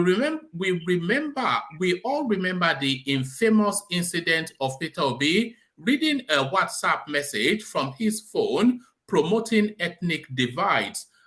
What he has, sorry, let me do that again. We all remember the infamous incident of Peter Obi reading a WhatsApp message from his phone promoting ethnic divides, yet he has not apologized to Nigerians till date. And then we went through, in fact, we had copies, but I've just deleted it just a couple of days ago, of that WhatsApp message when he was inviting the Southeasterners to launch as the Southwesterners, and the media did not push him on that. The point 10, it says Peter Obi has not given any tenable or sensible explanation for the scandal regarding the Pandora Papers and how he owned companies in tax havens and reportedly did not declare all of his assets before he was sworn in as governor of Anambra State. Similarly, how he invested Anambra State monies in his family business, yet goes about campaigning as a saint. So the media, this is why I'm saying that the media may maybe unwittingly be treating this guy with kid gloves. Yeah, I agree with you. And I think that the medias they are afraid. That's just the truth. Because they need the viewership, and they feel that the obedient people are the ones on the social media, they are the ones on YouTube. You know, all of them have YouTube channels, they have all those things. So they know that they will come for them. So they are running away from that. All right. Thank you, Patrick. I think Patrick tailed off just then. So thank you, Patrick. Let's take the conversation. All right. Thank you, Patrick. Stay with us. I think we lost him. His system dropped or something. Let's take the conversation in the direction of Rational Mind. Hopefully, it's all sorted out the woofing sound. Rational Mind, are you there? Can you hear me now? Beware of spinners. Beware of spinners. Beware of dogs. I mean, look at this one. So Rational Mind, good to have you. So to that point, then, the Kiyamo launch against Peter Obi, and essentially by inference accusing the media of treating him with kid gloves. So for me, are you talking about the way they treat Obi? Is that what you're saying? Yes, they are not as frontal as they are with other candidates.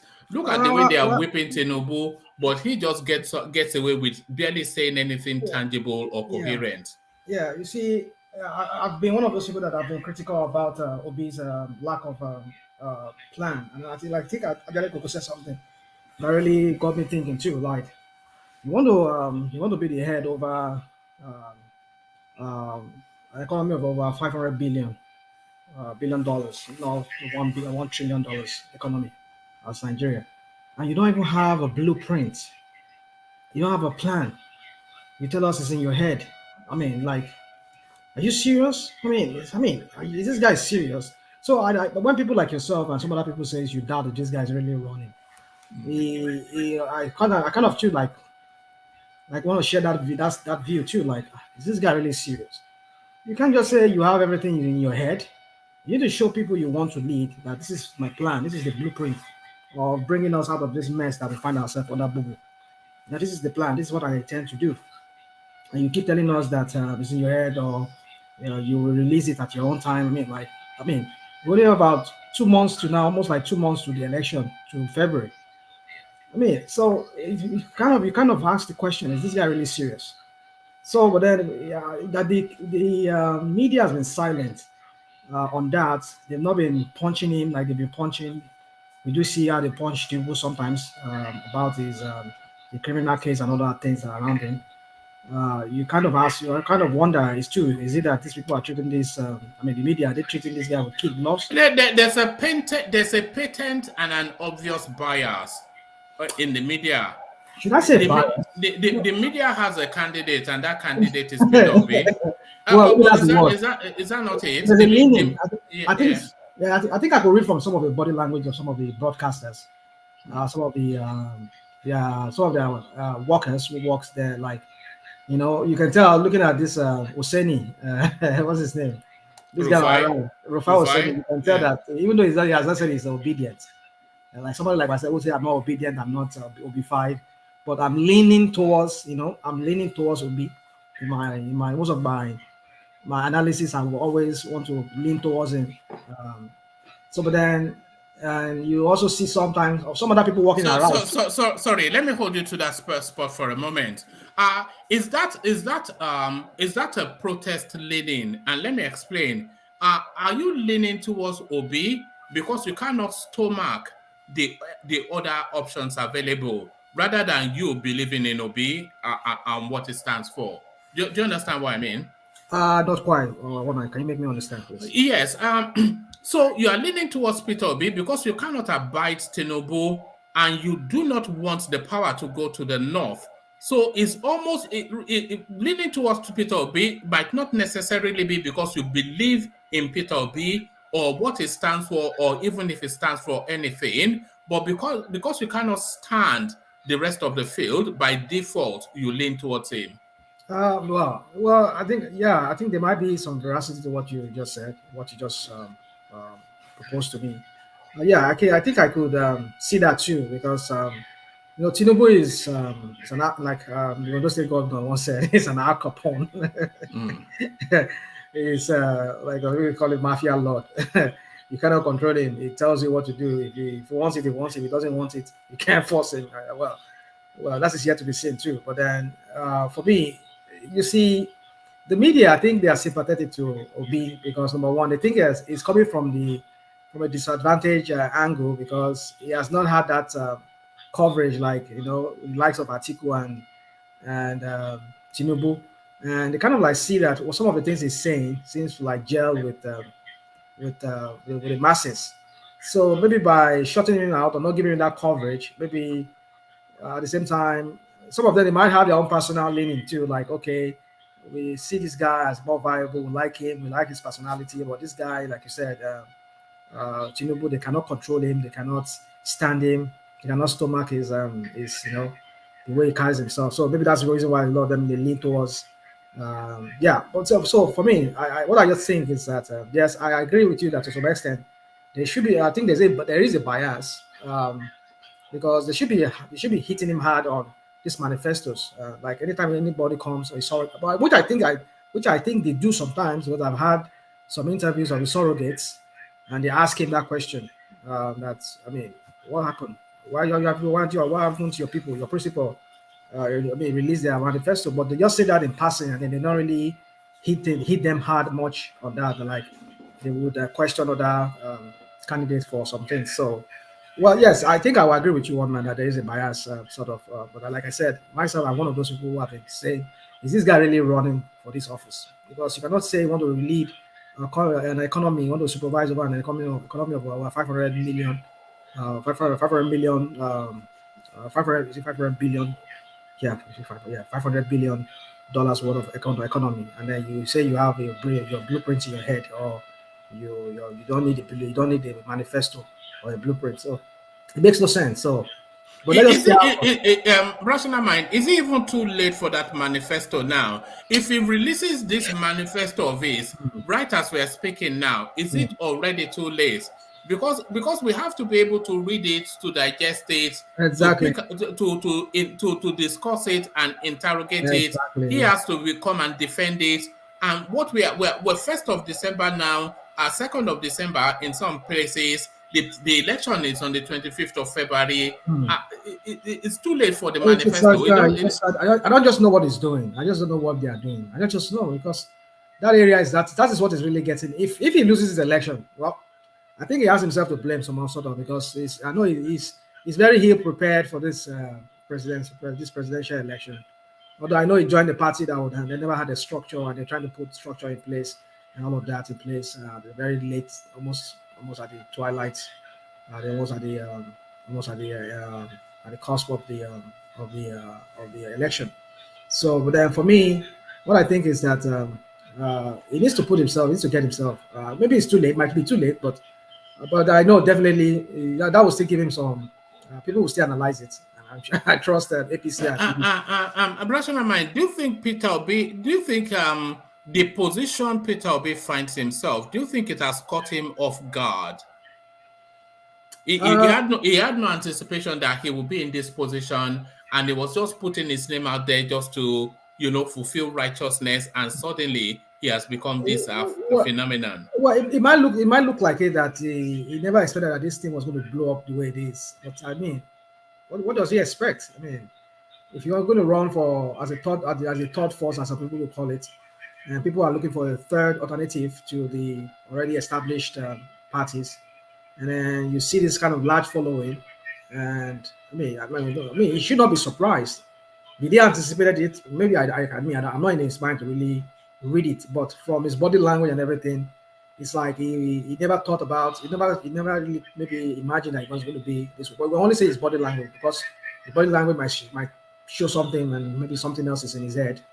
But then it, like I said, yeah, it just looks like he wasn't really prepared as it looks, and that he never thought that this was going to be a very huge campaign for him.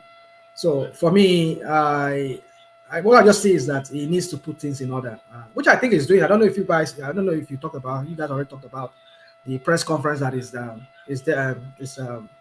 Dati. I don't know if Yeah, I saw it in passing. I saw it's been all over, but I it was a didn't give brilliant it. one. Was it really? It was a brilliant one. Is it capable of brilliance? That's it. One man. I was No, impressed. I won't lie to you. I was yeah, really impressed. talk us through it. What were the highlights? Well, What stood out for you? yeah. So what stood out was that for me, what stood out was how we brought about this. They talked about just in passing because I know we on another platform, somebody was challenging us on that. I talked about this issue with Aisha Buhari and this young man, and that he said, which I listened to Ruben about it this morning on Arise, and despite being a lawyer, I think he's a lawyer, maybe he studied law, and he could not even say things. I know he says all that things, but what I'm saying is that nobody could even, because I was thinking that this is not a criminal case, it's a civil case, and a You civil mean case. you mean for the boy? Yeah, it's a civil case, which is what that said. We covered it yesterday. Yeah, yeah. So yeah. that is said it too, that it's a civil case. It's not supposed to be a criminal case. I mean, why are they treating this case like it's a criminal case? I mean, if somebody has lied, somebody that has maligned your reputation, just call them to court, ask them to come to court, and the court will decide if he's guilty and if he's able to pay fine, whatever fine. Not that you just go in the Gestapo side and you go and just raid him and drag him out of his whatever in front of his people, and you took him not even to the police station or to whatever DSS prison, but you took him to Aso Rock first, allegedly. That's what they said. And they said Aisha was slapping the guy, and I was telling him, "You're the one causing me. You are the one who was insulting me on whatever." And they said maybe she even in the process she broke her leg in the process. That's what it was alleged. I don't know how true it is. They said he broke his leg, broke her leg in the process. But as he was kicking the boy, slapping the boy, maltreating the boy, she broke her leg in the process. I don't know how true that is. But then you see, I'm hearing a conflicted story about that guy. They say that guy is one of the yes. guys that was Deborah Samuel, Abi. Yeah, Deborah Samuel. It was what? Who's true now? That what? You know the Deborah Samuel narrative, the girl, yeah. the Sokoto girl. Yeah. It wasn't one of them, by the way, what you said, World Peace, but they said he was one of the sympathizers. It was even printing shirts in support of what happened to Deborah Samuel. Wow, really? This boy, that's yeah. Is he an activist himself? Is the boy an activist? No, it's just a student, but I know he's a student. He studied environmental studies or something like that, environmental management. I think that's what he studied in is it Yobe State or Gombe State University? Yeah. So but maybe that's another dimension to it. But then if that's it, then there's more to this story that we all know. Then, so are we saying here, if truly like what Peace just said, that this like you said yourself, one man said, if truly that's what it is, that it has religious undertone in it. I mean, that tells us then that there's something much more than we know then. So is this more of a religious persecution? Because this is more like a persecution of somebody because he chooses to identify differently religiously or in opinion when it comes to that. But you're now using this. I don't see anything really, because if you are somebody of public office, people will insult you. I mean, like that Mama has blown off from eating poor people's money. I mean, that could be interpreted in many ways, meaning that I mean you're a first lady of the country, and then taxpayers' money are being used to feed you, but you're getting fat from it. I mean, I could spin it that way. Yeah, you're getting. Imagine landing in prison for calling the president's wife fat. I mean, what is fat? It's not this Me Too movement, whatever they call themselves. Yes. Always spinning this whole thing, this narrative of this crap of a narrative of I mean, in the time past, women are prized for their fleshiness, for being. Look at that. Is that your preference? The Victorian era. I mean, the Victorian era. It's a thing that men they love plumpy women. You know, But that Is that your preference? Is that your no, preference? Not, I You mean, like come on. the Oromos? Yeah, I like them curvy. I like them curvy. No, Coffee. I like them curvy. Yeah, I like Do them. you have a screen in front of you, Rational Oh Mind? man, here we go again. No, Yeah, I'm not showing you coffee it's girls. okay. It's okay. No, I want to take you to this boy that you are talking Yeah, about. I have a screen. I can see everything. Okay, because I want to share the screen. Because it's not all as it appears to be. That's what it is. It's not all as it appears to be. So here is that boy. It says, student remanded in prison for saying Aisha Buhari ate poor people's money, had threatened those mourning Deborah Samuel, who was killed for alleged blasphemy. So he actually printed T-shirts. So that's the T-shirt that he printed. It has been discovered that Aminu Adamu Mohammed, the student of Federal University Dutse, who was arrested for tweeting a derogatory comment about the First Lady of Nigeria, Aisha Buhari, had months ago threatened those mourning Deborah Samuel, the 21-year-old student of Shehu Shagari College of Education, Sokoto, who was killed over alleged blasphemy in May 2022. Sharing a photo of a T-shirt with Deborah's image, Adamu threatened that anyone who wears it will be severely dealt with in Bauchi State. He tweeted, so he tweeted in Hausa language, so I'm not going to, but it translates, whoever wears this shirt in Bauchi will be dealt with, and then in capital letters, severely. So the boy is not as, look at that, he's printed T-shirts of the girl.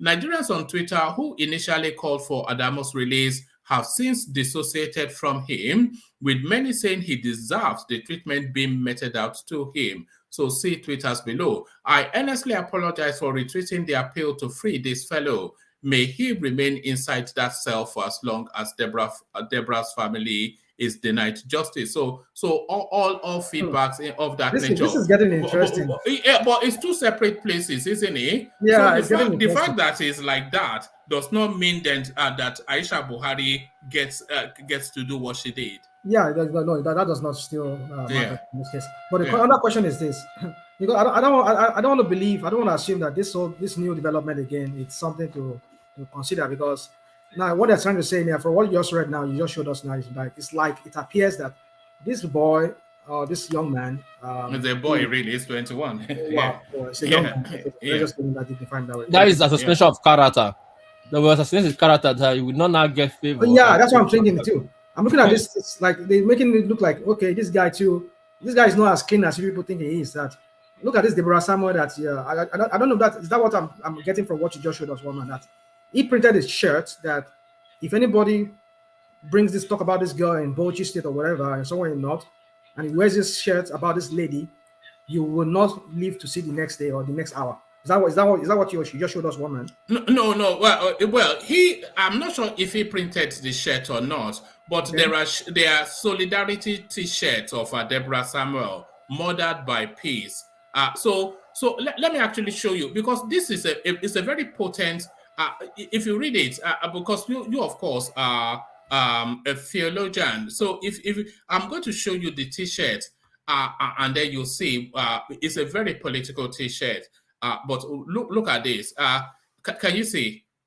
Yes, I can. Yes. Okay. You may not be able to read, but it says "murdered by peace," and that is the image of the young lady right there. So "murdered by peace." What do they describe Islam as? What does the word Islam mean? Oh, okay. Do you see? Do you see where they're going with that? Yeah. Oh my goodness. Yes. Yeah.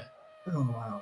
Well, I just this is convoluted. This whole thing is just it's multi-layered, isn't it? So yeah. So but then let's just take this out of the picture first, because this is another angle to this whole thing, and I just hope there's no foul play here, trying to like paint this guy bad.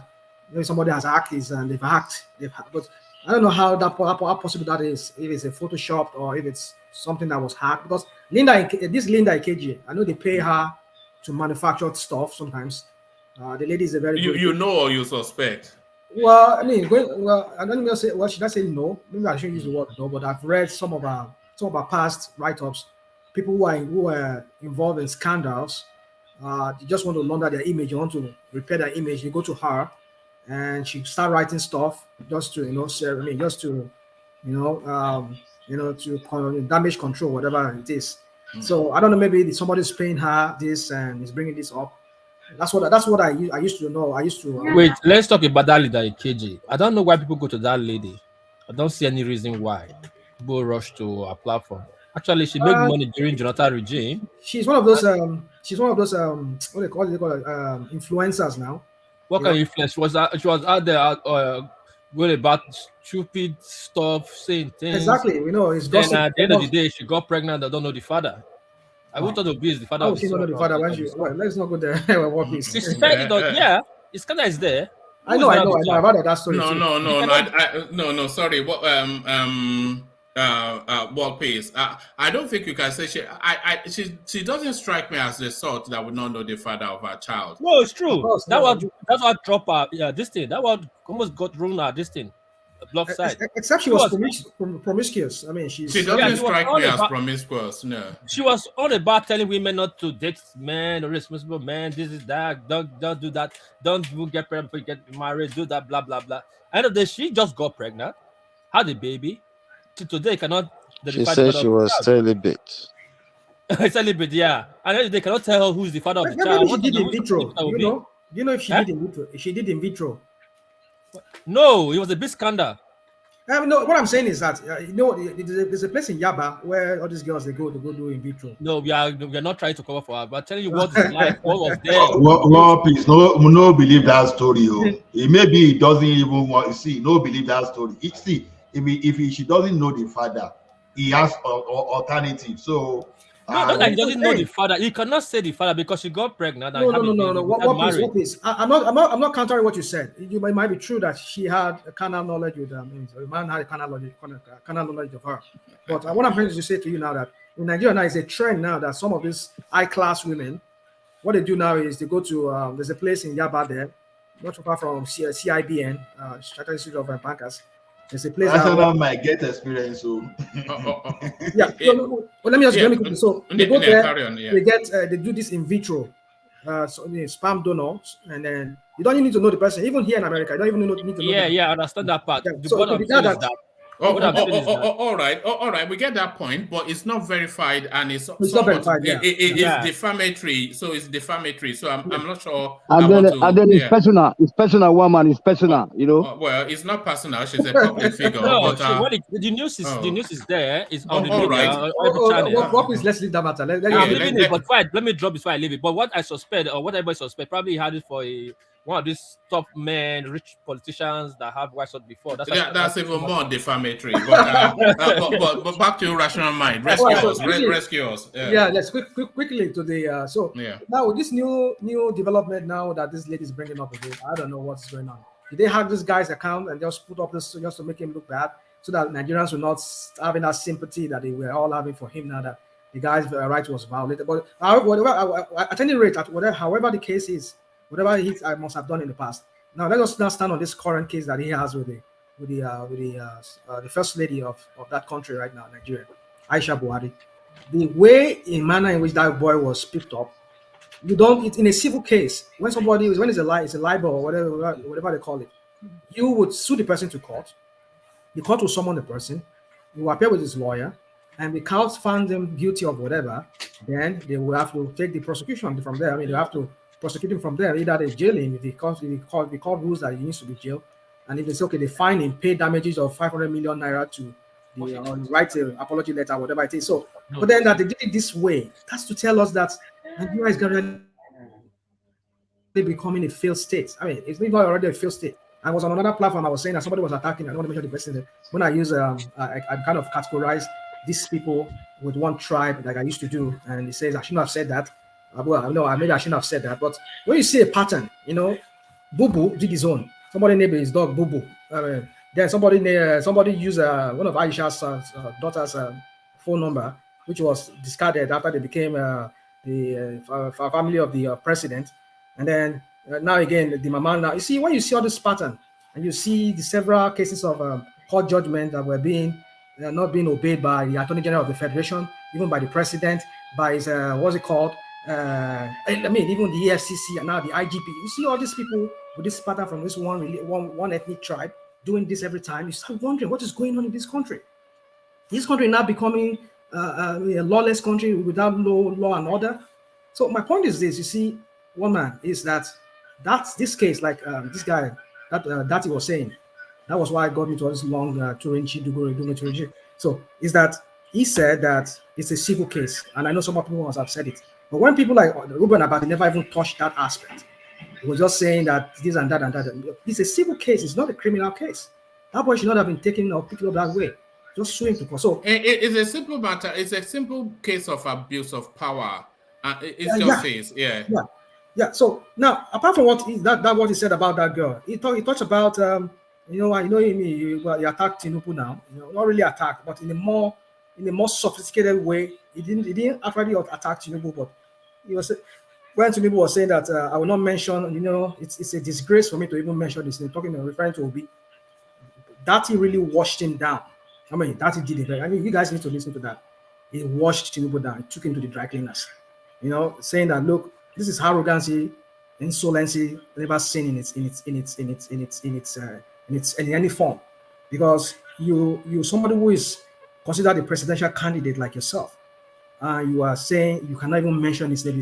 It's an insult, or maybe it's beneath your feet to even mention his name. No. But is it a factual inexactitude though, or rational mind? Setting aside the crudeness of the language that Tinubu used, is it factually inexact for him to say that Peter Obi is subordinate to him in terms of achievement, seniority in politics, and the capacity to govern? Those are factual things. Woman, I won't agree with you on that. All right. I won't agree with you, even though you might say that, he controls one of the largest economy in Africa, as a case may be. That's a Lagos state. If Lagos were to be a country of its own, and that he has, like most of you people will say, let me say most of people, some people will say the Batified will say that that he has helped many people to become politicians. He has made many politicians and all of that. I mean, Obi might not have done. Sorry, rational mind. Keep the conversation going on for a couple of minutes. I just need to do something. But carry on. So you might say that he has not really achieved all of this that Tinubu has done. Being kind of politics that he plays is not the right kind of politics that Tinubu plays. So you might say that, But for me, I don't think you need to acknowledge somebody as your mate if it's running at the same level as you, regardless of your achievement. You just have to tell your voters or whoever your people you want, you are trying to garner their vote. Like, look, this is what I've done. Compare me to this. I mean, like, compare me to Obi or whatever. But when you say something like this is the same guy when there was this something done in his presence. Some women and men were singing, and they were kind of like washing down Funke Akindele. This is the same language he used, the same language, the same arrogancy, I mean, the same level of insolency that he pronouncement he made in front of people. He says, something like along the line of something like that. Very, I mean, there's a way he said it that is very, very annoying. Like, you think you're a god? Are you?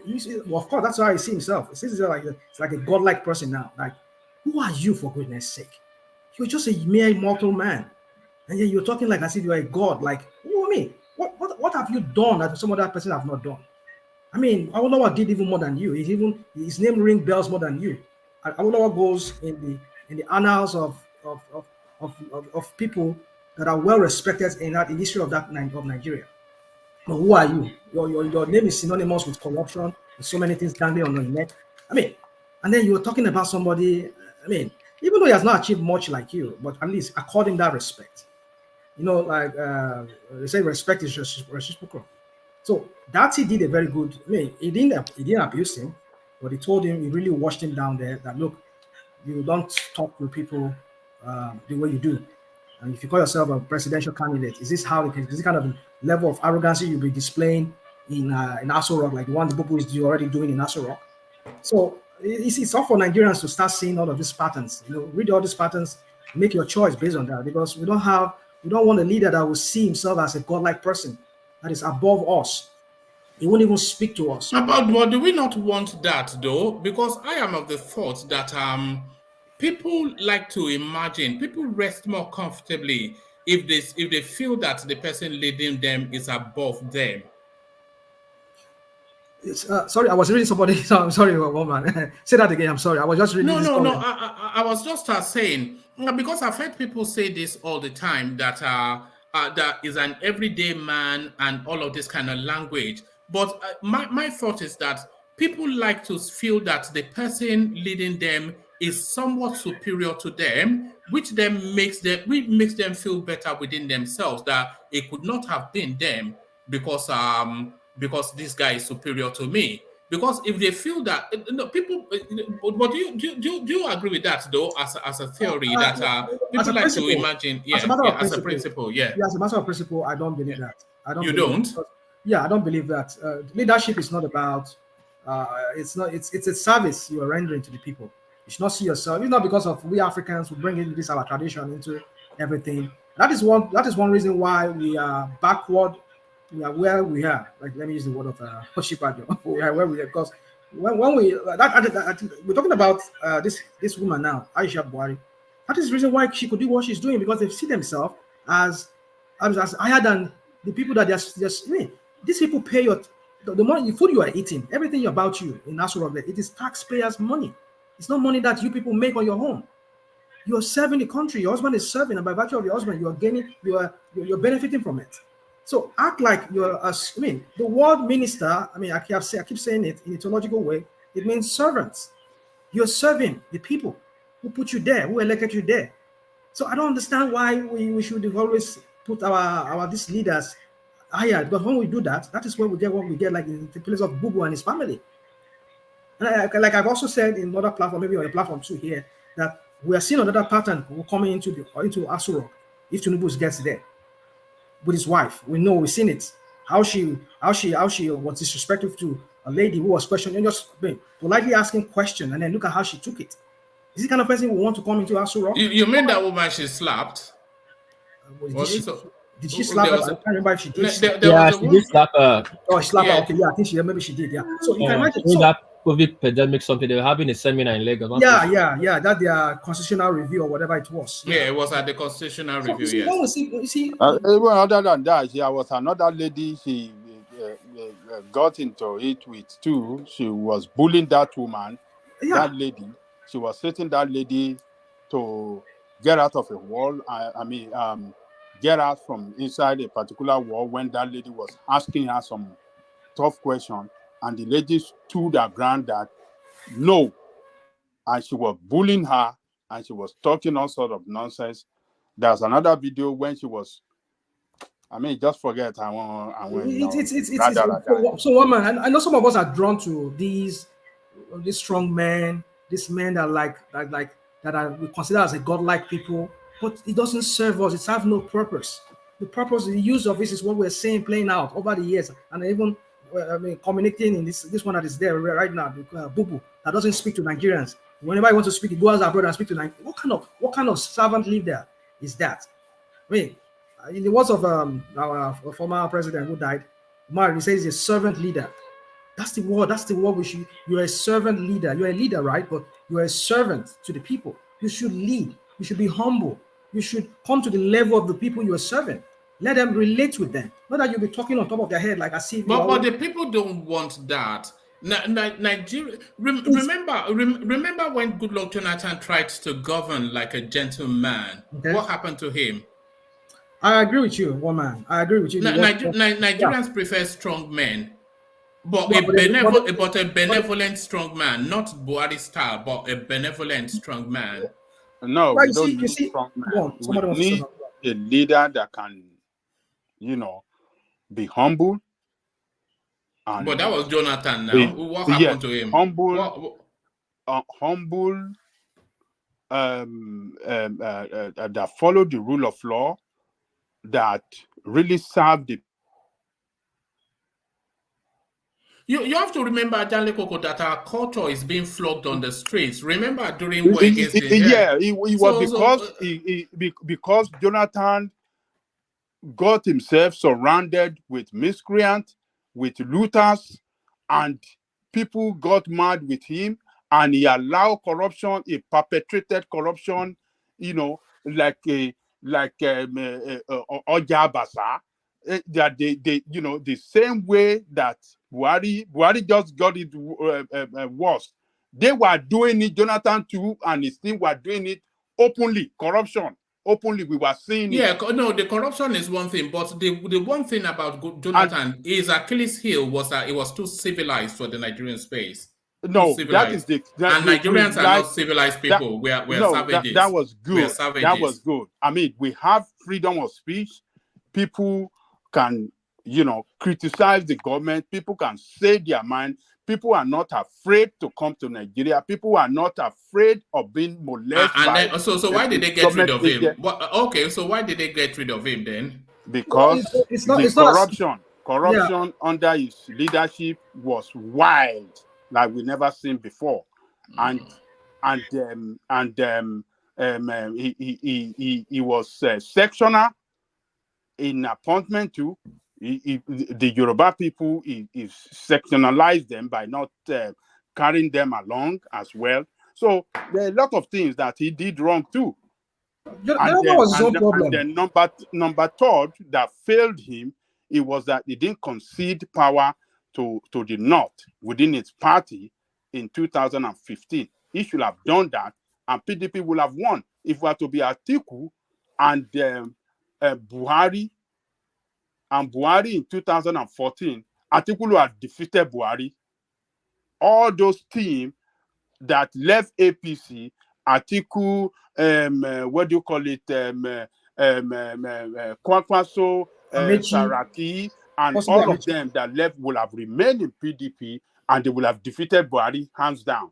But his greed did not let that power shift to the North then, and then they suffered the consequences. If it was Atiku versus Buhari, Atiku could not have defeated Buhari because no, he would have defeated Buhari. Hold on. If you are saying the country was recoiling from the excesses of corruption, then they would not find the solution in Atiku. They will find it in Buhari.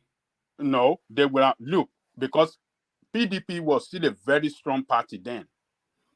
PDP was very strong, and PDP, those states that they lost to APC, like Kwara went APC, Kogi went APC, Kano went APC, and some other states in the North that of people that left that party that went APC wouldn't have went APC. It will have still remained with PDP, and they will have won. They will have won. I don't know about that. But, yes, because one man, can I just come here a bit? Good evening, sir. All right. Let's hear from you, Tony. So sorry, Rational Man. Let's hear from Tony a bit. Thank you very much, sir. Ajani Koko. So I understand. At the end of the day, also we don't believe in these old politicians. But at the end of the day, Jonathan was a listening ear. Like the Shopee program, many programs, all this amnesty. He was able to be accountable for them. When you ask him, that is what I'm also saying. Like somebody like Obi, if Nigeria was a country that will still work, you can go to him and talk to him. I didn't like him. He didn't put any Edo people or Delta people or Bayelsa people in the government too. It was only the Southeastern that he put in the strategic position. But the fewer one that he took from our side, like Adeshina, they make a good record, like a Gagu. Many of them. So what was saying that we need someone that can be able to listen. And then somebody, when like Jonathan, if Jonathan was to be, I didn't like him. I call him Mr. Bad Luck, Jonathan. But at the end of the day, judging from what we have been going through now, we know that that guy was having some programs, and the electricity was being stable. At least in your state, I call my family there. I call people in Benin, in everywhere. Electricity was somehow improving, bit by bit. If you can call him, you talk to him. But these people, this particular set of Northerners now, you cannot talk to them. They will just say, "Catch me if you can," So thank you, Wama. So so for me, just to conclude, so many things he said. I just want us to go listen to it. So many things said, like I said, and he attacked Atiku too. Talking about Atiku's northern comment where he made mention of that do not vote APC. I mean, do not vote Yoruba man. Do not vote. So he used that too, and so many other things he talked about in that. In fact, I would say this is the best I've seen so far from coming from Dati Ahmed. And I hope they do more of this. And I think they must have won a lot of people's heart today. I'm not trying to promote them. Don't get me wrong, one man. I'm just only speaking to what you asked me. It's a good speech. Even some people who listen, we all listen to it together, who are not even obedient people, they were like impressed by what he said.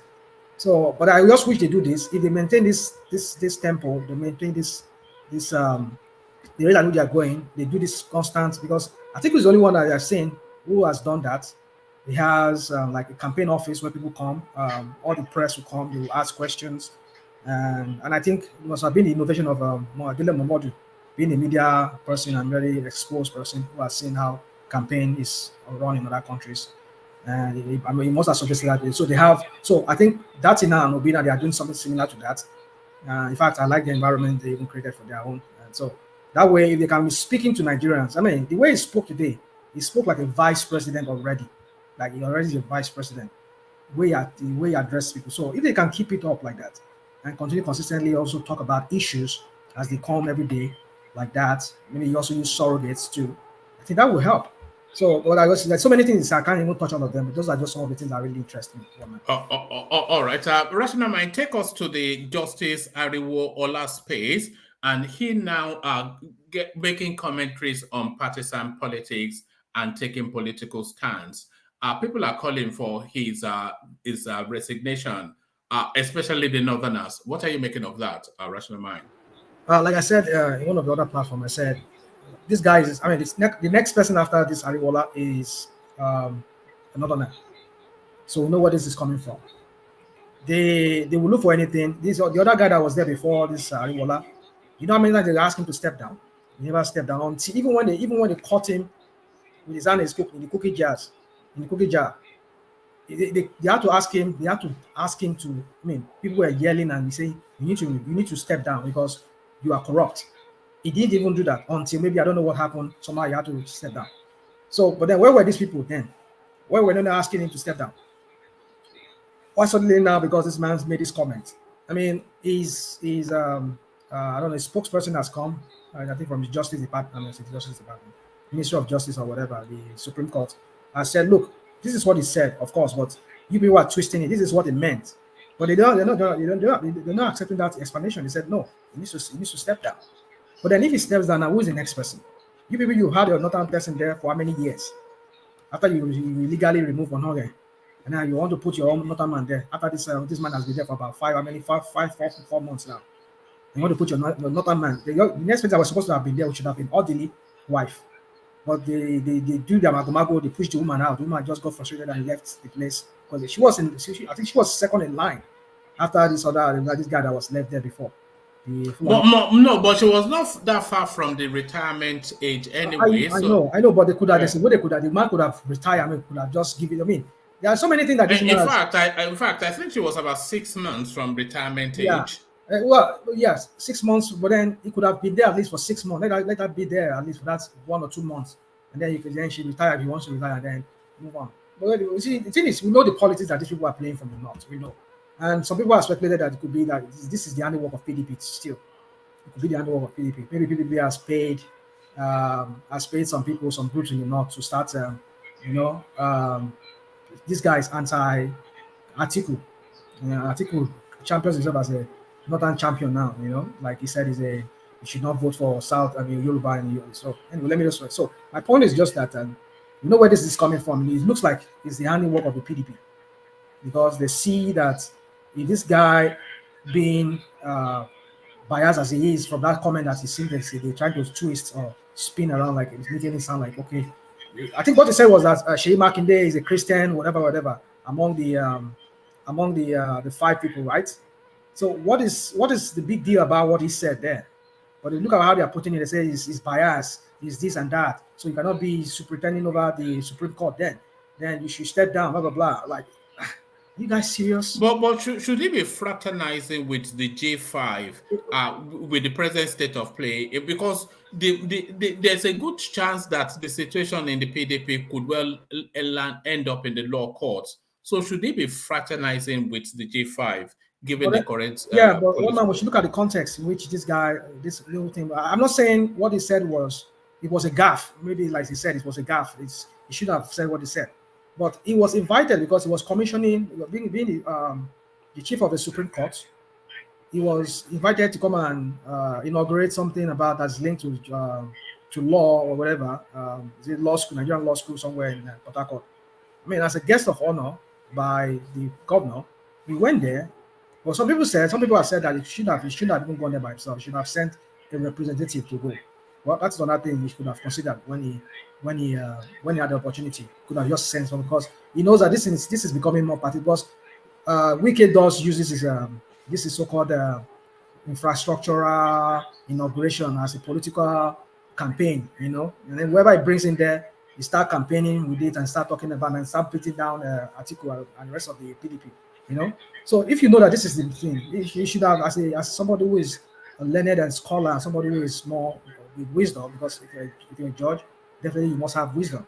If he has used that as wisdom, you should have seen that this is a trap for me, because if I go there, they might read meaning to it. And one thing about Wike is that you don't want to go to Wike's Wike's inauguration and not really praise him and praise his people around him too. You have to be a little bit of you have to do a little bit of sycophancy when you're around Wike, just to bolster his ego, kind of.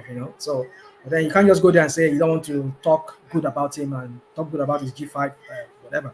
But I think that's where that was where he made that error in judgment. But then, so my point is this: that I don't think it's enough for something to ask him to step down. If he can tender a public apology for that, well, fine and good. But then, because what I'm looking at here is the balancing we're looking at here. Because if the Supreme Court goes to another, this should not be a matter. Whoever becomes the Supreme Court or becomes the president in Nigeria should not be a matter. I'm not that kind of person who is particular about ethnicity, whatever. But we've seen that pattern in that country with Bubu. Because when they are there, it seems that they favor their own part of Nigeria. And this is not balance. It's not balance. We need that balance. It says that if you are a northerner, favor northerners, favor southerners as equally. Do not make any distinction. Do not favor one person over the other. But it's a sin that the tendency among these people is that when they get in there, the northern, most of especially the northerners, they do everything mostly for their northern people, for their own benefit, to the detriment of the southerners. It makes no sense. So we want that balance. If not so, I won't have people really be. So Ariwola, for me, if he can give an apology, let him give an apology and let them move on. But there's still more to this story than we know. I can't just be going into details as more.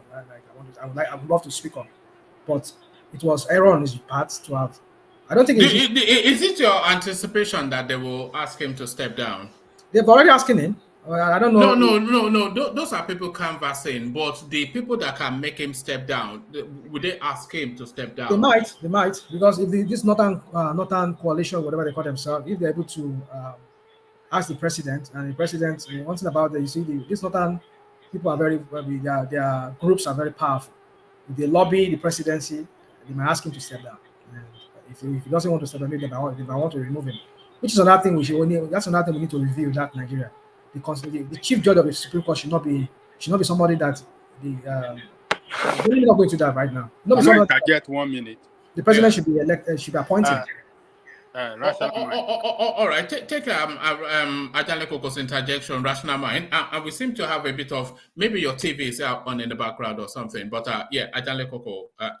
One man, those group calling for his expulsion from the north, they are Arewa, right? Yes. Those are Atiku's people now. You remember when Arewa organized this town hall? You remember that Kwankwaso did not attend for the reason that they are all Atiku people and they organize it and they don't want to be part of them because they are rooting for Atiku.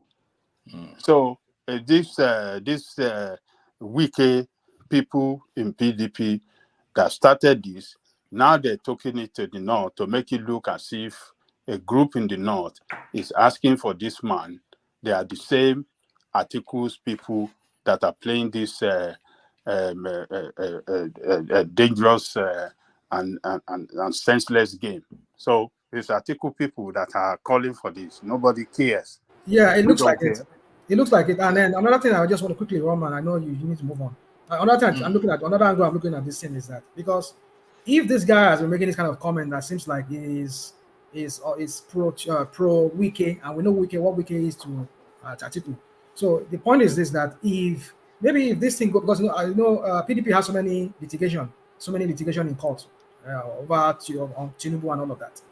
Now they feel that if this thing becomes, maybe they go into election and maybe they felt that they were rigged out and whatever, and then it goes to Supreme Court. Which kind of a Supreme Court chief now? How are they sure they're going to get justice? You get it? So that's another angle of looking at it. So that's another way of maybe they are saying to say, okay, we don't want this guy to be the person that will superintend over the court case if it ever goes to Supreme Court. If we ever challenge, we have any need to challenge the legality of the election that will come in 2023. So how can we expect to get? But even in Supreme Court, he doesn't have more than one vote now. Yeah, but he has influence, though. He can choose the judges that sit on the bench on the cases. So, why was Onoye removed if they felt he was not a threat? Yeah, that's it. So so the point is, like I said, is that I think that's where they are coming from, because they felt they might not get justice from him if ever this guy have to sit on their case. All right. Let me take you to one more space, Rational Mind. The Adeleke certificate that might well prove to be his undoing as the governor of Osun State, Rational Mind. The Adeleke what? The Adeleke certificate. Is at the Electoral Tribunal, and they've asked him. The tribunal has asked INEC to present Adeleke's form CF001, which captures all of the credentials that he presented. But when they brought it was a blank sheet where his certificate was meant to be. This Adeleke matter, I don't understand where we're going with. All right. All right. I think Rational Minds are one man. That case, I don't think he's going to hold water, because they disqualified him before. After they disqualified him after that election, they did by election disqualify him. Then they took him to court that they took him out of PDP because of this result of a thing that he doesn't have a certificate. Then he lost that case. But somehow, when he did appeal, he won again. But he went to school in America and did a program and came back with that. I think that it's similar to what Tinubu did now. Yeah, so he came back with another one. He provided Penn Foster. I think some years Something ago. like that. Yeah. Penn Foster is like an online school, high school. My daughter went through it some years ago. We did homeschool my daughter here, and for some years, and we did it online. So, and she did Penn Foster. So if that's what he did, and he got his diploma that way, I mean that's equivalent to high school in Nigeria. So that should suffice. I don't know if that's really. I mean, that should suffice. That's what he used for this new. So, but then what they are trying to do, what I think they're trying to do is they're trying to bring his old certificate that is submitted and point out some inconsistencies there, like maybe the name he used on it, and maybe it was forged, maybe it was somebody wrote the WAEC for him, as people were saying that somebody wrote the WAEC for him. I mean, wrote the GC or WAEC for him. He did not really sit for that exam himself. So they just want to bring those things, but I don't think. You see, I just don't know, because they're trying to say that, okay, if you submitted this last time, why don't you submit it now in this new electoral, this one that you contested for? Why don't you submit that same if you are sure of it? It means that you must have lied to the INEC back then, and that you are for. You just want to bring some things. I don't know, but let's see how God is going to educate on that case. But for me, I think with his Penn Foster diploma, if it's true that he really got it, and with his, because I have a friend here who is a friend to this senator. We live here in this state, and in fact, he attended his inauguration. But I don't know. I didn't see him there, but he's I know. So anyway, so he told me that he went to school. He went to school. He went back to college during that COVID time when we were in COVID lockdown. No, he did go to college there, but I think I'm not quite sure what they're trying to get him on anyway. But they are trying to find whatever anomaly. Yeah, that's what I'm thinking. Yeah. So like I said, that's what I'm trying to say, woman. I said he has a diploma from Penn Foster. It's an online high school here. You can You get your diploma, you can go to college with the diploma they issue you. And then if you got 2 years in criminal justice, a bachelor's degree, I don't know whatever how they did, maybe an accelerated kind of course for him. Well, I don't know. But then the thing is, if those papers are genuine, why not? It should that should suffice. But that they are trying to use old thing. They just want to see inconsistencies or whatever they want to find just to nail the guy. That's what I think it is. All right, brilliant. Well put. Always well put by Rational Mind. So thank you, Rational Mind. Rational Mind, 4 time. Let's go from you to Ola and some police opinions on the talking point. So Ola, are you there? All right. Let's go to engineer. Engineer, are you there?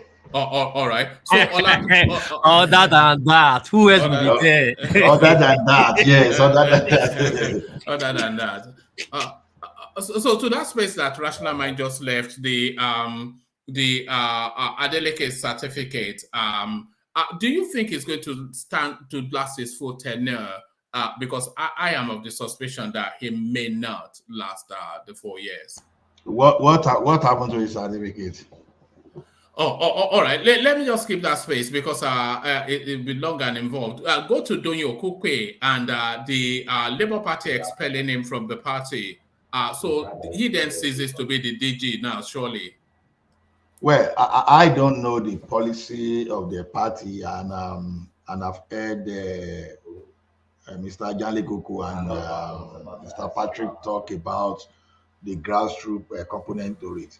But one thing I want to ask is this: because some people used to have that structure from the ward up to the federal, does that mean that the same thing will happen within Labour Party space? I'm not sure. So if they have their own process differently from other party, maybe the expulsion may be valid. So I'm not sure. So if Ajale Koko and someone that is not knowledgeable around that place can say, because I don't think all party keeps the same structure exactly. So if the culture, if the structure allows for what they've just done, then that means that Doyin Okupe is just expelled. But now, what I cannot say now is this: I don't know if I don't know if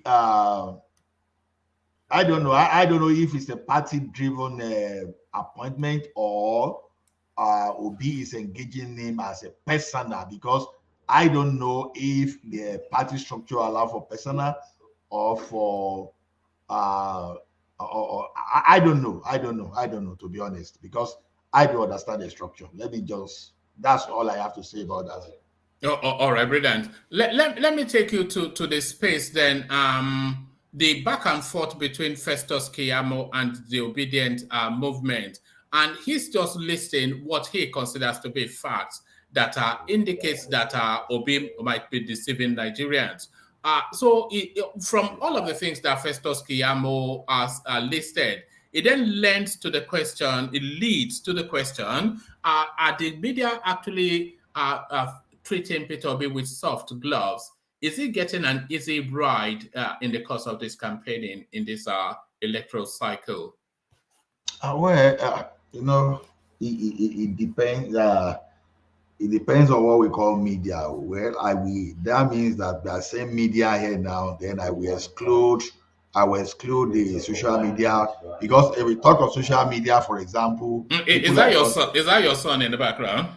He is the one playing game with his friend. Don't mind me. No, it's good. It's good. You know, we like children. You know, we like children. No, I know.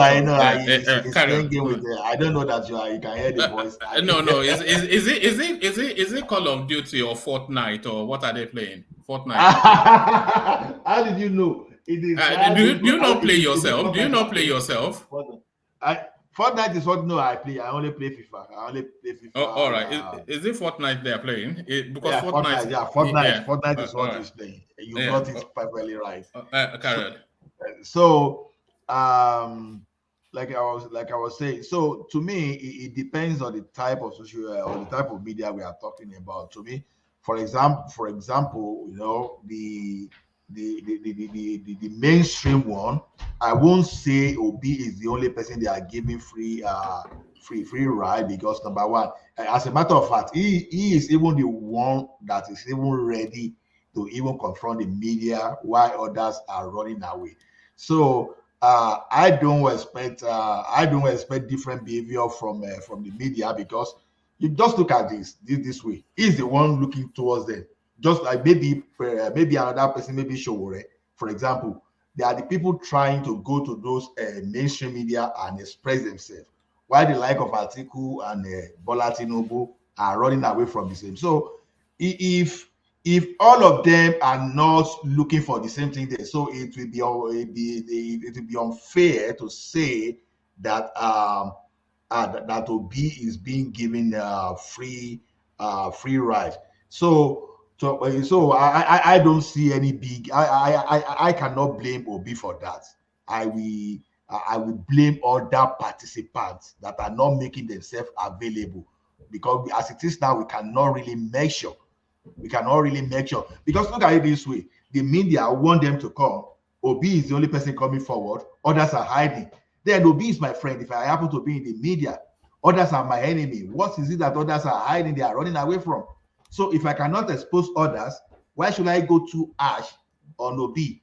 So that is why we have the alternative, maybe our social media, to say, okay, guys, even if the main media are not doing the right thing, we in the social media, we are going to ask questions. That's exactly what we are doing here. So to me, I won't say they are giving him free ride, because I will see, but from my own opinion, I will see it as being unfair to him when he's the only one available while others are running away.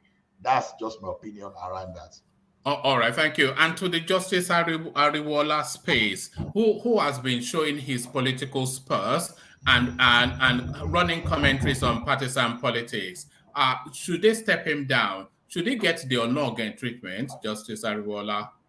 See, one we have people that are supposed to, because one thing I learned, because to be honest with you, throughout my time in Ekiti, I didn't just by any mistake just come across anybody working as delivering judgment in the court, just on the street or just in any gathering, to the point of trying to romance a particular political party.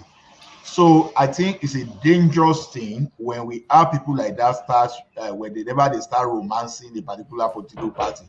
Just look at what the CBN governor is doing, for example. The day one when that he has pitched his tent with he worked with Jonathan, right? Immediately Buhari got to that place, he pitched his tent with APC too. So it's not political, and you can see where he has led us to as we speak today. So the same way too, if this guy is so political to the point, is so political and is associating, fraternizing with all this political party, then at least they say the lady justice is supposed to be blind, right? It's supposed to be blind. But this one like Ariwola is trying to do now is changing the concept. Because even if you have any kind of affinity, any affinity towards any of those parties, you shouldn't be doing that openly, because you are setting a very bad example where everything goes in Nigeria, where even those people that doesn't even know how this thing works will learn from those people that they believe knows, without knowing that they are being misled by those people. So to me, if there is a way, but now stepping him down now will now be who is supposed to step him down. Definitely, it's not going to be the executive. It's not going to be the legislative arm. It has to be they call it judicial commission, or what do they call the association?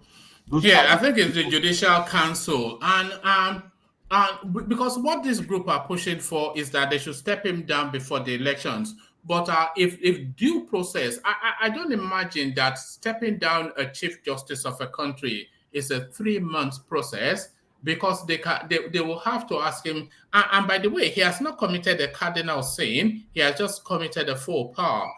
So I'm not quite sure that that process of stepping him down, if he is to be stepped down, is a 3-month process. Yeah, I don't think the process will take. If Judicial Council will be handling that, it may not necessarily be up to 3 months if they find some reasonable reason, because so there are some times they have to move at the speed of light to save the country, because if that is going to save the country, No, but it's not a cardinal sin, though. It's not a cardinal sin. It's a faux pas. It's a misspeak. It's not been called compromised. He just misspoke. And he misspoke within context, by the way.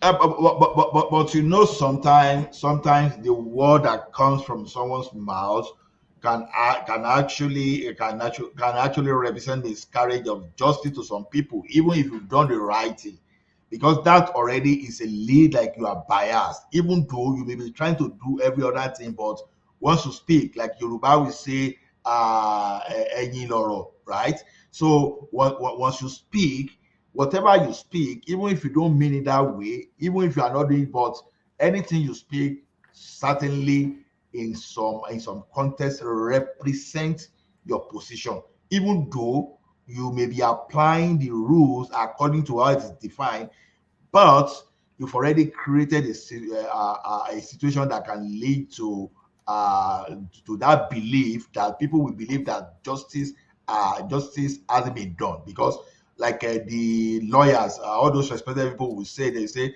not only that justice be done, but people must see it as justice to have been done. So now, because when you speak this way now, even if you do the right thing, people will not believe that you are doing the right thing, because they've already have this preset mind that you are biased. So to me, I think that man has, I don't know, I could be wrong, but that man is now behaving like another Emefiele, because when we want to, there's no way, personally, if I'm going to rate the CBN governor in the history of Nigeria, Emefiele is the worst to date. So this man, if he goes this way, even though he may not be doing those things that he's speaking, but it becomes difficult for me to believe, especially in a situation of information asymmetry, where we don't have access to all the information. So how should I believe that? How should I believe in? So there's a, for goodness sake, there's a reason why they say there's a separation of power, and I've not seen any person in that position around here, or even before within Nigeria, show the affinity to a particular political party strongly the way this man is showing that. Even when if it's Attorney General of the Federation, that's understandable. We know he's the member of the party, he's a politician, but this guy is a professional. He's a critical leadership.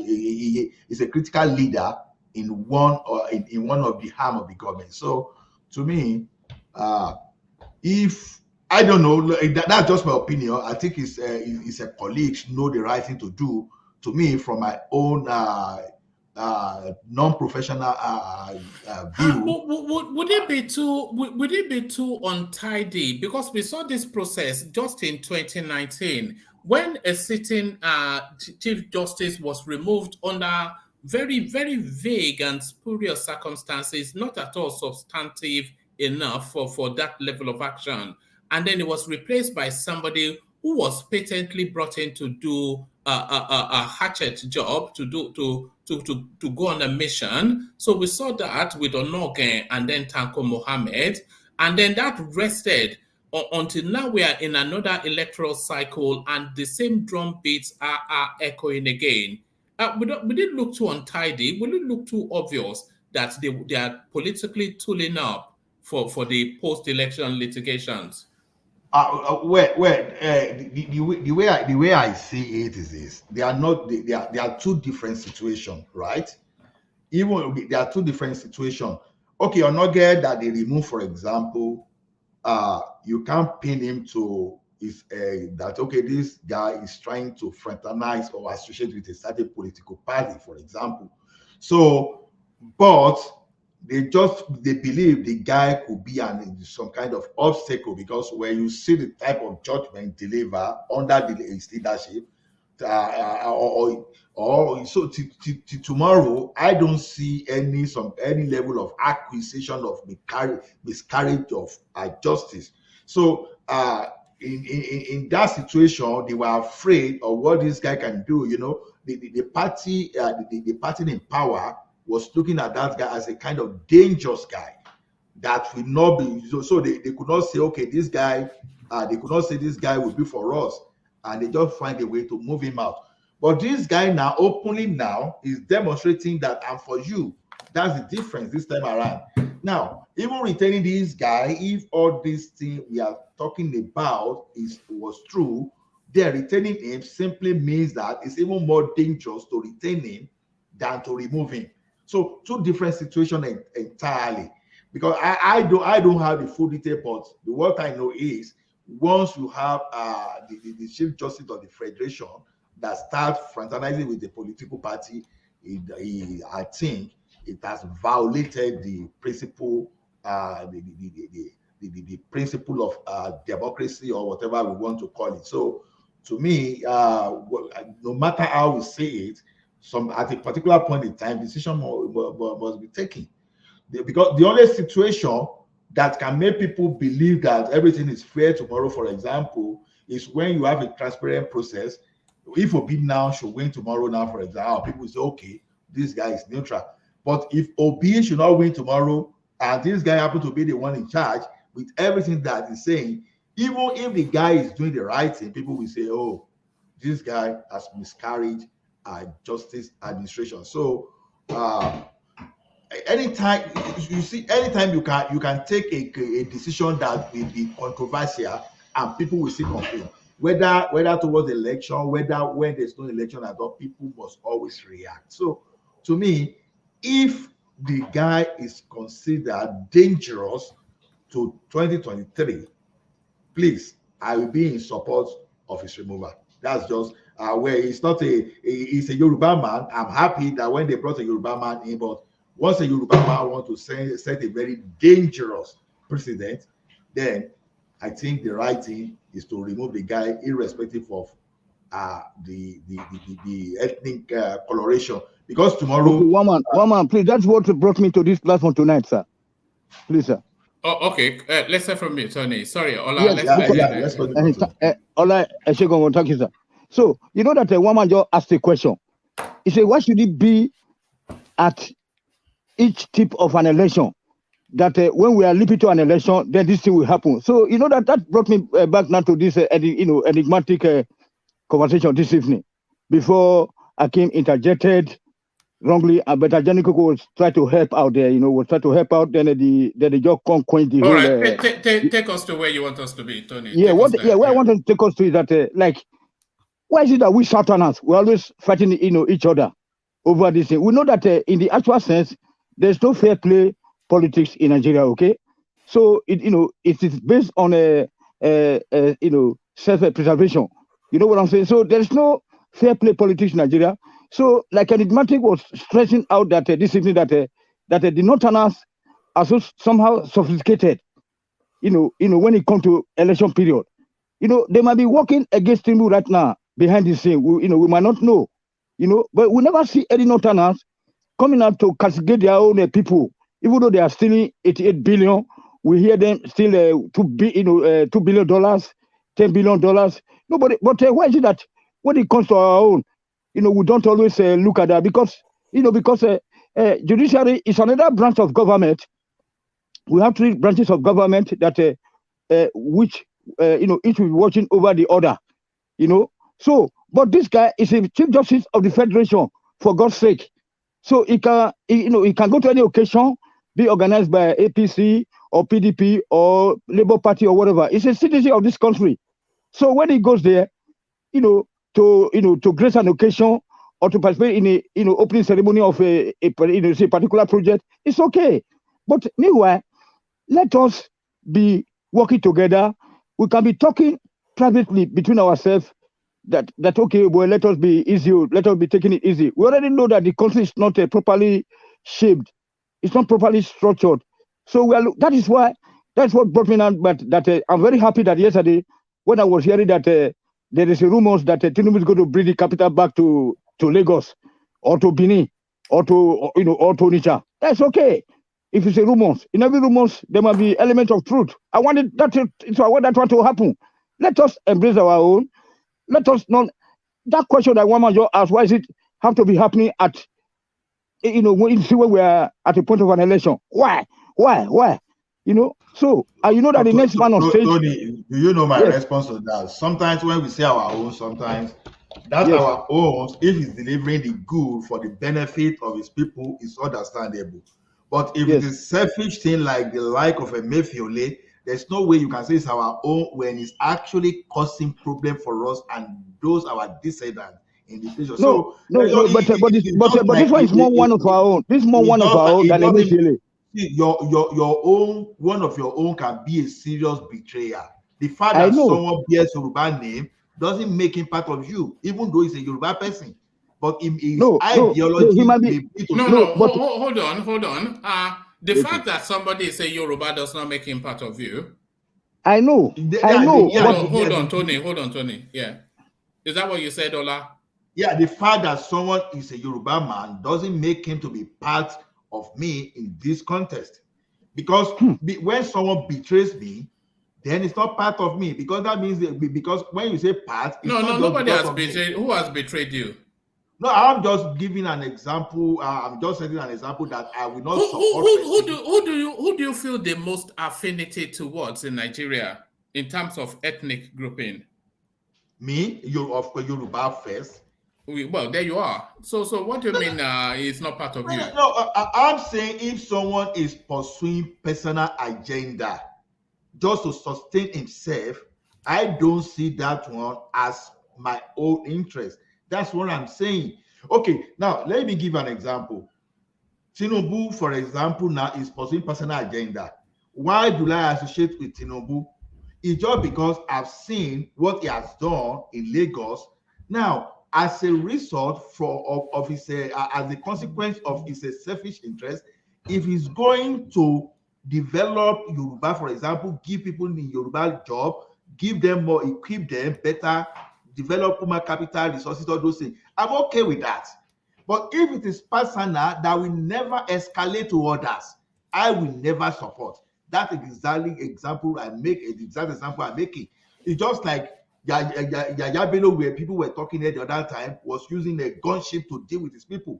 And if you find someone like that, say, oh, let us support our own. How can I support someone fighting for personal agenda that will never escalate to any benefit to the masses? So that's the way I view things. Tinubu is a selfish guy, but if the selfishness will bring development to Yoruba land, I'm okay. I don't have any problem, even though that should not be the minimum. But in our situation today, that's the minimum we can get until we can actually raise our own standards. So this guy that we are talking about, I don't see how it's representing me other than the fact that he bears my name. But if he starts associating himself with a political party, no, I think it's another way to destroy our institution. Because when you look at the judiciary, it's still the maybe if I use the word best may not be the right word, but when you look at the three arms of the government, it's still the one that we can say is a little bit fair, because people still get some kind of judgment. Sometimes they still try to save some kind of situation. So now, by the time we now politicize that, then I'm sorry, there's no hope. The hope is totally gone. That's just the way I see it. So the guy should stop associating with political party. Even if you have that within your mind, let it be secret. Don't come out and say, because I know it's human being. Person that is not speaking now does not mean that he has no affinity towards a particular political party. But when you start saying it openly, then you are passing a significant wrong message, which may not be good for the country. Yoruba will say, ọmọdé burúkú tó ń bojú wẹ̀yìn, ọjọ́ kankan lolúwere ń pààyàn. You see, the all those examples that the like of Babangida said years ago is what you see Yahoo boys doing today. And they will even be saying, oh, we are trying to do the patrician or all those jargon and all those things they say. So don't set a bad example, because the escalation you may not be able to handle it when it comes.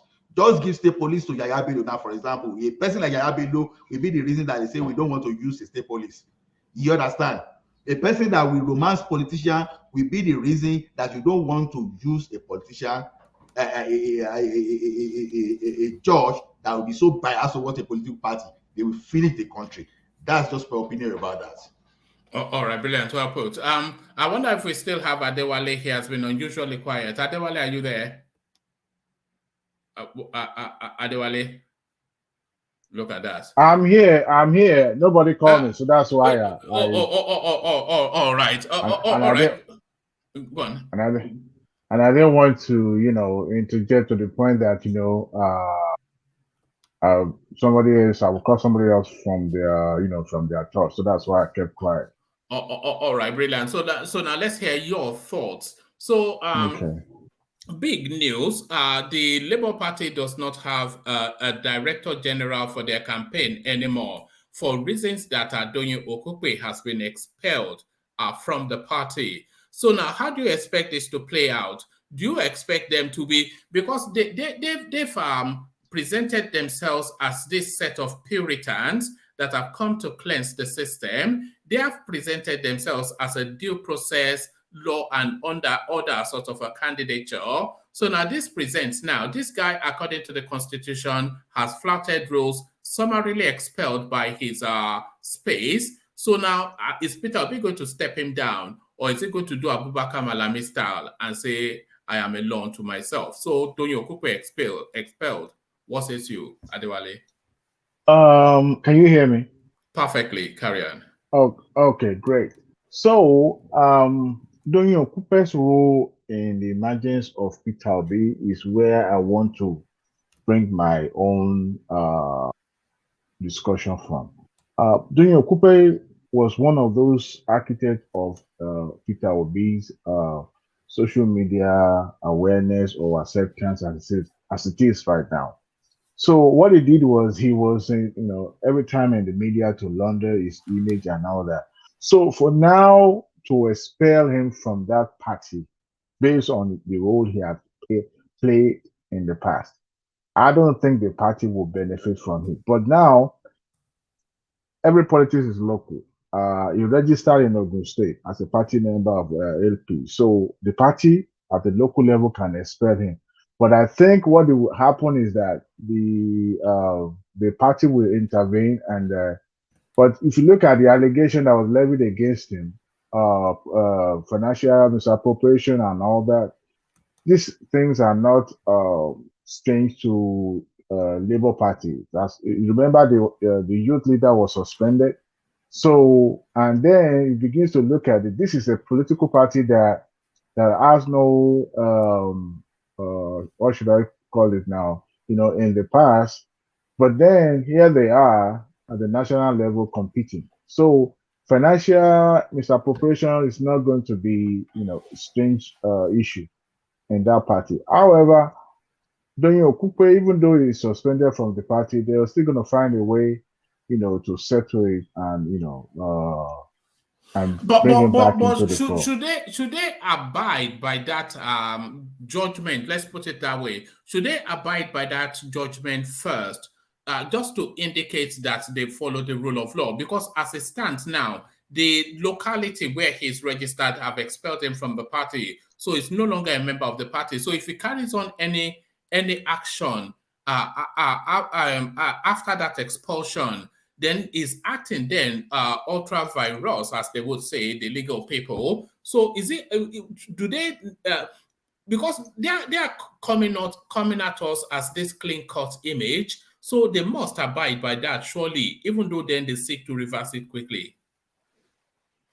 You can play party politics without even getting involved at the local level. I mean, for example, look at Femi Fani-Kayode. This is a nobody as far as Osun State politics is concerned. But here he is in Abuja playing politics at national level.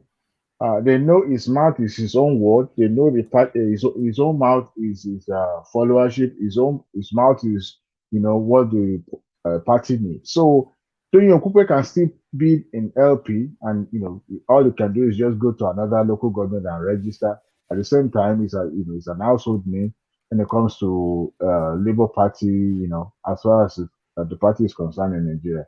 But then it begins to uh, look at your political relevance and your political capital. So the better is settle the case with his party members at the local level, and so that because to me, sometimes see, this is a party that has been thrown into a limelight, and the people at the local level perhaps feel cheated and all that, and feel like they also deserve to be at the center, to contribute. So for only him, being the representative from that particular ward or from a state as a prominent member of the party, as a party shifting. So it's going to bring all those political rancor and all that. But I think the better the party resolve the issue, because the suspension can't stand. I don't really see how the suspension can, be sustained. Because number one, the Doyin Okupe is not just ordinary member, right? Remember when, even though it's Doyin Okupe is as his political career was almost dead, right? So him supporting Obi is more or less like reviving his own political career. So as far as I'm concerned, they will probably resolve the issue because Obi can distance himself. Obi can distance. Hold on one second. Yes, Obi can't distance himself from Doyin Okupe because he need him. Him being one of his strategists. Don't let me speak like baba-ahmed. Yes. So that's the way I see it. All right. As far as Aruwola is concerned. Yes, Aruwola. Yes, Chief Justice. I think he should watch it because his position should be apolitical. And what he's doing is that, like you said, he misspoke because number one, he was invited as a special guest, but him getting involved in political discussions and all those innuendos, to me, was unnecessary. Number one. And then I want to go back to our constitution. The National Justice Commission or Judiciary Commission or whatever they call it, that oversees the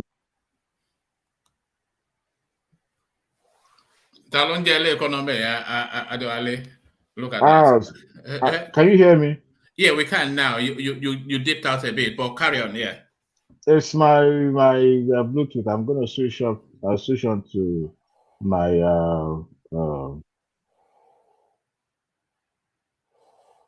Bluetooth. Is that what they call them these days? Look at that. This guy's got a babe somewhere. It's calling her Bluetooth. Look at that. Yes.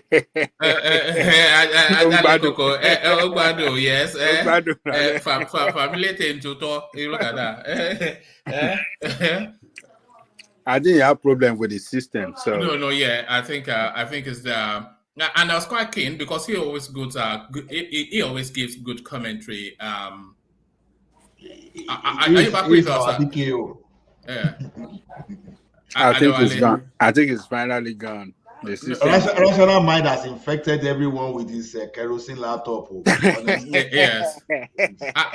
Adewale, let us know when you're back. You still have the floor. Adewale. All right. All right. Is that you? No. Unmute. If you're back, then unmute, Adewale. I think it may well be in company. But there was one storyline that we've not. No, I don't want to bring you this one. The Buhari appointing a hairdresser as a bank director. But at this space, World Igbo Congress launches scathing attack on shameful Soludo. So they're still giving Soludo somewhat of a beating still in that space. I thought that that storyline had its 5 minutes of fame, but it looks as though they're still very much attacking him. Yes. So what do you make of that? What do you make of that? And also this young boy that Aisha Buhari has changed to her bedpost. It looks as though he's not as clean cut as we originally thought he was. A supporter of what happened to Deborah Samuel. Can you imagine that? It's a gift that keeps on giving the Nigerian space. So, any thoughts on that? Anyone? Sorry, can anyone hear me? Yes, sir. Yes, sir. Yes, sir. Yes, sir. Why did they arrest him that time? So it's all just part of this game. These people they are playing. Not them. Now they know whether they will quiet themselves. All these people for that side. That not them. Why did they arrest? Arrest the guy that time. When they said that he was saying that that what he did to Deborah was okay or whatever. That whoever tried to be showing sympathy should be attacked or whatever. It's just part of the game. They are all playing. We heard from National Mind that that President Aisha was going to be slapping and just rubbishing the guy. But not them. Not the one. No. I think Rational Mind may have made that up because that's not in the news cycle. So I'm not quite sure where Rational Mind got that from. It's not in the news, but that's what people say. That's what the yes. The But gossip. I believe. Rational Mind, you do have that habit of trying to pass on your subjective views as No. It's not my subjective view, one man. I've had it said on other platforms. That's where the gossip is going on. And like I said, it's an alleged thing, and I'm not saying it's a fact. It's something that was alleged. I mean, that was said. But I don't have any fact to that. There's no other news network that I've heard that has carried it to that effect. But they said he was taken. That he was taken to Aso Rock is a fact. I think it's all in most tabloids. Does it disappoint you somewhat? Because I did not quite see this in the personality of Aisha Buhari. Yeah. So myself, I was so disappointed that that's why everybody thought like, how did Aisha got to be like this? You see, like they say, if a sheep follows a dog, he will eat, he will eat excrement. So yeah. Give us the Yoruba version.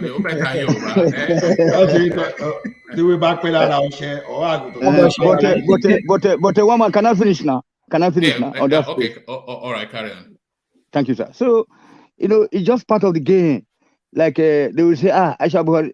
Yesterday when I used to follow you because of my, I don't know what happened to my handy, to my mobile phone, that I couldn't log in, and then but I was just using some other, sound internet. They didn't let me push the like button or whatever, or to even make any commentary. Yesterday you was talking about it, that our own NAS association, students association, they have to be they have to go begging. That one just made me yesterday. Is that not disgraceful? It's unbelievable. I can't, look, I couldn't believe that. I say my own NAS, of which I'm a member that we fought for the two-tier system of OND and HND that we stood our ground. That it has to be a two-tier system instead of the NND system. I mean, oh my God, I couldn't believe. So last night, and then I was talking to my brother also. Like my brother in Africa, he always said, no, leave me. I don't want to do politics. Let me just feed my family. Let me feed myself. So a whole NAS. I couldn't believe my eyes. Look, I couldn't believe my ears. That NAS have to go begging. That, oh my God. So. All right, thank you, Tony. I think we may have Adewale back. Adewale, I'm back. Good to have you back. So as you were, carry on. Okay, so I was talking about the involvement of the Chief Justice of Nigeria in the political discussion. I think the man kind of committed what I would call, in every chosen field, there's always an ethics and all that everyone must follow. But what he did there was to, when you play to the gallery and when you say Ore and it was Miss Yanni. And that was exactly what it was a dinner, I believe. So I guess what he had that night at the reception was what makes him to be because one glass of champagne too many, possibly because I see no reason.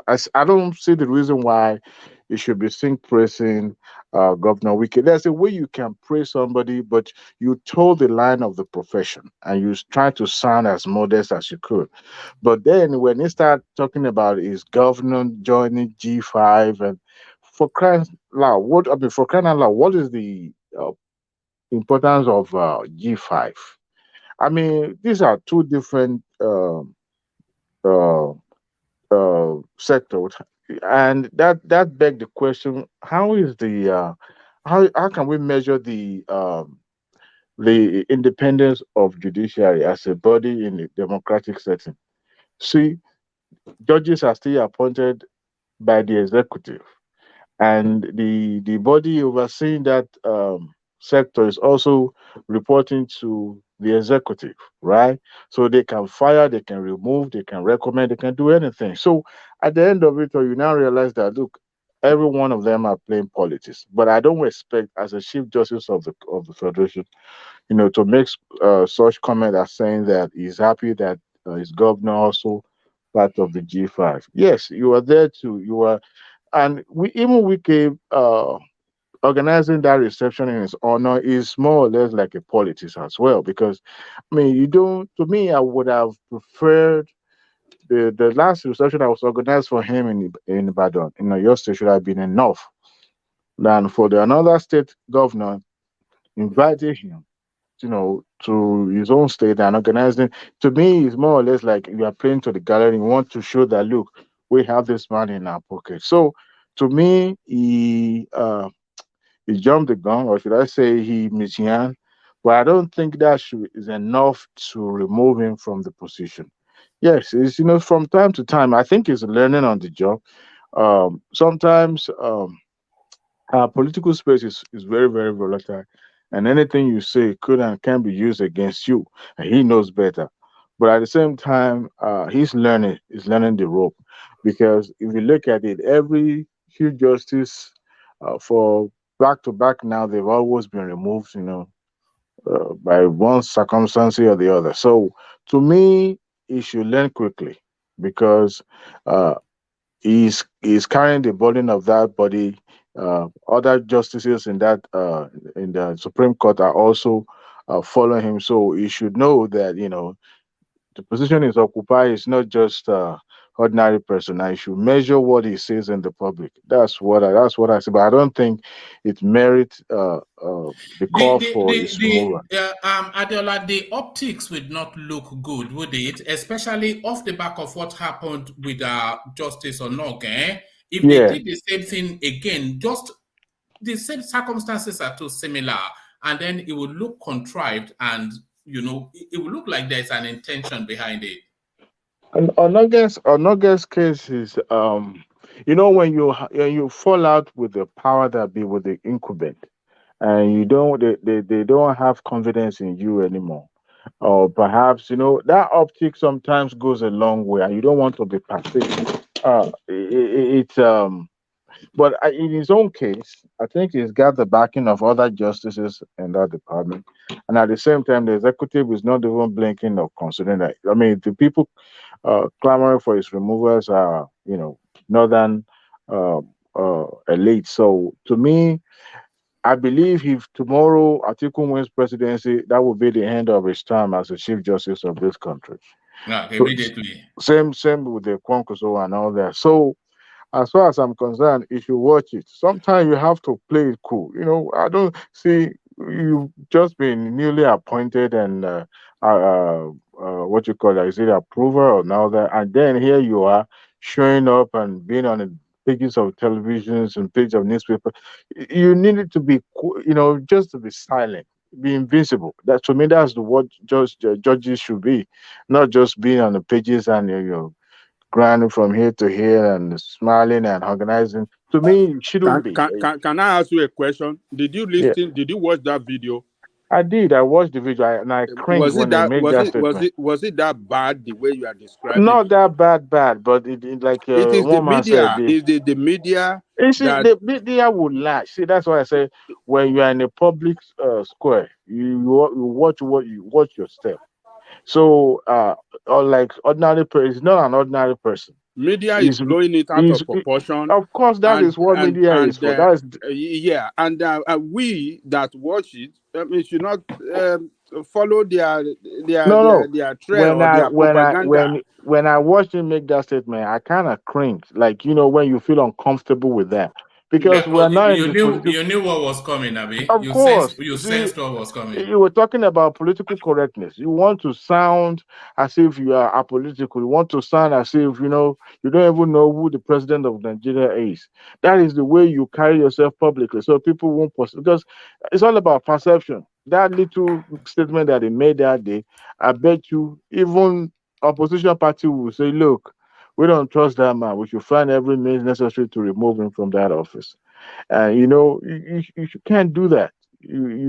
I mean, as far as I'm concerned, it shouldn't be seen romancing, politicians so much, because you lose your confidence, in the public as well. Because every cases that goes to Supreme Court now would now be, judged through that How can you lens. describe it that it's losing the confidence in the public when it is just this disgruntled PDP leadership that are only calling for his removal?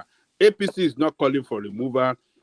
Labour is not calling for removal. Shore is not calling. Nobody around the country calling. It's just this disgruntled that are crying and licking their wound because of the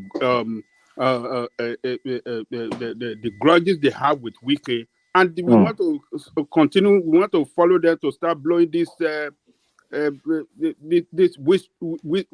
continue. I mean, follow them to whisper this doom message. I don't get it. Yeah, but you see the way I don't get it. Nobody is calling for the removal of the man except these disgruntled guys from PDP. Just leave these disgruntled people alone in PDP. They don't know what they are doing. They are losing the election. They know that they are not doing. They are not doing the job right, and they are just crying to call for somebody's head for their own failure. But Ajale Koko, who cares about them? Who cares about PDP disgruntled people? Hold on, Ajale Koko. But if APC does win the election with all of this partisan politics posturing of the Chief Justice of Nigeria, does that not put him in an untenable position? Because of course we know that litigation follows every That election is why in I Nigeria. say that people will lose confidence in his ability to be neutral, to be able to judge case, by the merits of the case. Mr. Ajale Koko, you are, the way you feel is the same way the oppositions are feeling. Everybody have their biases. Now, if you are not to be sympathetic to APC or Labour Party, I bet you will feel the same way those people also feel. We're talking about somebody who had the highest, or should I call the last of the last when it comes to justice in the country. So you don't want to leave every chances. So you want to make sure that it's just about perception. Yes, well, it's more or less like, the media is making a mole out of nothing. But you look at the fact that if myself, who have no affiliation with any of these political parties, could feel that awkwardness in that statement, not to talk about a whole political party. All right, so that is why I say they all have the right to feel that way anyway. But we're talking about the volatile situation. We're in a political season where everything you say is going to be measured by how people feel towards you and all that. So whether what statement he made is correct, or it's nothing, it's no big deal, nothing but that, it still has to be measured. It still has to be, he's a career person. He's not a politician, even though of course you can say they're a politician as well. But then you look at the fact that he's the Chief Justice. I mean, to me, he should have, just commend the governors for, standing up and, making sure Nigeria good, and he should have just forget about saying praises individual. That's what I expected. Adewale, when he went to Port Harcourt, he went to open judicial complexes that were built by Wike. So you will say that is a good thing to do, because of course he's acknowledging that they're expanding the judicial provisions in Nigeria. And of course, but should he not have sent like a deputy rather than turn up in No, person? no. You remember the reception was organized for him. No. There's two instances. There I was know. one in Ibadan and then No, another the one in Port one in Port Harcourt. Harcourt, you know, Yeah. the luncheon was the day before the opening of that particular edifice we're talking about. So he was, at first he said Governor Wike surprised him. And, you know, he was trying to tell the public that, look, he commended him for the good job he's doing and all that. But see, where he lost track was that when he started the really, see, the dinner itself was for him. It's to reception for his appointment and all that, and his contribution towards, you know, judiciary system in Nigeria. But then, where he lost track was when he started praise singing his governors and the G5s and all that. It should have remained in the middle, okay? But you see, he even mentioned the building that will be commissioned the following day when he was talking about Justice Mary Odile and all that. But you see, to me, I'm not. You see, we are human beings. Yoruba will say, "Ayuma rekorima mi." But sometimes you have to. You see, you know your audience. You know what you will say. But then, who can't tell? Maybe he himself is also political and all that. So, I mean, they know themselves. But I'm just saying that, you know, for an ordinary person who still have a belief that, you know, our judiciary system will still do their job when it comes to doing it, it shouldn't let us feel that way. Okay, that's just my own uh, think about the old. It should just stay out of limelight, stay away. Justice Ways wasn't in the limelight. Justice Tanko wasn't in the limelight. I mean, why should, you know, him be hugging every opportunity with a camera and then making head news? It just doesn't make any to No, me. it's behavior unbecoming. It's not becoming of the chief. Like you said, say whatever it is you like about Tako Mohammed, you won't see him at an Owambe party No, not at being a all. news. Yeah. Not at all. Not at all. All right, but Adewale, if I said to you that the Nigerian media space, they are treating Peter Obi with soft gloves, would you agree with that? Depends on the media we're talking about. Are we talking about NTA and the likes, or No, the? I'm not saying the media space in general. But what's been happening is there's been ongoing back and forth between Festus Keyamo and the obedient space. So they were saying Tinubu should come and debate Peter Obi, and then Festus Keyamo came up with a list of conditions before a debate can take place, and he said if those conditions were met, even then the APC will only send a spokesperson to go and debate Peter Obi. So there's been that back and forth, and then the backlash against that comment. So he has now come up with a list of all of the things that he considers Peter Obi using to deceive Nigerians. The lack of a manifesto, that is infamous WhatsApp that he read out, almost inviting a dog whistle to the Southeast to launch against the Southwest, and then him traversing from church to church, campaigning. And if you looked at somebody like Kwakwanso, for instance, if Kwakwanso was hopping from mosque to mosque in the manner that Peter Obi is hopping from church to church, canvassing for elections, the echo of Islamization will be ricocheting all over. So he's talking about how he's turning it into an ethnic religious thing. And then, of course, all of that space of the Pandora Papers, the non-declaring of assets was being sworn in as governor, using government funds to run his own private business, no coherent achievements in Anambra State to report, all of these things, but nobody has ever held Peter Obi's feet yet to the coal and sweat him a little bit. So he just turns, and he's the most is the most media present person in the campaign. It's never off the media, but no one has yet probed him to try and nail him down. They will give him soft sell questions.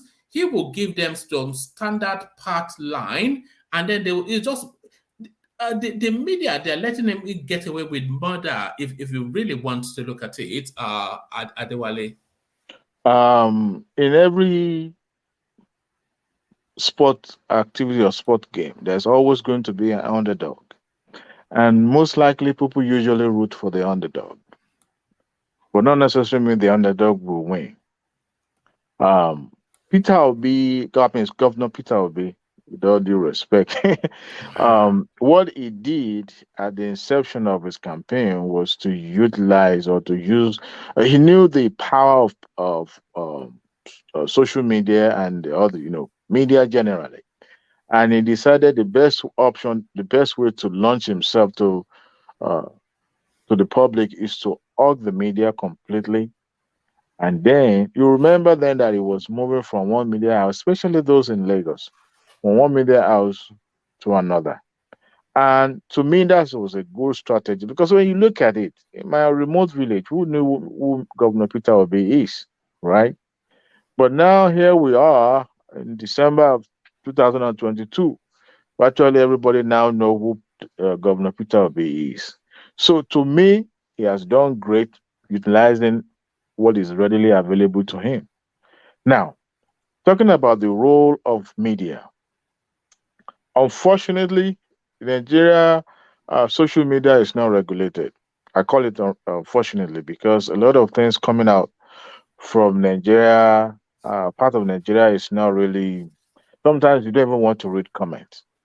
But then you look at what happens here in the United States when President Trump or Mr. Trump, as a 2000 and it was 2016, 2015. What he did is the exact thing. He hugged the media, even though the media didn't hug him back, but he still used that power of media. But if you see, when you not talk about the biases, the what should I call this now? Any other word that you could use? They knew that the likes of Tinubu and Atikus are already household name, and the way the things are in Nigeria. If you, I mean, let's take Lagos State for example. We have the likes of China's News, Arise News, AIT, TVC. TVC at the beginning is trying to stay neutral, but of course you can see who is paying who pays the piper now. So to me, they are to be relevant and at the same time to be not to lose out in the market, or should I call it ongoing thing. The best strategy is to all Governor Peter Obi. You know why? Because most of the time who you see online the most are the obedient. And in order not to demarcate yourself, the best option is to start, attaching yourself to that uh to the obedience. Because if you're now saying that, start bringing in, uh featuring Tinubu's and articles on your page and all that, even on your television, people will start watching it. So their best option now is to make sure that they. But then the Tinubu has their own strategy. There's no way they will bring Tinubu. You remember Tinubu made a statement in what's it, in Delta State, that mentioning of Obi was an insult to him. To me, it crossed the line. That is arrogance. You can't say that. This is sport, right? This is sport. One second division and you that you're on the top. Sometimes you play a game. Sometimes but you don't have to. To me, I don't see reason why you should be you know talking down. For crying out loud, this man was a governor, right? He was a governor for 8 years in the state in Nigeria. I mean, we can say that he doesn't have much political capital like you do, but I don't expect him, to be seen. Of course, if you look at the value of what he said, you can say, well, he's right in some extent, but what Governor Bay has done is to play humiliating in the media so that people will say this man is just like us, but he was not like us. He's more than everybody because he was once a governor. He's a rich man. He lives in a highbrow area. But then you realize that he needed that media and the media hugged him back for them to be able to stay relevant in their market. But for Tinubu having or being in the same debate, it's still going to come. It's still going to happen. They're going to have a debate. I'm not sure, but I'm hoping there will be a debate. But I don't see that happening with the way, because come to think about it, look at all the events that have happened in the past where Obedient has been the organizers and all that. What happened at the end of it all is always ended up in a fight or in one rowdy session, right? The Arise town hall meeting, the NBA, majority of people there are obedient and all that. So, and there's no way you being a front runner will want to be associated or want to be part of that, whereby there's the candidate is shouting, yelling at supporters, and to me that's the most disorganized uh, uh, media event I've ever seen this year. But then, if you know your value and you don't want to devalue that, so what we do? You stay away from such things. And at the end of it all, Tinubu has a television station, right? So he could as well go to TVC and say, "Look, I want you guys to be showing my name and my picture from morning till evening, just like they do in the North Korea." But Obi doesn't have a television station, right? Atiku Abubakar has the financial means to put his name on every television in Nigeria to be showing his face there from morning to evening. But we doesn't have that. So, and the media also know that, look, the best option is to, but I think the media, they are also, they are, which word should I use now? Should I use culpable or biased? Because I'm beginning to sense that money might even exchange hand. You know why I say that? Um, you remember the Dasuki saga, right? Woman, are you still there? Yeah, I am here. You Yes, remember the I'm Dasuki listening. saga where Yeah. almost 15 people benefited from his looting. Elizabeth too. You know, Obi's name is on that list. They are take a load. The Oh, really? Dasuke load. Yes. Because I So remember Dr. Abati very well. I yes. remember Prince Obaigbena. I remember Raymond Dokwesi too benefited from that legacy. And come to think about it, all of them should have been in jail because they were Yes. all fingered. Come to think about it, tell me, AIT is, is Atiku, right? Then uh Arise News. We can tell from right from the beginning that was where Governor Peter Obi was going to virtually every week. Hardly you will not see him in Arise TV. I mean, on Arise TV television every week, get interview. At a point, I heard Rufai Hosseini asking Tinubu to produce or provide manifestos. Tinubu now provided manifesto, and here they asked Governor Peter Obi where about his manifesto, and he said that is it manifesto will go shop that if I thought it doesn't need manifesto and all that. Eventually, up to today, he hasn't produced any manifesto. And Arise play it down. They never really hammer How on do you, him. Adewale, how do you think the media space would have reacted if less than 3 months now to the election, Tinubu had not produced a manifesto? That would have been a disastrous strategy for his campaign team. They would have Because slaughtered him. The media would have slaughtered him. But yeah, I yeah. bet you that would be the song on everybody's lips. Mhm. Even Atiku, that would be, I, I'm- I won't say that Peter Obi can produce a manifesto, but how do you counter what other, should I say, 10 people, 10 other political parties have done?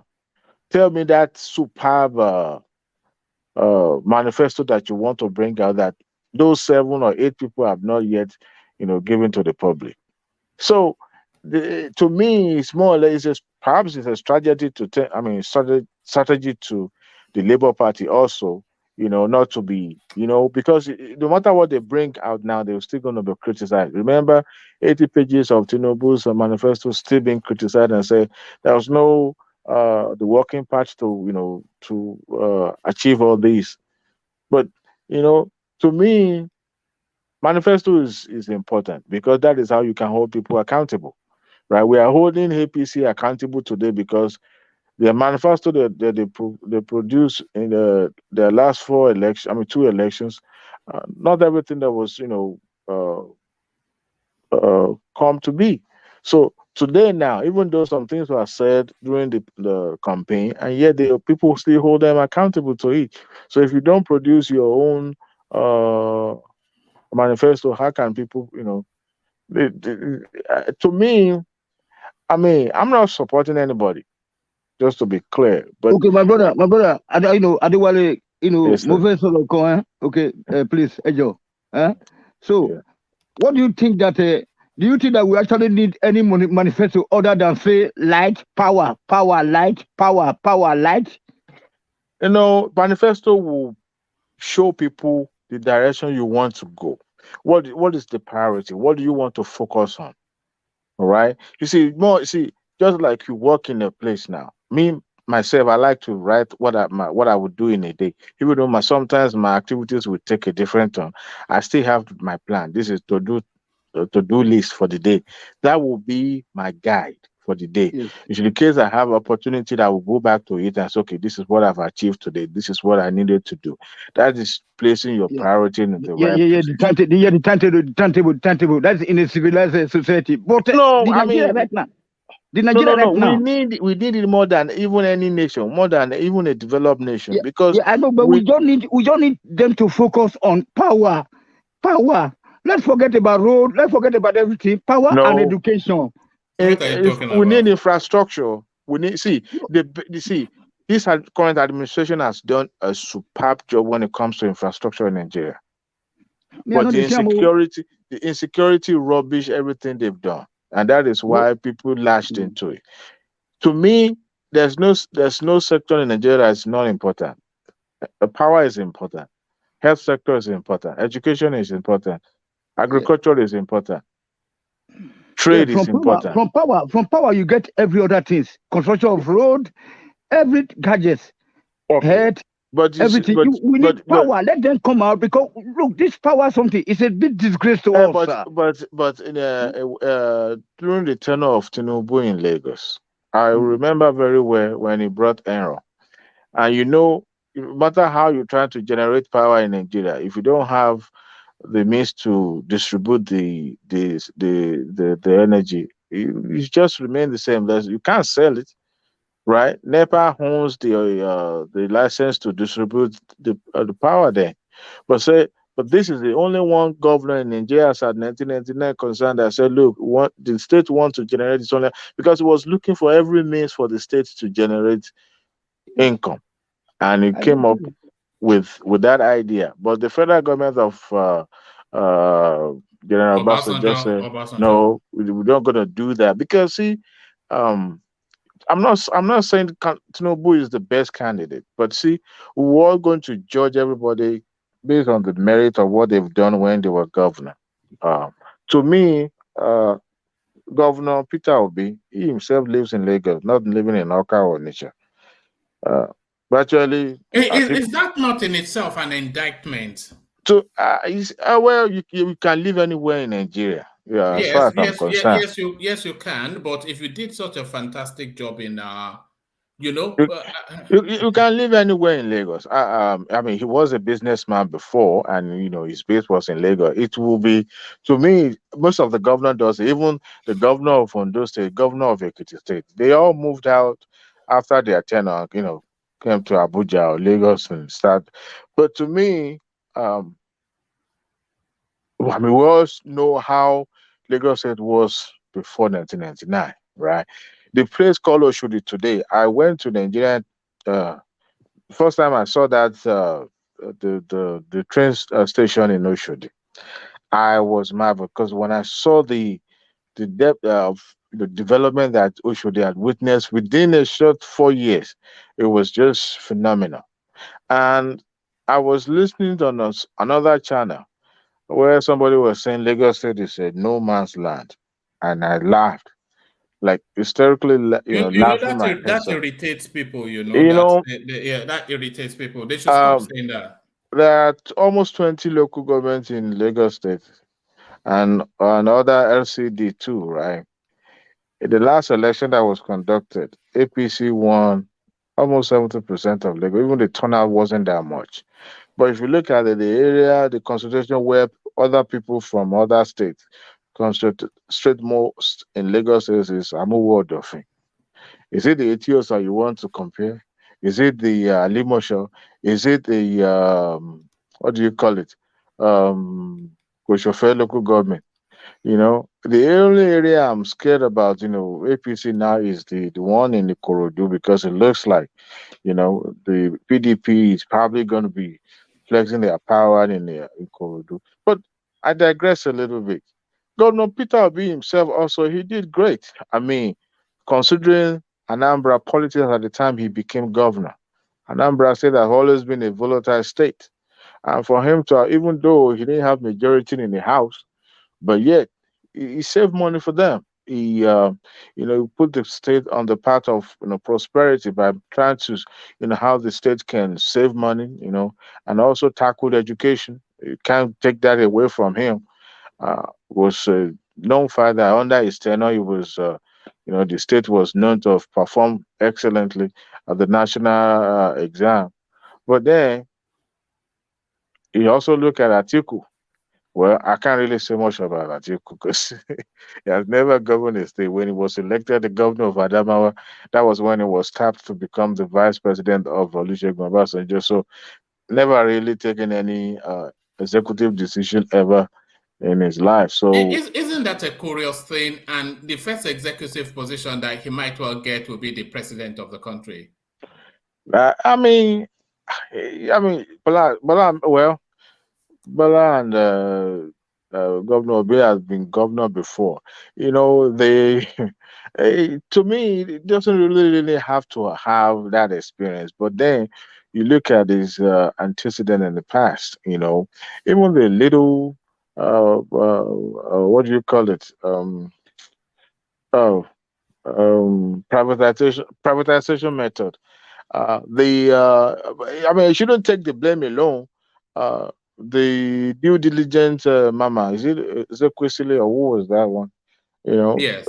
Yeah, and they're all culpable because they were also part and parcel of the process.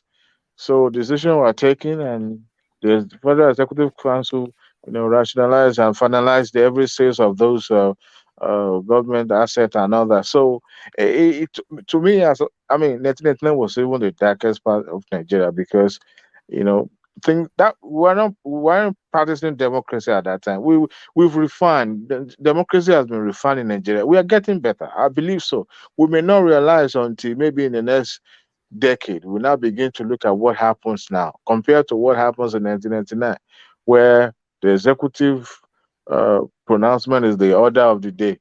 Federal government or federal executive, float judge conventions and all that. They won't comply and all that. But here we are, even though it's still happening, but then, so I think we are getting there. It's gradual changes will be happening. But unfortunately, like said Mr. Woma, the media, the role they are playing, they don't know their impact in democracy. Democracy, the media has a big role more than even because of all the part of democracy, media is always remain constant. Power go, power come, maybe soldier go, soldier come. But the media will always remain. That's why they call them the fourth realm of, So to me, I expect them to, to be uh, fair to everybody, just like a good umpire, and at the same time report accurately and be not to be biased. But unfortunately, we are now living in the age of political correctness. So the media also is all about their pocket. So that's where I see them. And unfortunately, if their democracy is going to be destabilized, they will be the number one root cause of that because they are the one reporting and they are the one, passing information to the nation. So the way I say that they have a crucial role to play, but unfortunately, brown envelope is the order of the day. Speak to us a little bit about our senator, now Governor Adeleke. Do you think he's going to serve his full tenure as the Osun State governor? Ade Dancer himself. Ade Dancer. You know, I mean, Osun State have spoken. They chose him because, like somebody said, they identify with him. They have deep pocket as well. So perhaps probably they outspent APC in the last election. To me, this is a man that doesn't even live in Nigeria. So you can't tell me that he feel the pain of ordinary um farmer in Gbongan. I don't think so. But then he was made a governor and he was making Who pronouncement doesn't and live in Nigeria? Ademola Adeleke. Why? Why? He Why? lives Why? in Why is it? Atlanta. No, you have business there, and Sir, he lives in Atlanta, sir. he live permanently in Atlanta. Yes, I know somebody who knows him, who is He with lives him. in Atlanta You mean permanently. Adeleke? You mean Yes, Yeah, Adeleke? Yeah, he lives he in lives Atlanta. he lives in Atlanta. Yeah, Atlanta. yes. That's what I said. Their base is in Atlanta, all the family. Yeah. He lives in Atlanta. I know his house in Atlanta. I know somebody who knows him, who is with him right now, who has been with him from day one that he moved to Nigeria since almost 2 years ago a year ago to concentrate on this election. So, but the thing is this, um, I hope because, it's unfortunate that is it only Adeleke family, but then we're talking about deep pockets. I just hope, but it took some steps, which to me it's unfortunate that we've relegated our traditional institution He, to he the had to he had to gutter. do he had to do that though. You mean you are talking about him sacking some obas as soon as he Yes, came in? yes. You know that those obas they were given their appointment letters just a week before handover. So it was a political move by Oyetola. But you see, if you see, And is not it and not only that, they he promoted some obas that the lesser grade upper. He promoted them to grade one upper. He promoted some bales in to Ek- obas. in And Ekiti State, in no, Ekiti State? in No, Osun State. I'm just In giving Osun, an example, sir. yeah. In Ekiti So look, State, these politicians, they have done a lot of havoc on our yes, traditional institution, yes, and that yes. was some of those are what this guy did. That Mm, Adeleke came to to reverse. mm. So we should, But in Ekiti State, Governor Kaudi Fayemi summoned all the obas, some of them, and asked why haven't they been having their regular obas meeting? I think it's monthly meeting or so.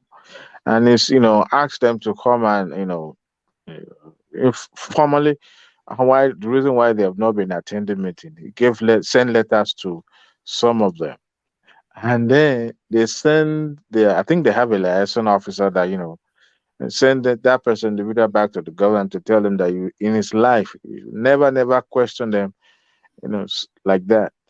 So you're trying to flex his power or his muscle as a sitting governor. Said, when you want to play to the gallery, you start going to the media and let the media knows what is happening and all that. So somebody now called him, all the big like Shifa Babalola and the rest, and look, Ogbeni, you need to go and say that equity is not like Ganduje, not like Ganduje. You want to remove the will of Ado, or you want to remove Elekole of Ekole? You want to remove Ajuro of Ajuro? I'm talking about number one traditional obas in Nigeria. So you better know what you are doing. But you see, I'm not saying what Adeleke did is wrong or right as far as removing those obas. But you see, I don't expect him that will be the number one priority upon assuming the office. I expect the sitting governor will sit down, take a week or two, and then when the furor settles and everything, Oyetola, he appointed a lot of permanent secretaries, a lot of special advisors.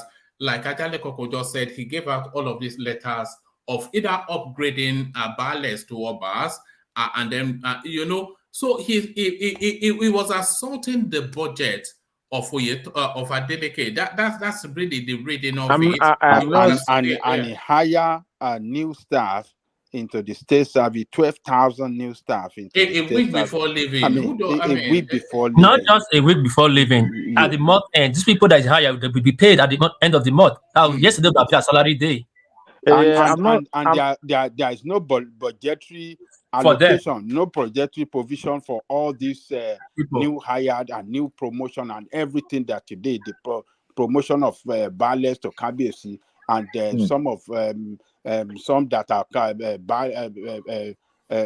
on no people to first grade over and 12,000 new staff and 8 permanent secretary.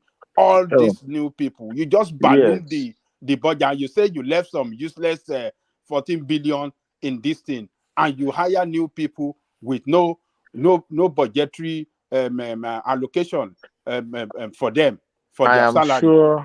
I am sure those people that were appointed also are aware that they are 50-50. They know. It's just about installing your stool. Oh Because no, they wouldn't tell them. They wouldn't tell them that. no, I'm they not, know. They would know. Come They on, they would will know. see. They would know. You know, They would how would know. they know when the They, governor offer you appointment? Governor gave you appointment. How would they you would know. They are think all that political something appointee. will They happen know. to you? They would know that the incoming governor is 50-50. Look, it's not just about saying. To me, we are so used to this authoritarian way of doing things. It's like you want to have a baby and you want to throw away the water and the baby together. No, I expect you. Look, celebrate this week. Don't come in and start bulldozing and acting like the lord of the manor. Even though you know you're still going to reverse most of those decisions, settle down first. Let those things settle. Because you coming in and you start, you got to be this executive order, do this. Look, I don't expect a governor who has never, you know, have executive experience before to start doing that. I'm super, super sure that the likes of the old guard and the civil service, the ones that lose, they have to do this. Of course, probably is aware of what was happening. But to me, who says all those people being appointed cannot work for him? I'm not saying that they should retain their political, appointment. But then you let the dust settle first. Then you start taking it one because that to me shows lack of focus. There's other issues on ground that people of Oshun, you say talking about reversing it. What does the name got to do with people doing okay? Whether it's called state of Oshun or Oshun state, what difference? To me, I Okay, expect him to be let me tell focused. you this. Let me tell you this. Okay. Look, when the outgoing administration does not allow this, what do you call this thing? How do they call it? A system where they will allow the incoming to familiarize them with No, okay, I see what you're saying now. to familiarize them with what they'll be coming in to do. I mean, you give them like maybe 2 months, they be coming and gradually you'll be handing over to them. And by the time that the inauguration and swearing in is done by the governor, everybody already Transition. Yes, transition. Do you know that Uganda did not allow it to happen? Every effort for transition committee to be set up between two of them and to gradually allow the incoming team, to take over the administration. Do you know they were not everything was they were denied the transition effort. And the familiarization, it's familiarization. And familiarization and everything. Yeah, so So that they he's can. trying, and all the appointment he did all those things. It's like he was laying a landmines for this guy to come in and get his head stuck with balloon, staff salary that will not enable him to perform at all. What he couldn't, the hiring and promotion that he couldn't do for 4 years is doing it at dime minutes. You see, the politicians are very wicked, man. Sometimes I'm not justifying what he did is right, but what yeah. I'm saying So is what that guy did on that very day, he was trying to make a statement. He was taking an action to say, look, I am not taking this nonsense. And no, you can't plant a mine. I'm not going to enter this step on this mine. Yeah, So to frustrate yes, the though you incoming cannot government. frustrate me. So Yes, instead of you yes. to frustrate me, I will send all your yeah, people that you have put in strategic position to be a stumbling block in a clog in the wheel of my progress. I will flush them out immediately so that I can stabilize my own administration and function well the way I want to operate. It's just but the question now is that Osun State, what is Adeleke's plan now to set that state on the path of prosperity? Osun State is poor, super poor, just like state like Ekiti State, state like in Southwest. Yeah, those states. Ondo is a little bit fair better, but the Ekiti State, Osun State. Ondo is poor too. Ondo is not paying full I salary to mean, you're workers. able to. They're still, exploring crude. I mean, petroleum from some part of that state. Yeah. So their allocation is a little bit robust compared to a state like Osun. So what I expect the the current governor to start doing is to look. I understand that what the previous governor did. Shouldn't have done that, but they all played the game. But then just give it like a week or two, then started picking them one by one. Because when you come in and you start, it's got to be this, it's got to be that. To me, see, every single person fired or sacked are son of the soil, or they come from Ocean State, right? So whether he fired them or he retained them in that position, they're still going to be looking up to him as their governor, right? So, but then the Yeah, but they ownership are and opposition now. They are enemy. look, see, They are to me, see, opposition. politics is They, not, it's not, there's no permanent enemy when it yeah, they comes to are when they the are, they are politics But look. enemy. They are enemy planted. Come and So Adewale, look, when Yeah. an incoming government is, the outgoing and incoming, they need to synergize. They have to work together. That's what is being done in Germany, in America. It You see wasn't them done. We are not having coffee. America. Hold on, Duro. Then they will drink coffee together. Then they will take them like as Ajanico was saying. Okay, this is a project that I'll be doing.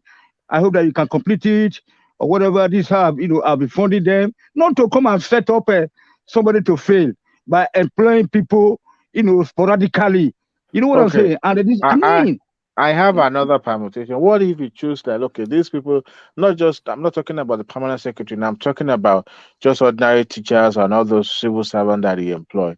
What if he, create a new job sector, maybe agriculture providing, and say, look, we want you guys to leave civil service and start doing farming and all that. Look, Yeah, there's a but when he can win those people over. this Osun River, can we do some fishing there? Like Odo State. Odo State is Ocean, not poor. you can't fish in Ocean River. Oh.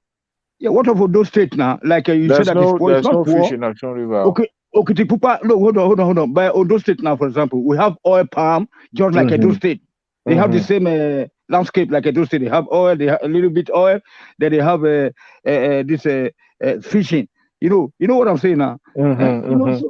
So they can work. I mean, so all these states can also work together. That is what is being done in Germany. Even in New York versus Pennsylvania, they work together. Education classes of students moving across the border to school and the corporations. Why we not do that in Nigeria? But you're All these talking about corporations. nation with strong institution. We don't Yes. have. There's no template. We just roll and roll with the punch. We don't really have a concrete institution that say, look, this is the plan. This is what has to be. People, whether you are incoming or outgoing, you have to address strictly to this. Instruction about handing over. There's nothing like that. We don't. So everybody just does things the way they like.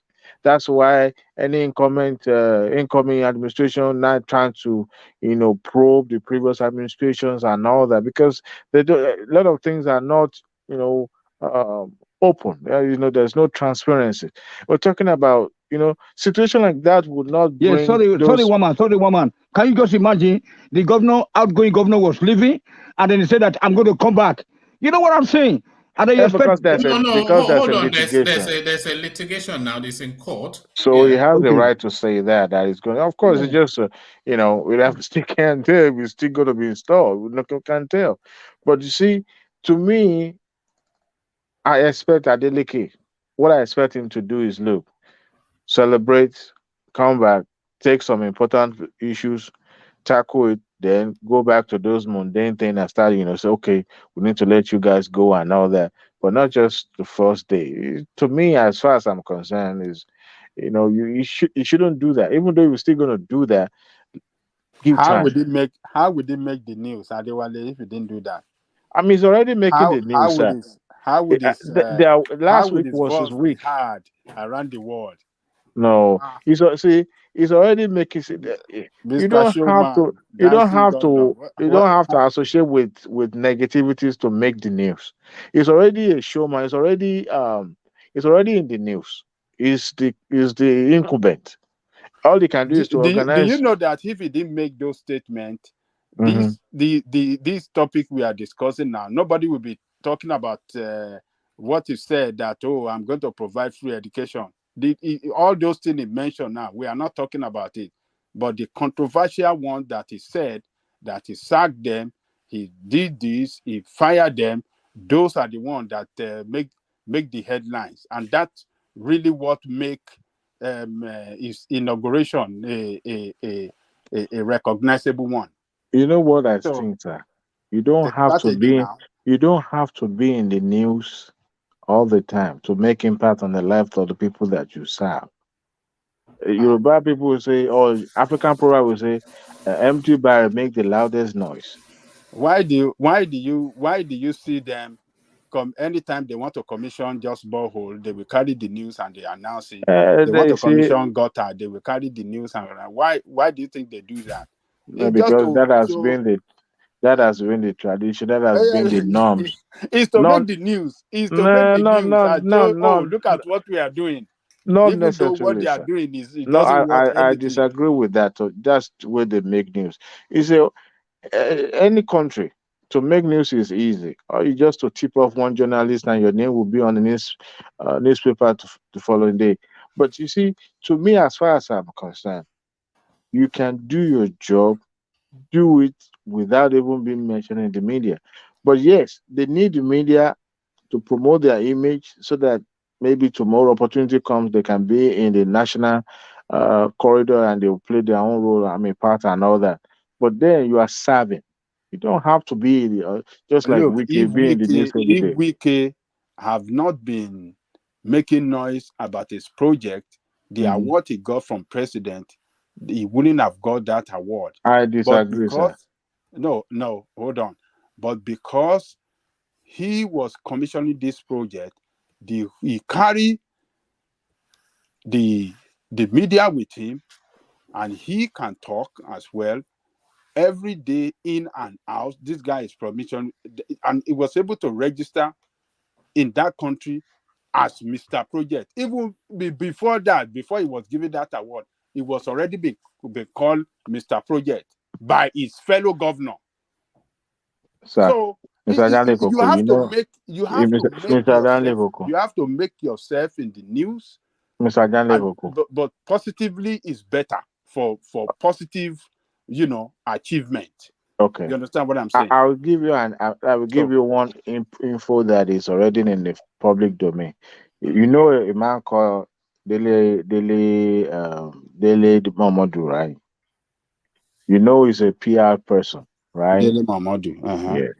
You know, before this political issues, political infighting and all, party infighting and all that, he invited Dele Momodu to Rivers State to Port Harcourt for one reason only, to launder his image. So what he did was to pay Dele Momodu, take some random pictures, plaster it on his page and say, look, this is the man we have been waiting for. It's easy. You want people to know what you are doing, it's easy. pay the newsmaker, pay the blogger. You are right there, even without you even see. Have you ever seen a man called Chief Makadenuga on the news lately? They engage PR and they help them launder their image. It- it- what they do is strategic.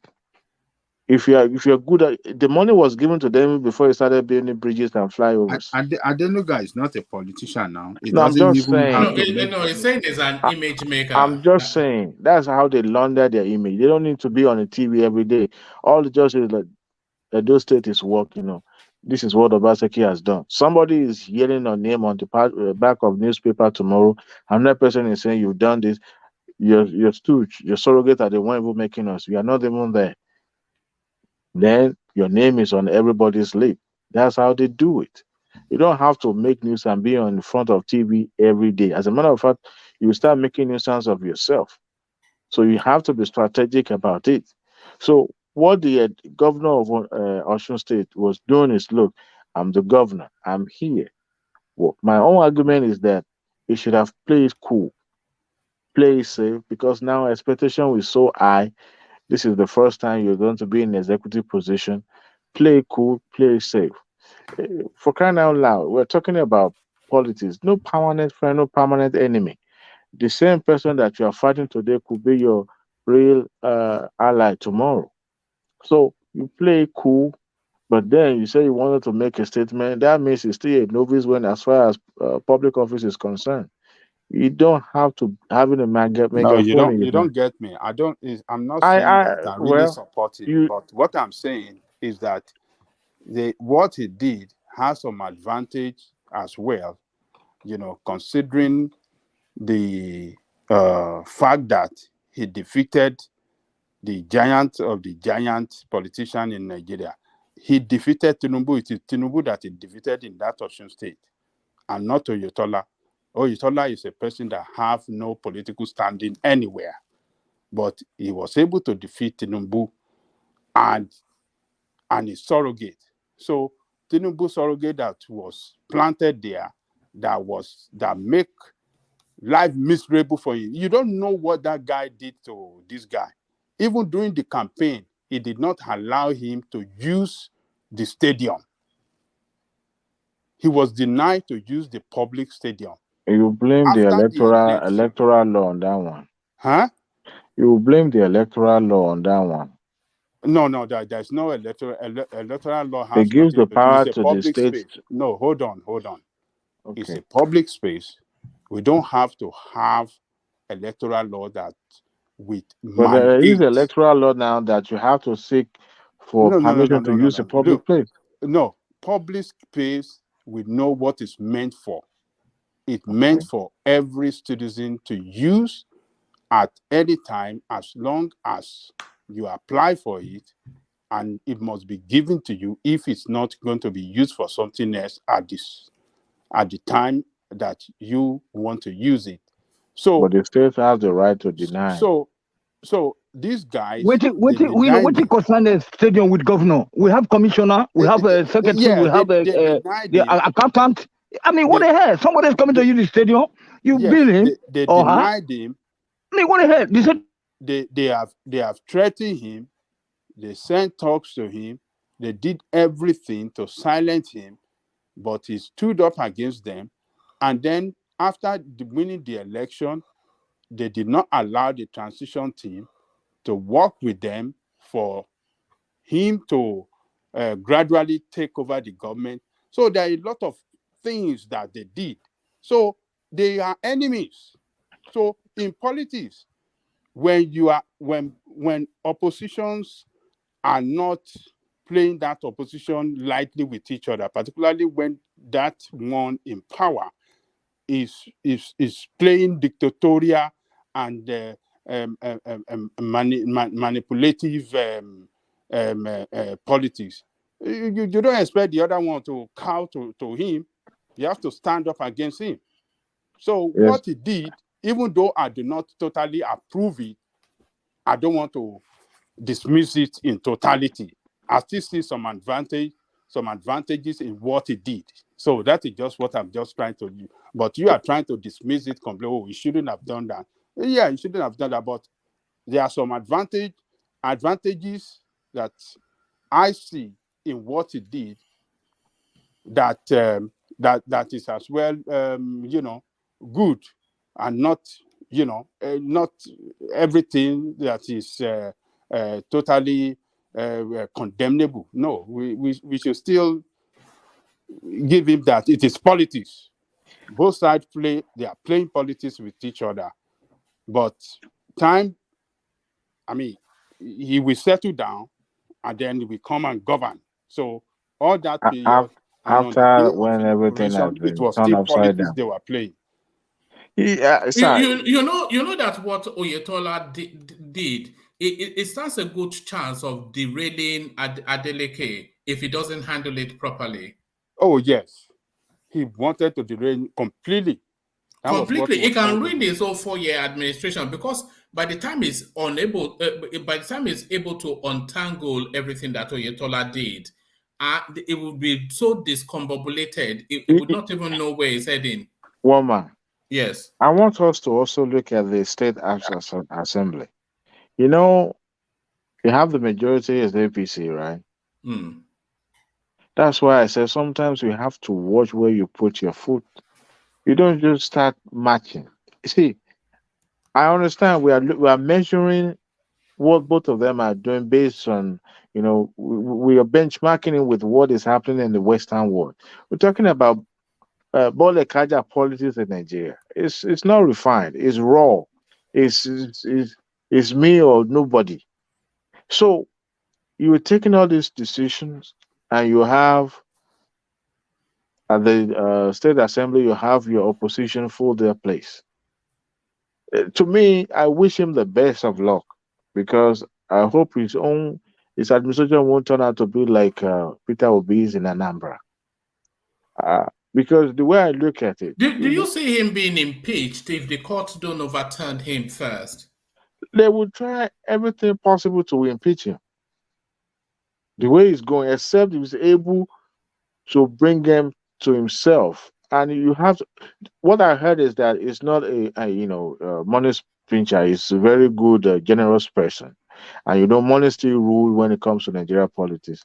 And what I heard was that Oyetola was a very stingy man, who to even spend a dime, you have to, justify another. As far as what I'm hearing as a rumor, and he's able to spend. I think we'll be able to, because when we look at what is happening in Ekiti, the speaker is barely buried, and everybody they're already impeaching the speaker and all that. That tells you money is still the root cause, root of evil, as they say. But him as an incumbent being in opposition and the House of Assembly is, uh, yeah, Oyetola has already succeeded, because as it is now, they will work against him. Yeah, They I agree will with you. He they has will to. seriously work against him. He has to be. Um, he has to play his politics right. He doesn't have to be too aggressive, because whether he like it or not, he still have to work. He will still have to work with the Exactly. APC dominated assembly, because in that assembly, APC have 22 members or 23, and PDP have only 3. Mhm. So I mean, there will be cross carpeting in a couple of months, but it depends on how APC perform nationally. particularly him, it depends on the way he manage. If So he can if manage if them well, if he can, play some ball, and if he can dangle some carrot, yeah, some of them are switch. to It's be money. honest, It's money. Those people, those one in assembly, owó mhm, làwọn yẹn wá jàre. I also have this theory, but I don't know if it's possible that what if Tinubu forgo Oshun as a compromise for his political ambition? These politicians, they won't come to tell you. That's why I was telling somebody, was it this show that was saying Wiki and Obi shouldn't have mentioned their plan on the national TV, but giving me the state and give us this the federal. That to me they do that. They negotiate and they look the other way so that the state can be delivered for this. See, it's still about money. So what if that's what is playing out in Oshun? Because I don't understand how a state with majority in the House of Assembly and then have a governor completely from from opposition party. What happens to Tinubu only came there to campaign for him one time, just one time. So what if that's what is playing out? We don't know. Because by the look of things now, it I looks don't want like to think that there's any arrangement between the issue there is that the Adeleke name.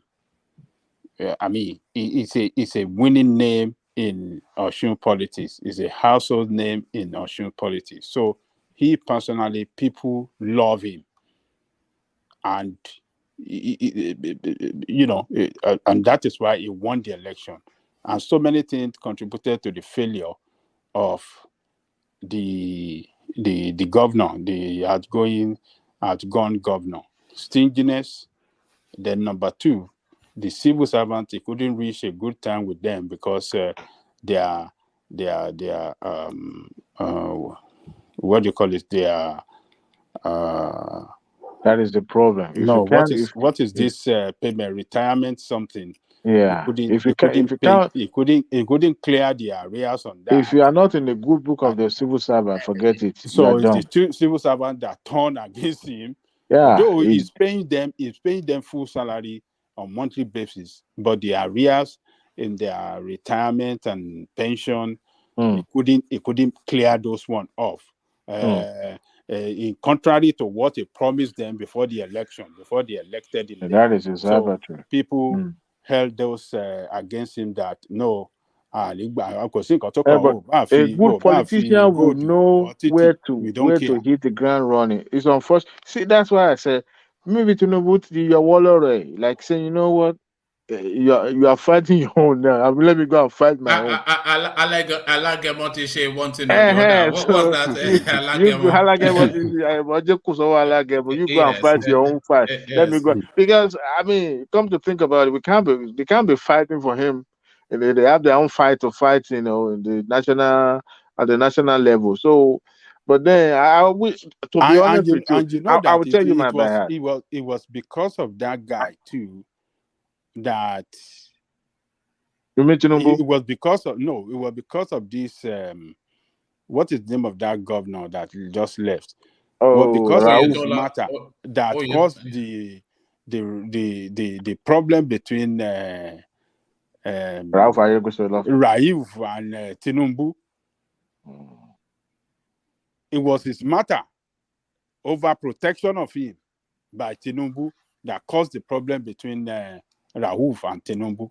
Because when he took over, there are a lot of things that Rauf laid down that this guy deviated from. The template that he laid, he deviated from it, and he was messing up a lot of things that Rauf left down. And that resulted to a problem between them. And Rauf expected Tinubu that he will correct him and he will get him on the right track. But Tinubu did not act.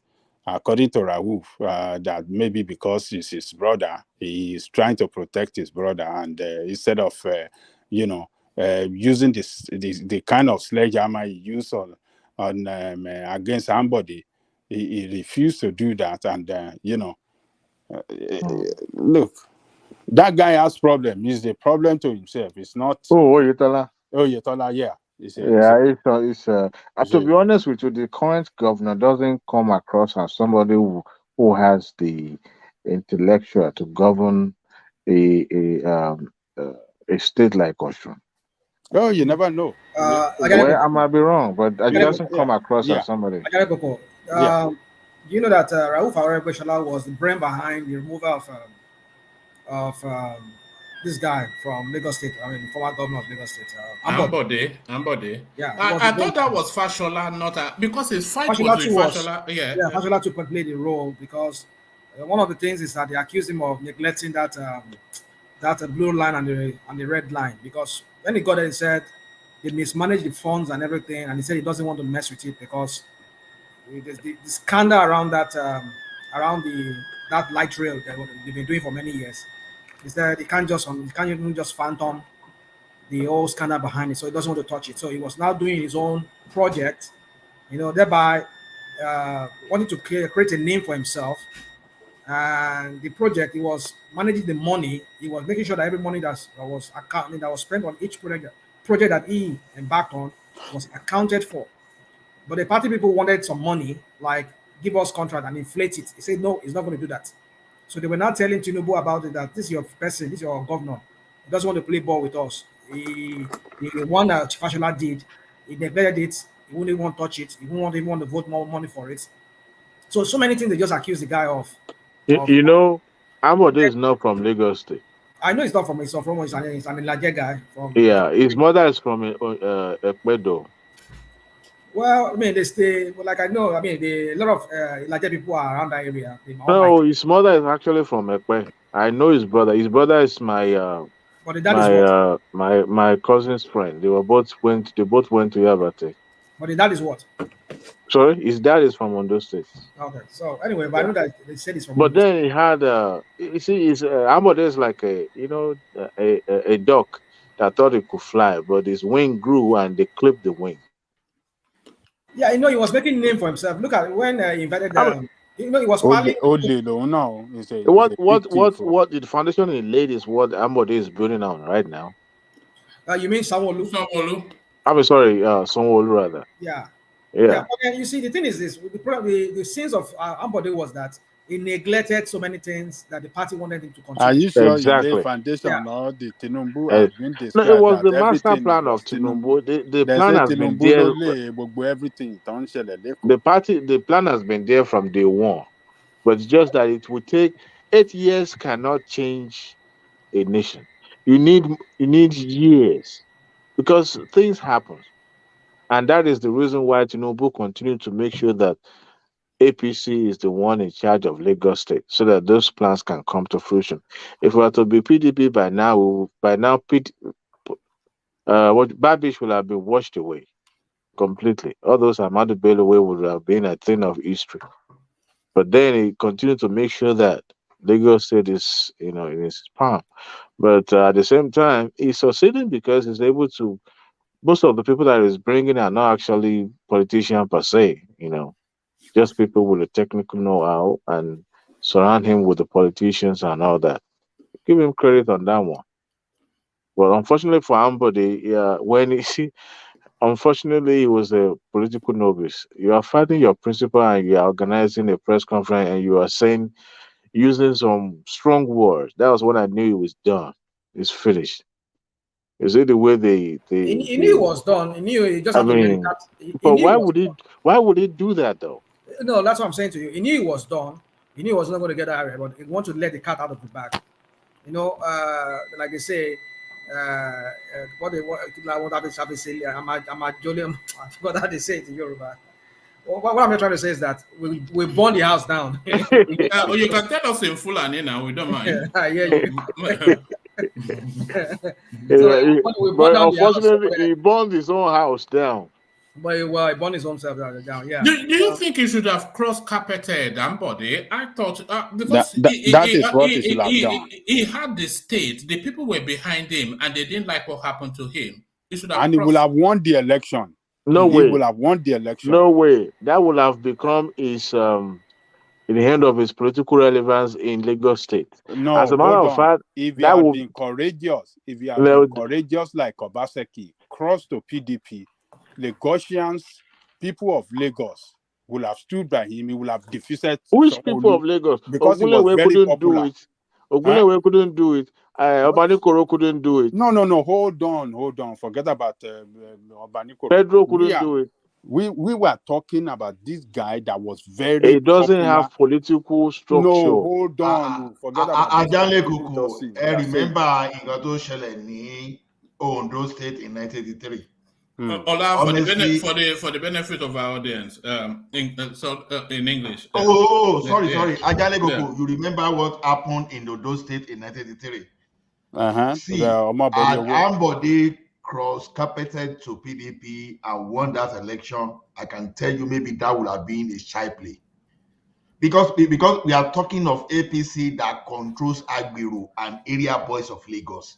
Just imagine what will happen. He And will have this, crushed them. As the executive governor, he They might have the possibly are giving him security. He will have this crushed them. guy's He will have treatment.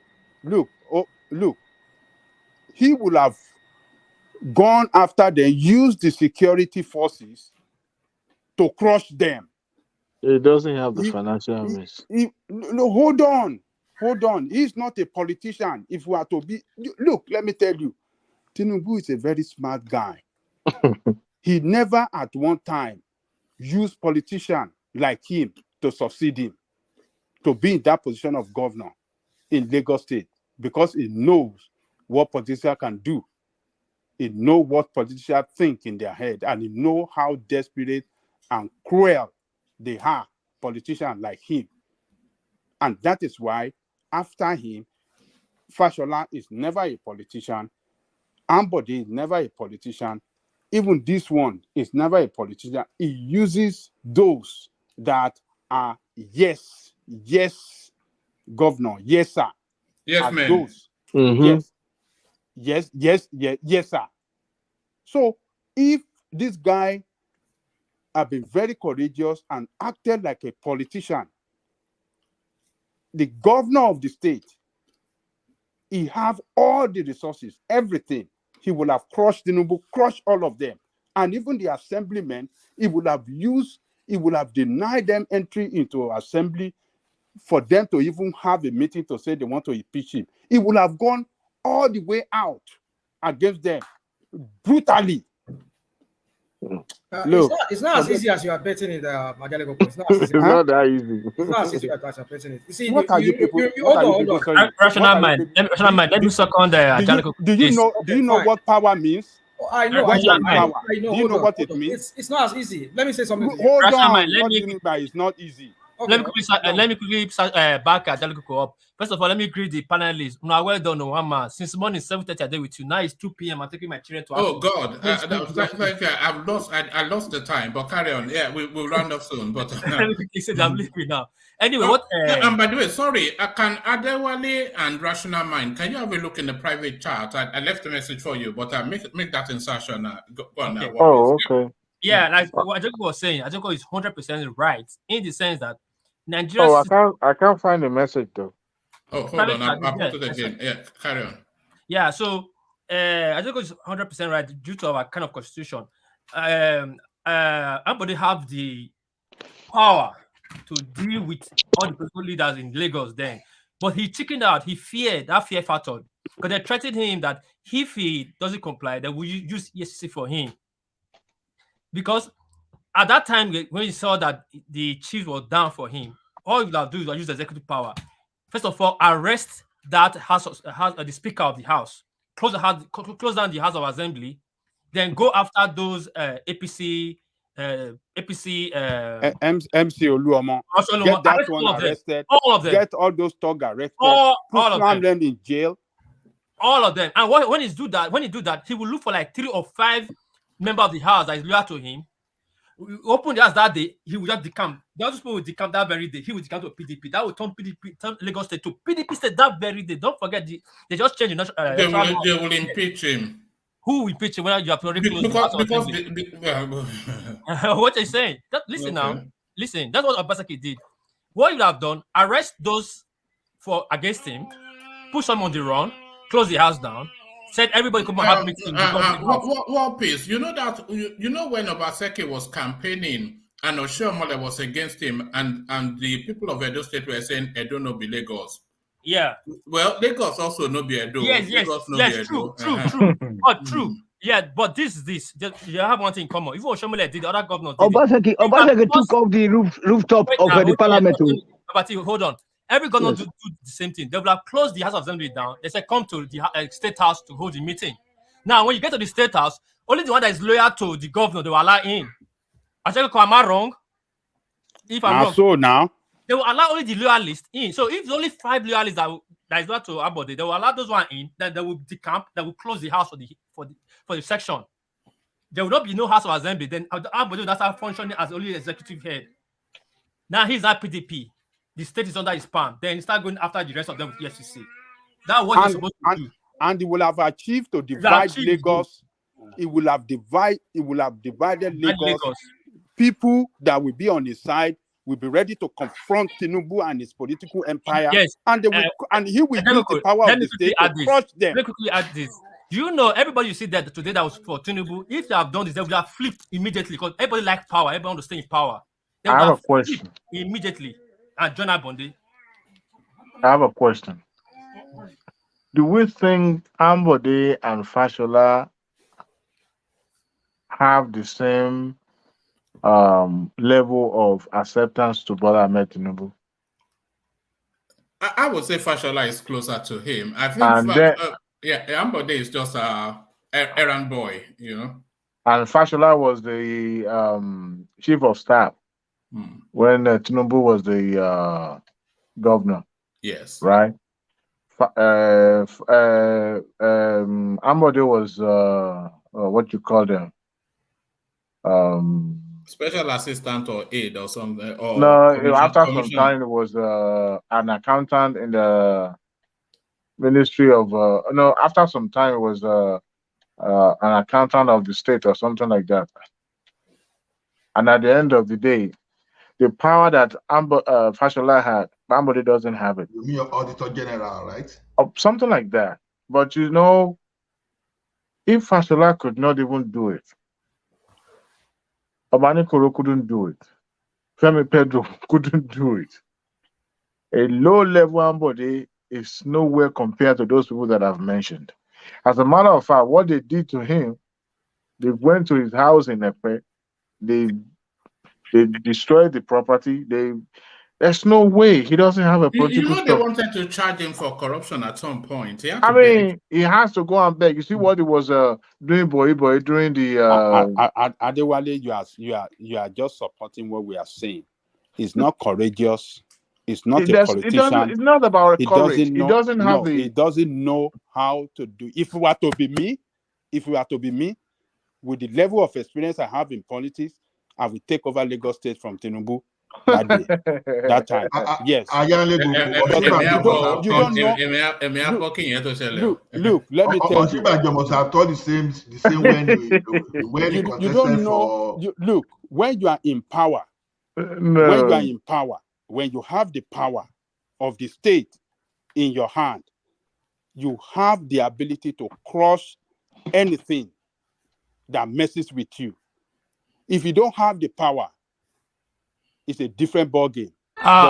Sorry to interject. Please quickly analyze Oshomole and Aneni, how powerful Aneni was. Oshomole wrestled that power from Aneni because he was the state governor. Same thing. Please explain to them so they understand. They are if you have the power of the state with you, you will crush whatever you want to, because the police will support you.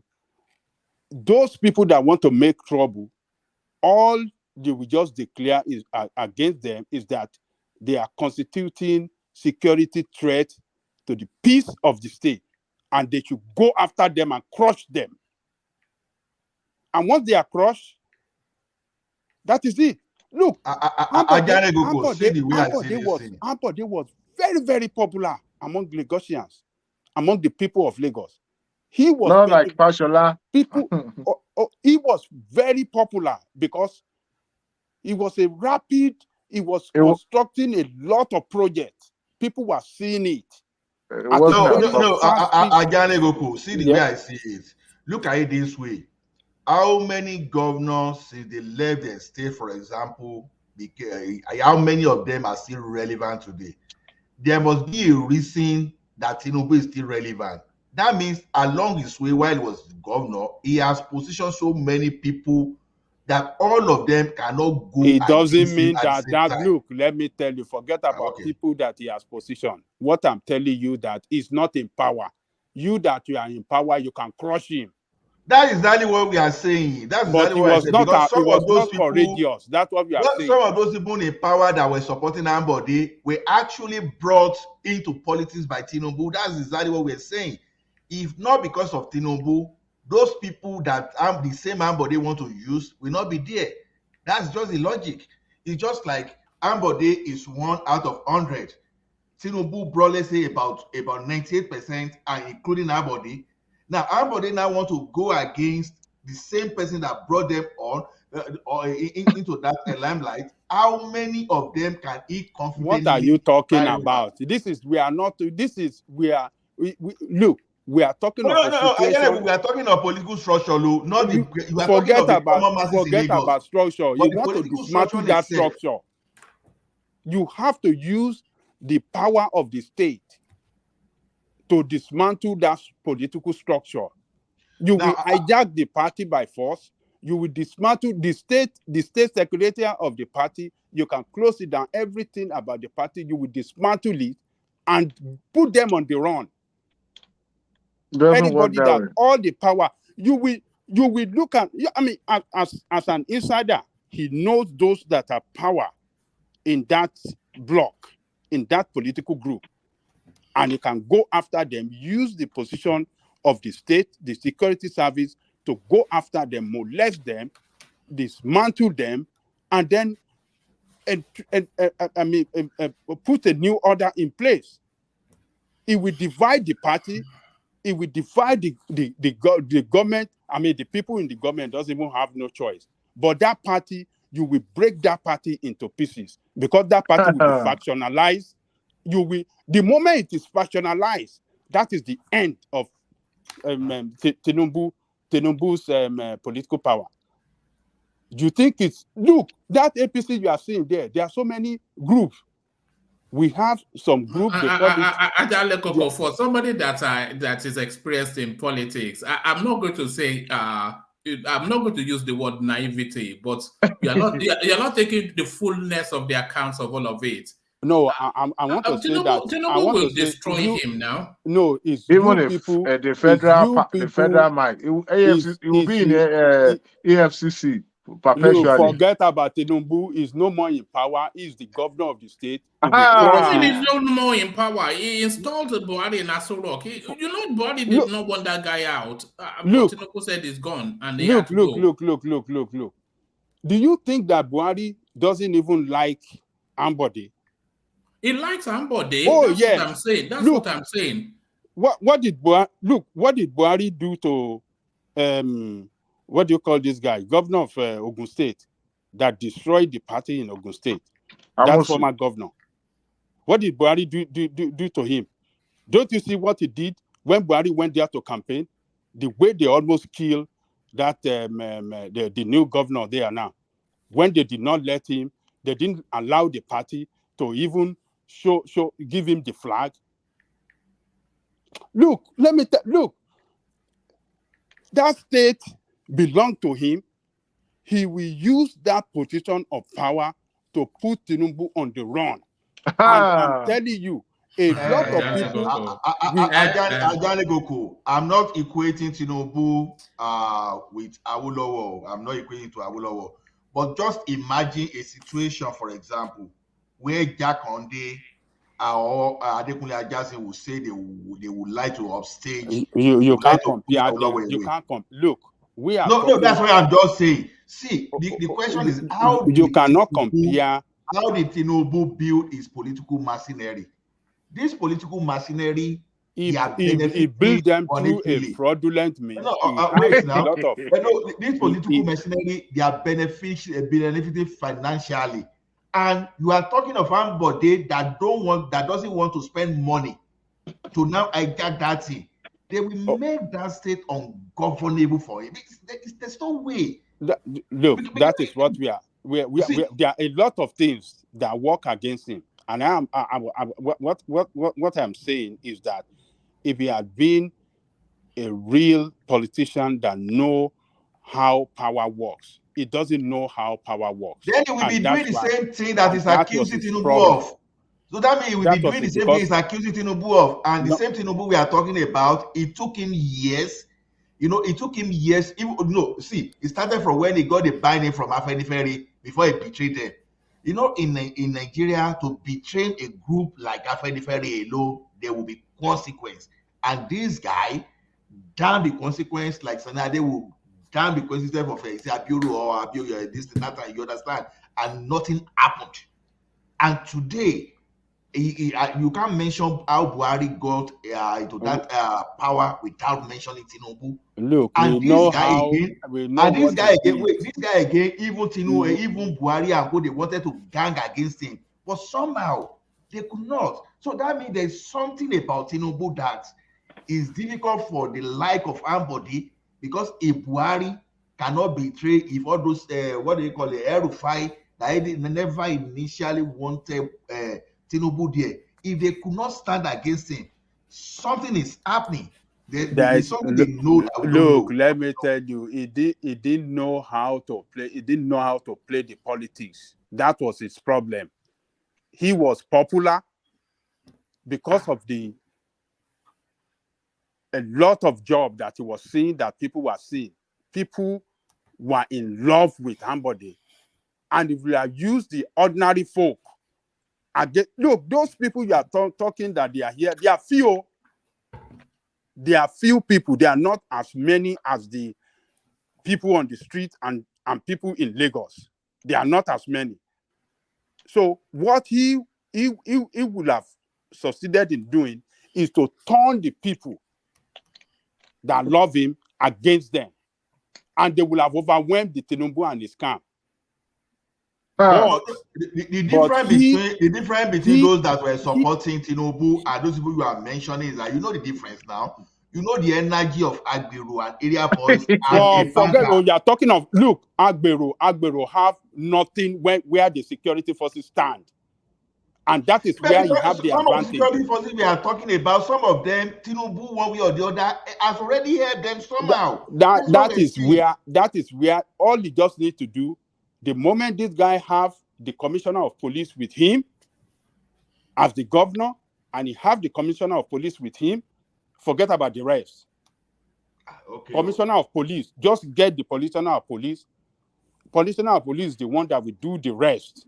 So who is He guiding will Tinubu, mobilize for example? all these Who is guiding Tinubu? Who is guiding Tinubu? Who gives Tinubu all those police escort, for example? Are we saying the commissioner of police or the guy in charge of zone 2? We not know about those people guiding Tinubu, for example? Because this is what we are saying. I think Tinubu will be guarded from the federal space. Exactly. If the commissioner of police is did you remember what this former Donald Duke say? Do you remember what Donald Duke say? How Tinubu outsmarted the Obasanjo when they changed the commissioner of police towards the major election. The same commissioner of police that was sent even by President Obasanjo, for example, that could not even.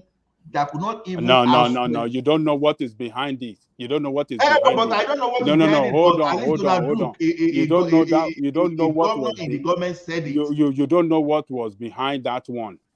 I don't know, but I'm just saying what Tinubu Donald said. Anybody. It's just Obasanjo was very reasonable because one man and 8 hours he knew.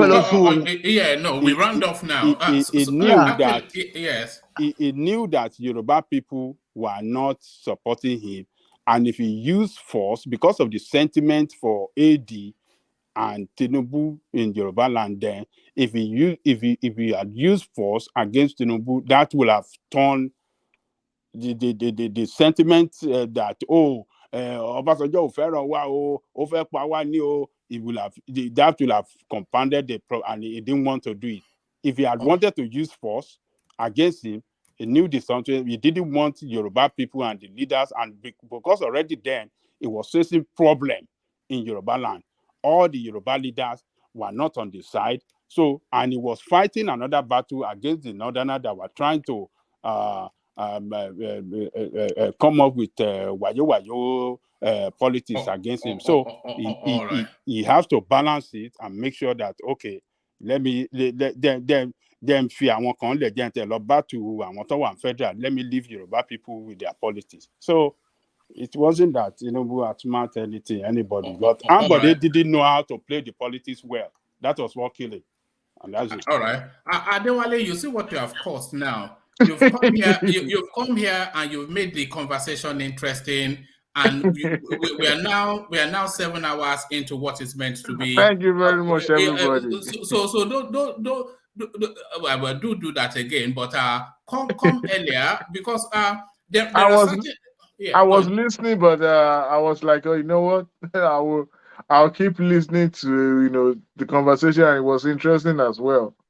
Yes. There are certain voices that the audience they respond to, and you seem to have one of those voices. So anytime you do have time to spare it with us if you can. Right. So Ajanle Koko, are you looking at the time? Ajanle Koko. Oh yes, it's 7 hours, 1 month. It's ungodly. Have we ever reached that before? I think we've reached that once or twice, but yes. But gentlemen, I have to really. But it looked like everybody. I mean, we're all enjoying this. Session. It was only when Thomas. Smooth. It was going very smooth. It was only when Tony spoke that I then looked again. I said, "God," and it's even is 5:23 where I am. 5:23. Can you imagine that? So let me come off quickly to go and get a telling off from my wife. So gentlemen, if you can accommodate just 2 minutes closing remarks, because of course tradition closing remarks it behoves. Let me just go to the people that I'm pretty certain have already gone to bed. Engineer, who is not been feeling too well, but engineer. All right, thank you, engineer. I'll call you during the day, engineer. And Ola, stay around. I want to ask you something after the closing remarks. So stay around. Let's go on from Ola to DOG, who I also suspect may not be with us anymore. DOG, are you there? All right, thank you, D. So that's D, our young millionaire.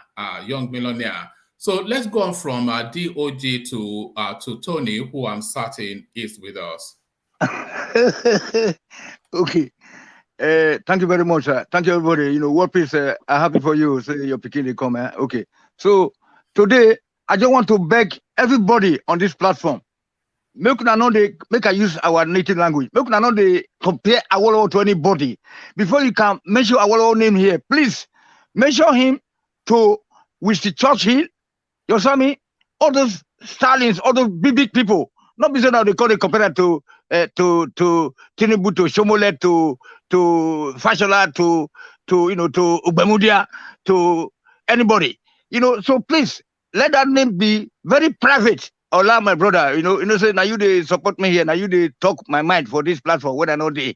But please, don't not mention them at all. Whether not for good, for positive, or for never. Okay. Thank you, gentlemen. Everybody, thank you very much for woman for your contribution in Africa. I've been listening to you. All those your humanitarian job you are doing, and then thank you for bringing Baba Kure to come.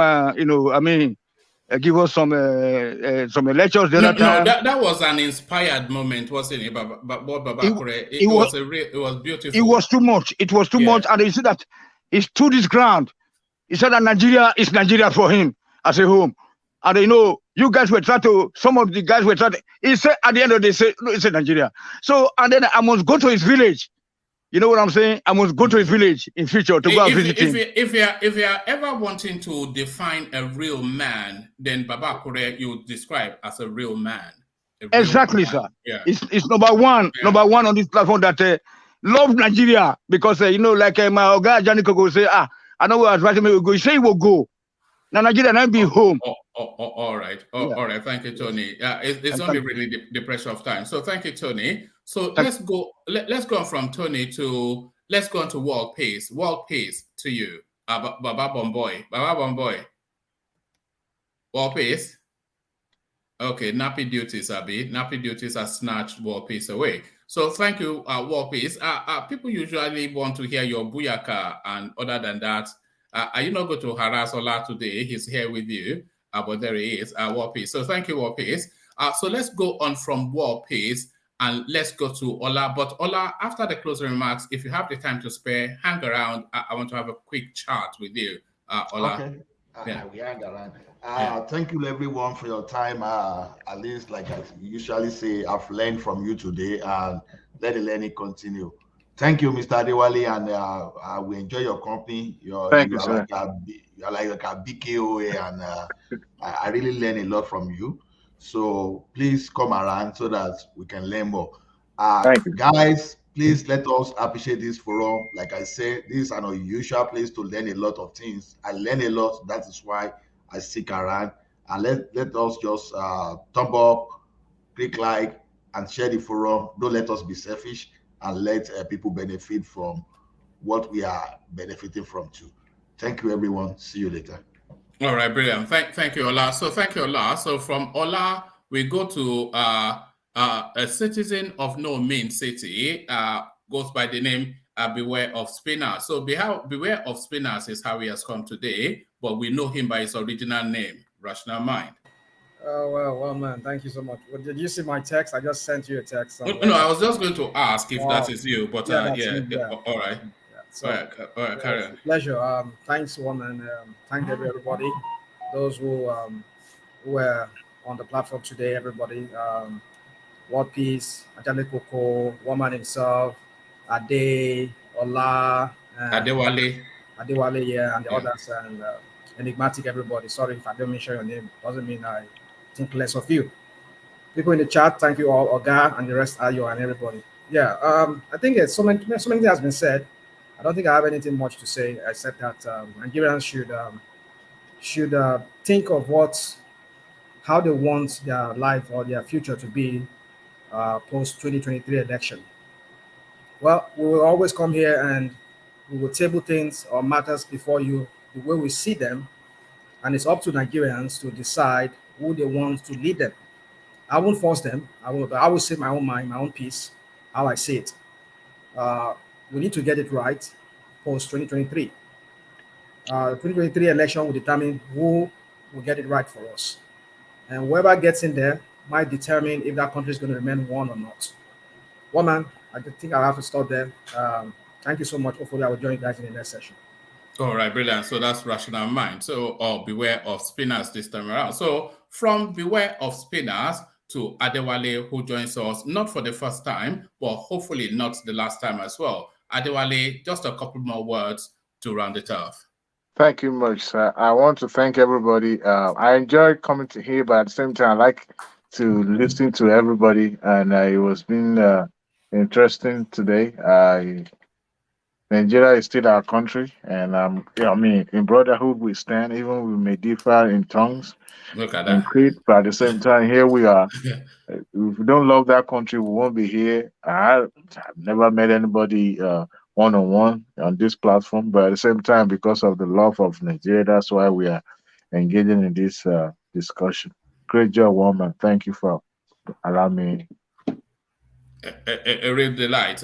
Join us again. Like as I said, just anytime you're in the mood, we're always here. So that's Adewale, one of the another superstar we're unearthing on the platform. Sorry. Thank you, Wale. So thank you. So thank you, Wale.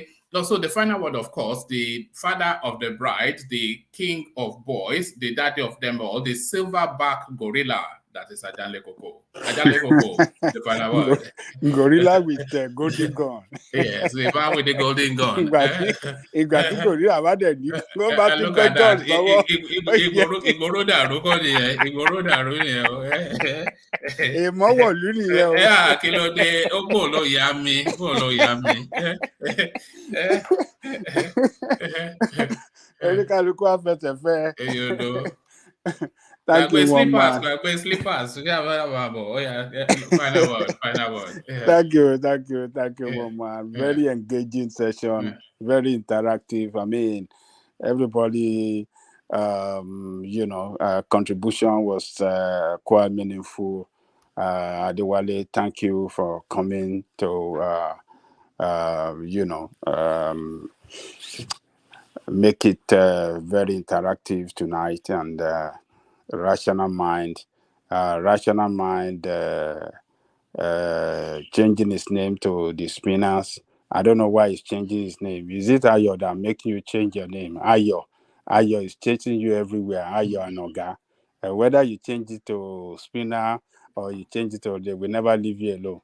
So, because as long as you are after Tinubu or you opposes Tinubu's presidential bid, they will not leave you alone. You know, they are batified. So, and Ola, thank you as well. Tony, thank you. And those are the commentary session. I want to say you are the strength of the platform. Come back tomorrow and let's do another round with one man. I can see some guys over there, Tinkan Island, Ayo, Ota, Rational Mind, and others. Thank you. Come back tomorrow. And those listeners around the world, please just do it for this platform. Again, I know that you click on the like button every time you're listening to us. So if you haven't done that tonight, please, it's time to do it. Do it. Click on the like button to help the YouTube algorithm of the platform. And to one man, another 7 hours. It's not easy, but we have to give that greatest thanks to you for bringing us together to spend 7 hours together. Family platform, we are same people, even though we can speak in different tongues and different languages sometimes, but same people, one family, one love. Thank you, one man. See you tomorrow. Have a great morning over there in Britain. And to our Americans listening, have a good night. See you guys tomorrow. Thank you. All right, brilliant as ever. So you all see now why Ajan Lekoko always has the final word, because he has the just the words for it. He knows how to craft it in a way that just rounds it off. So it's been rounded off as Ajan Lekoko invited. Please do the necessary. It's almost ungodly spending 7 hours online. This is something it's just not right, because it will take its toll on you. Eventually, it's not an endurance test, and hopefully it was enjoyable. But sometimes I wonder if it's a bit wearing on the audience if you're just endless hours. You know, I know you go. Some people will actually go out. You can go to work and come back and still meet us online. It's just it cannot be the thing to do. But we have done it today. It was only because the conversation. The ebb and flow of it. If Tony hadn't spoken, I wouldn't have looked up to see that the time was fast, but there it is. So please do the necessary, as Ajan Lekoko said. Make sure you click on the like button. That is the only thing, and subscribe, of course, as well. Those are the things that you can do to drive traffic to the platform, because really, we should be having 1,000. The conversations we have here, we should be having 1,000 people engaged at every single session and more, 10,000 even. I thought we'd be having 10,000 by now, but that such is the way of it's a hard slog that YouTube plays. But what eases the path is that like button and the subscription. So do that just to help out the platform. So thank you for all of that. So I'll leave it here. Carry the conversation on within the comment section. But Ola, please hang around. I'll leave it here. Carry the conversation on within the comment section. But here, I say peace.